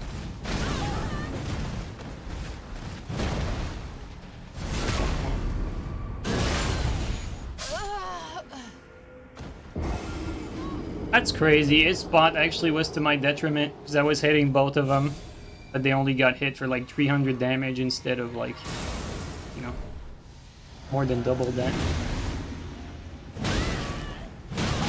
Yeah. I mean, just let me die there.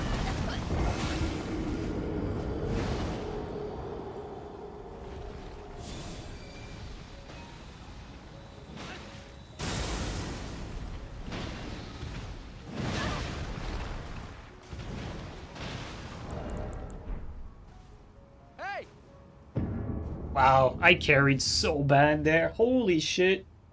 I cannot believe this was a draw. Teammate was basically dead weight. He got 10 damage the whole fight.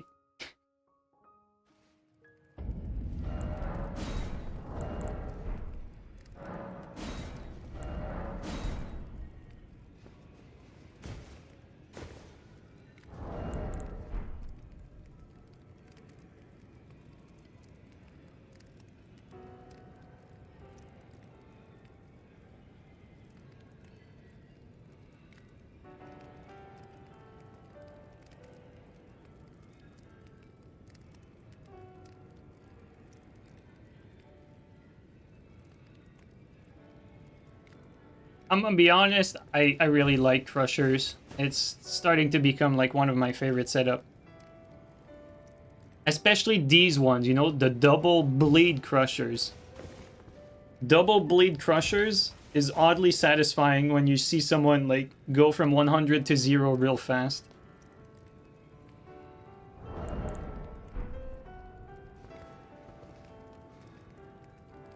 You know what this setup needs, guys? Flame Strike. The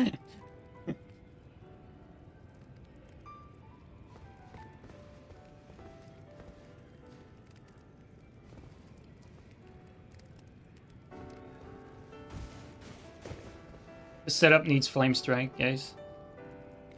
That's the only thing we need.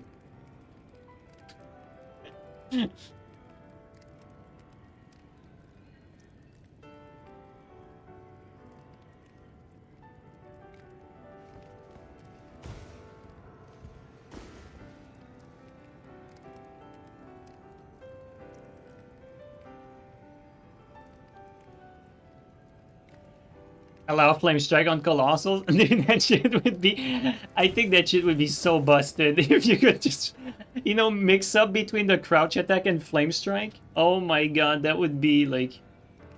That would be like not okay. Like that would be way too much. That shit would be straight up insane. What's funny is you can sort of already do that with Storm Stomp, but at least Storm Stomp, like, you can avoid the combo with BHS, so... Not really an issue.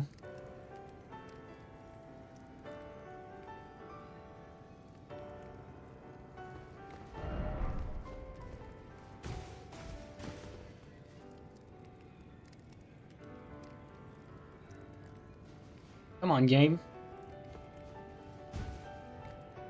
I mean, we got Green and Teach. You're not where you at. Could be a good fight.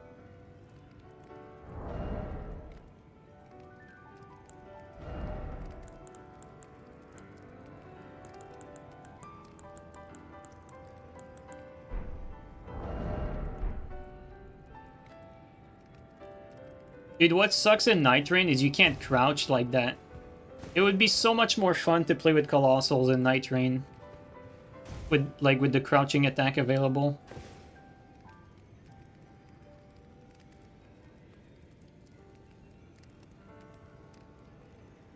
Does the activity feel lower after Nightreign? No, Drake, actually. Like right now, our problem is we have too many lobbies going on. That's why the match isn't starting right away. But activity-wise, this is how it goes. When a night boss in Nightreign drops, like on Wednesday, game super dead. You're not getting anything for like the day after. Like it's very low activity-wise. But I will say since Nightreign came out, I think a lot of people played Nightreign, enjoyed it, and then they wanted more, so they're doing like another playthrough of Elden Ring. So my take is I think Nightreign probably injected a little bit of life into Elden Ring. Like I could really feel the drop off in activity a week after Nightreign, like it was super dead. But then after that it surged like by a lot. Like you would get like invasions right away. And even today we still had pretty decent bit of invasions. It was a slow day today, to be fair, but with all things considered. Bro's living. Look at him go.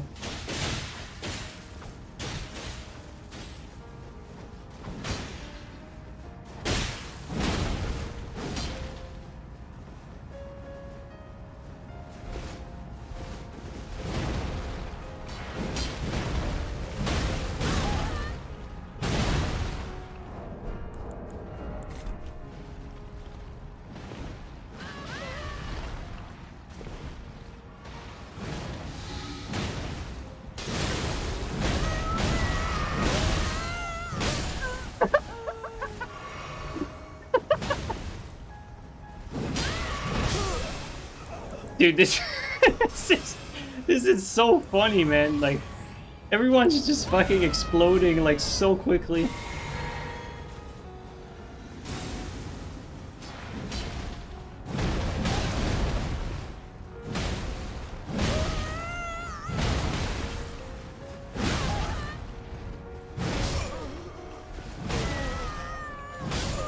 Oh my god, dude.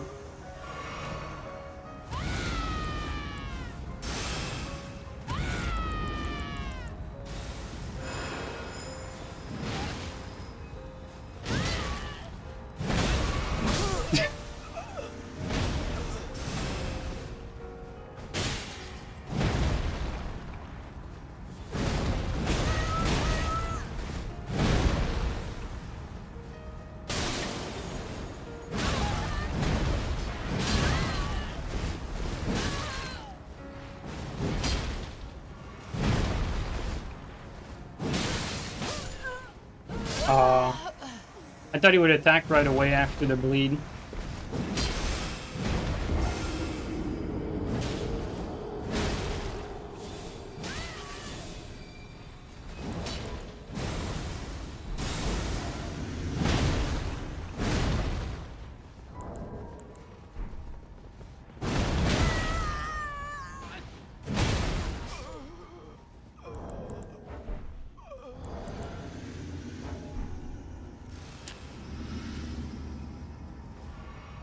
Uh-oh. Insane lock on. Ate my input, great game.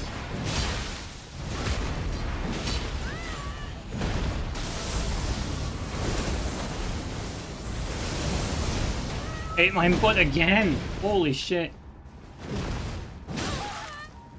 Can't see him.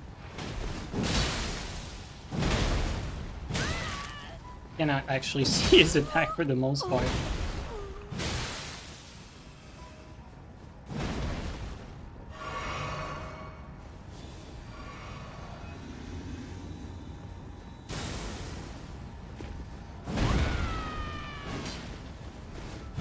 Insane lock on, man.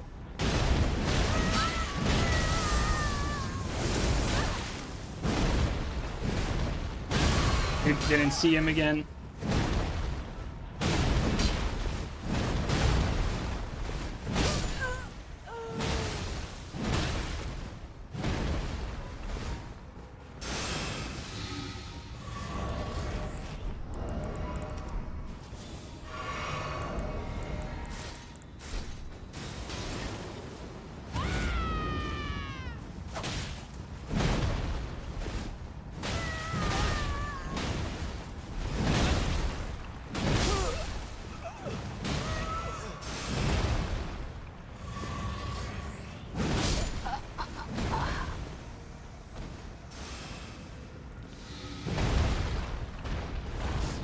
insane, bro.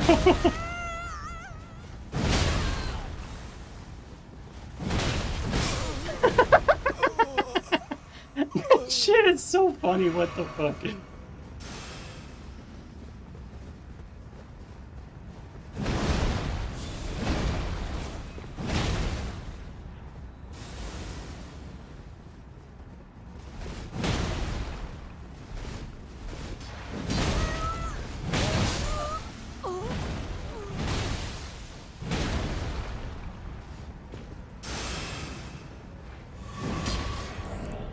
I even forgot to put crouch tally back.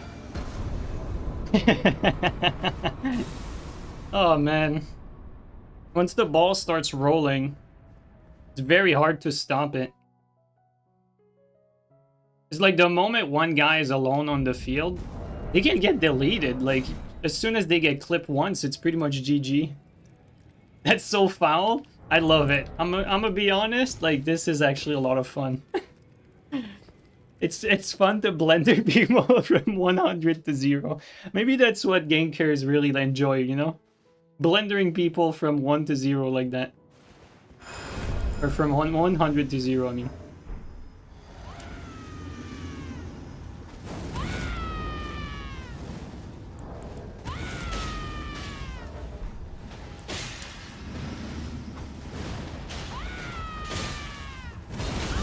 Oh, nice.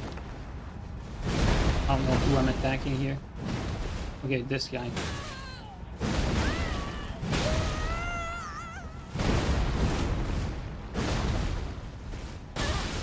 Who's the other one? Oh, back there.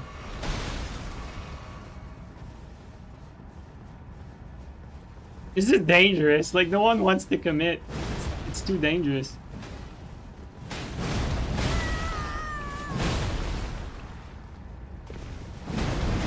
Close.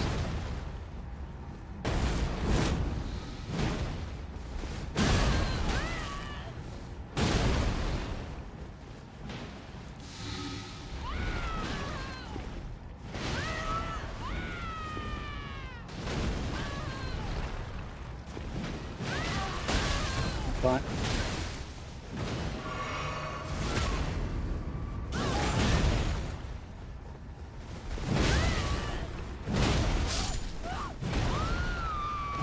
he was out of stam there. Have to hurry. No, we can't stop him. Oh!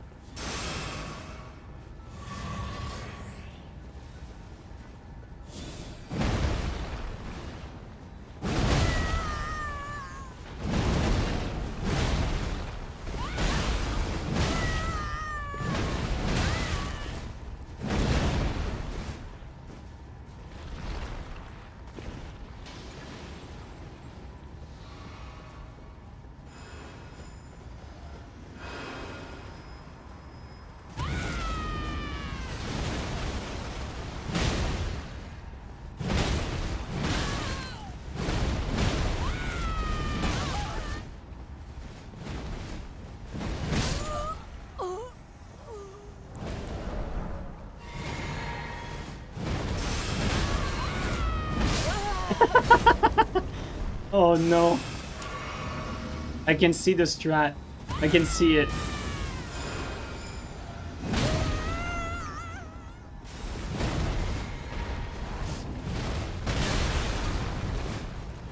Oops. Actually went to backstab my teammate. Ah. Uh-oh. I panic rolled that.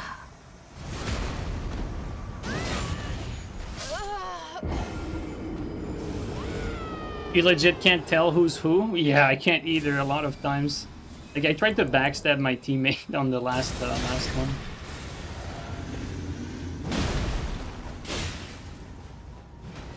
I mean, I know Green because he looks different than the others. Come on.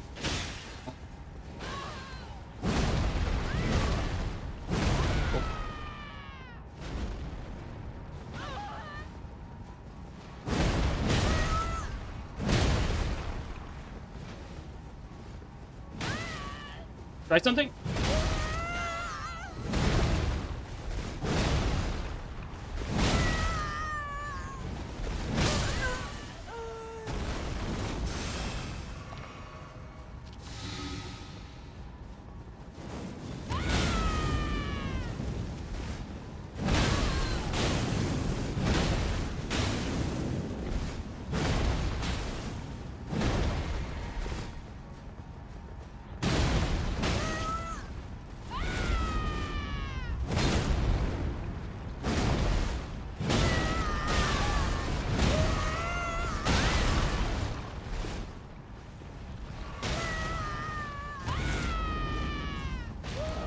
And green getting peppered by boulders.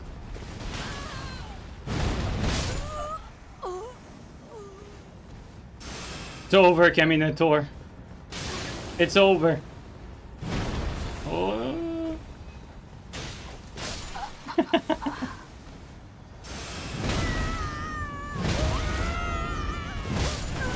That's basically like impossible to avoid.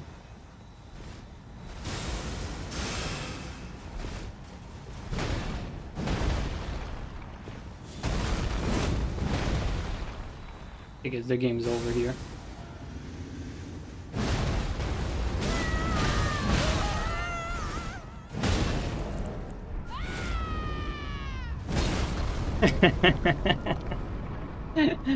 Man, this shit is so funny.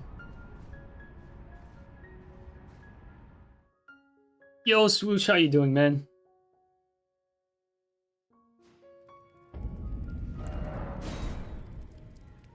The fireballs are so rude. I mean, we had someone with a fucking bone bow earlier. Yeah, this is pretty fun. I mean, people are dying so quickly, like left and right. I think what I like the most, though, about these Crusher Mirrors is that when someone whiffs, you actually can punish them, which never happens in this game. Like, when whiff punishing on reaction does not exist in this game. But somehow these Crusher Mirrors, actually you can whiff punish. Like Dark Souls 3 all over again. Whiff punishing reaction. On reaction, I mean.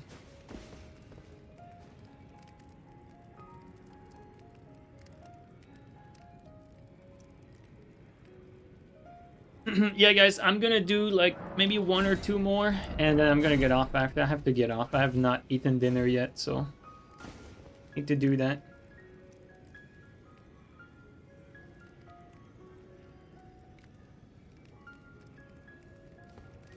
Brutal twos, though, like absolutely brutal.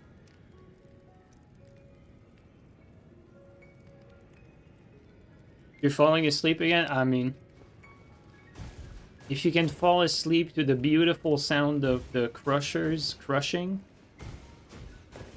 have a good night, Val. Take care, bro.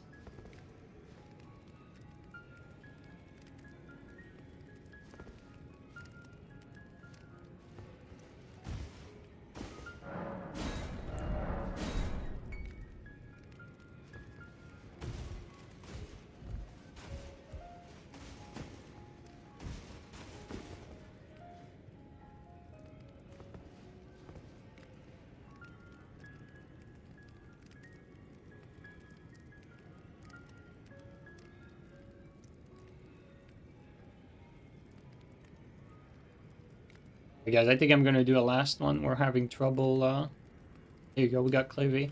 Having trouble getting a last guy. I'm assuming a lobby's already, in place. We're trapped in Hell lobby, yeah. I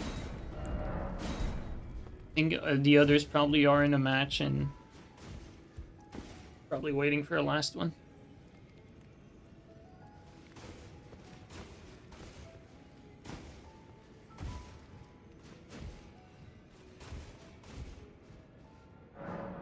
Again?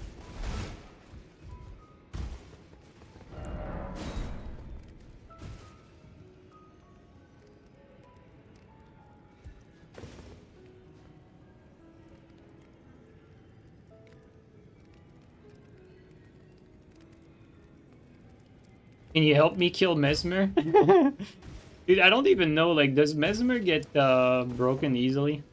But being seriously though, like, I'm getting off, like, after this match. Already been streaming for pretty much 5 hours, which is unusually long.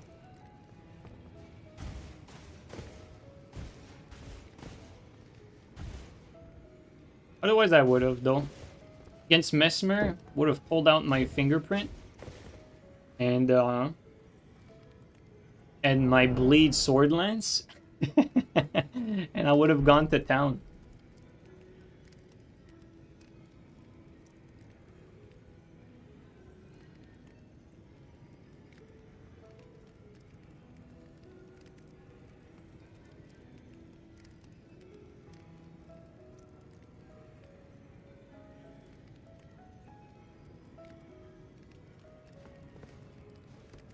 on, game. Give us another guy.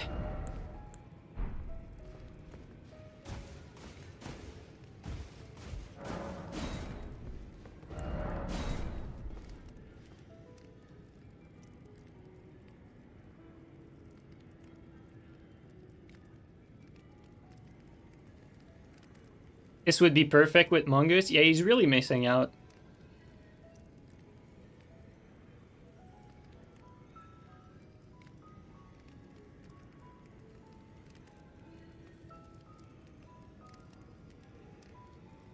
Pressure is way too big. You can't see your opponent when you use it. Yeah.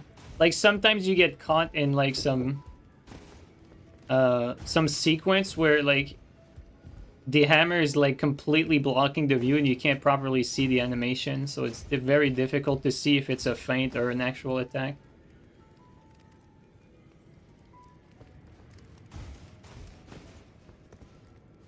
I love how everyone like also swapped the fucking Leda armor.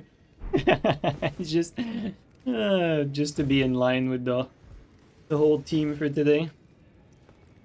But yeah, this setup is super legit though for invasions. Very, very good. Even for twos, like, this looks super legit for twos as well, actually. Like, it's not, it doesn't feel that bad when everyone's using it because everyone's on the same playing field. But if you have to fight like two people that are using that and you don't have like a weapon that can stun these crushers, very overwhelming because you can't ever aggress.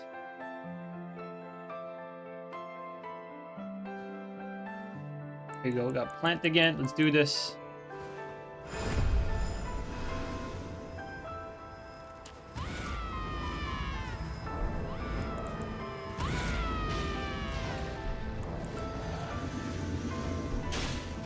There you go, Caminator. Ooh, Clevy went for the bird.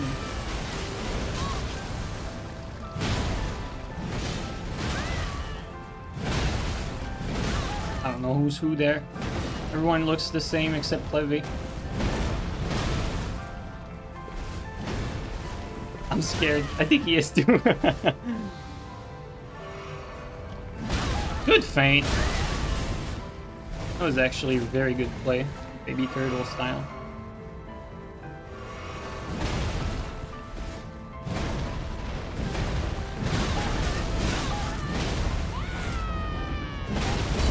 Oh wow, he didn't get hit by that.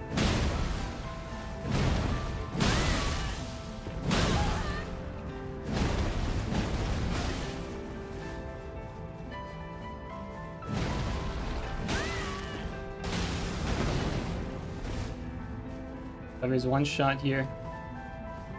There's one shot, but I mean, to be honest, in a game like that, doesn't really matter.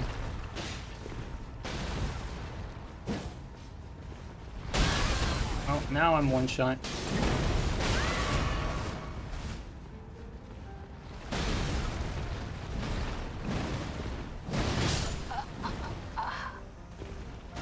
That's bad. Okay, at least we traded a kill there. I didn't have choice because that was one shot, so I needed to trade for something. I was hoping I'd hit both, but it's alright.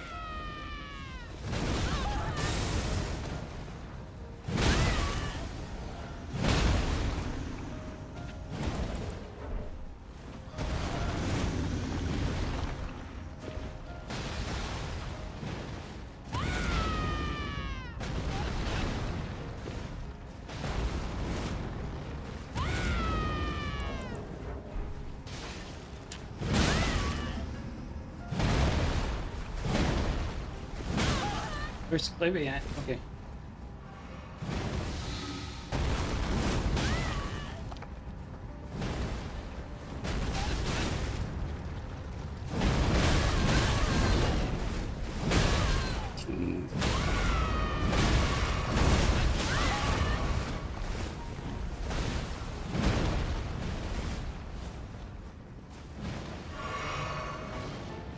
Fuck, we're out of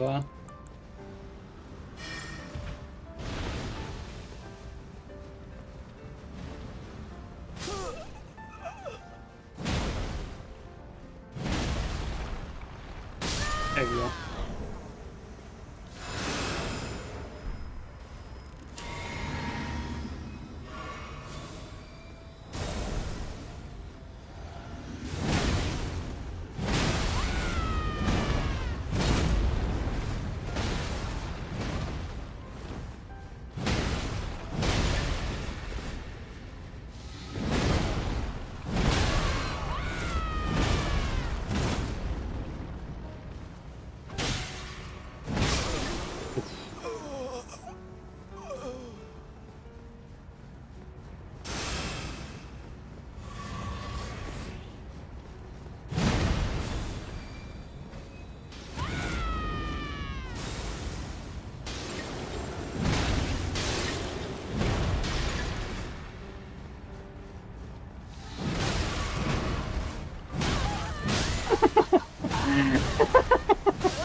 Just like that. We were winning and then we were not.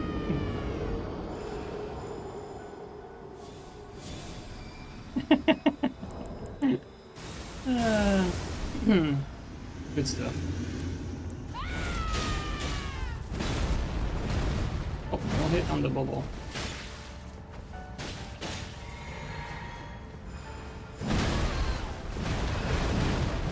Yeah, wrong guy. Scary. It's hard to see, man. Oh, he doesn't have the... Oh no, he hit my bubble, I think.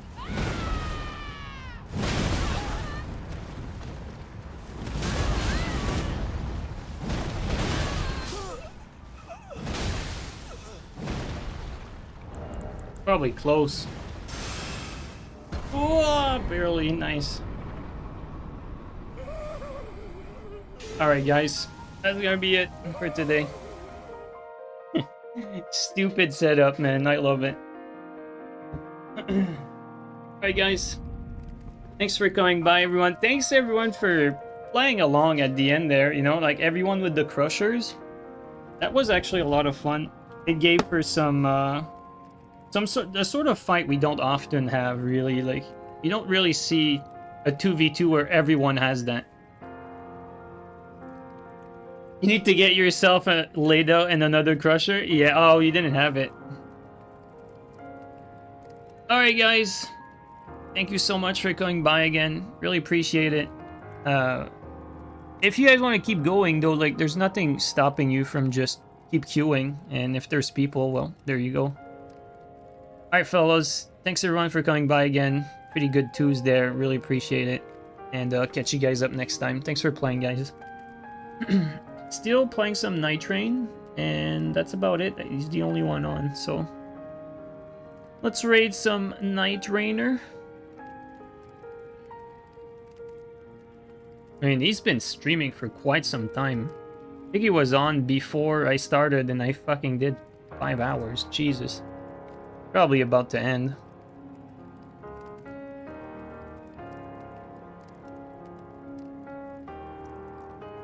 Alright, take care, Green. Take care, everyone. Have a good evening.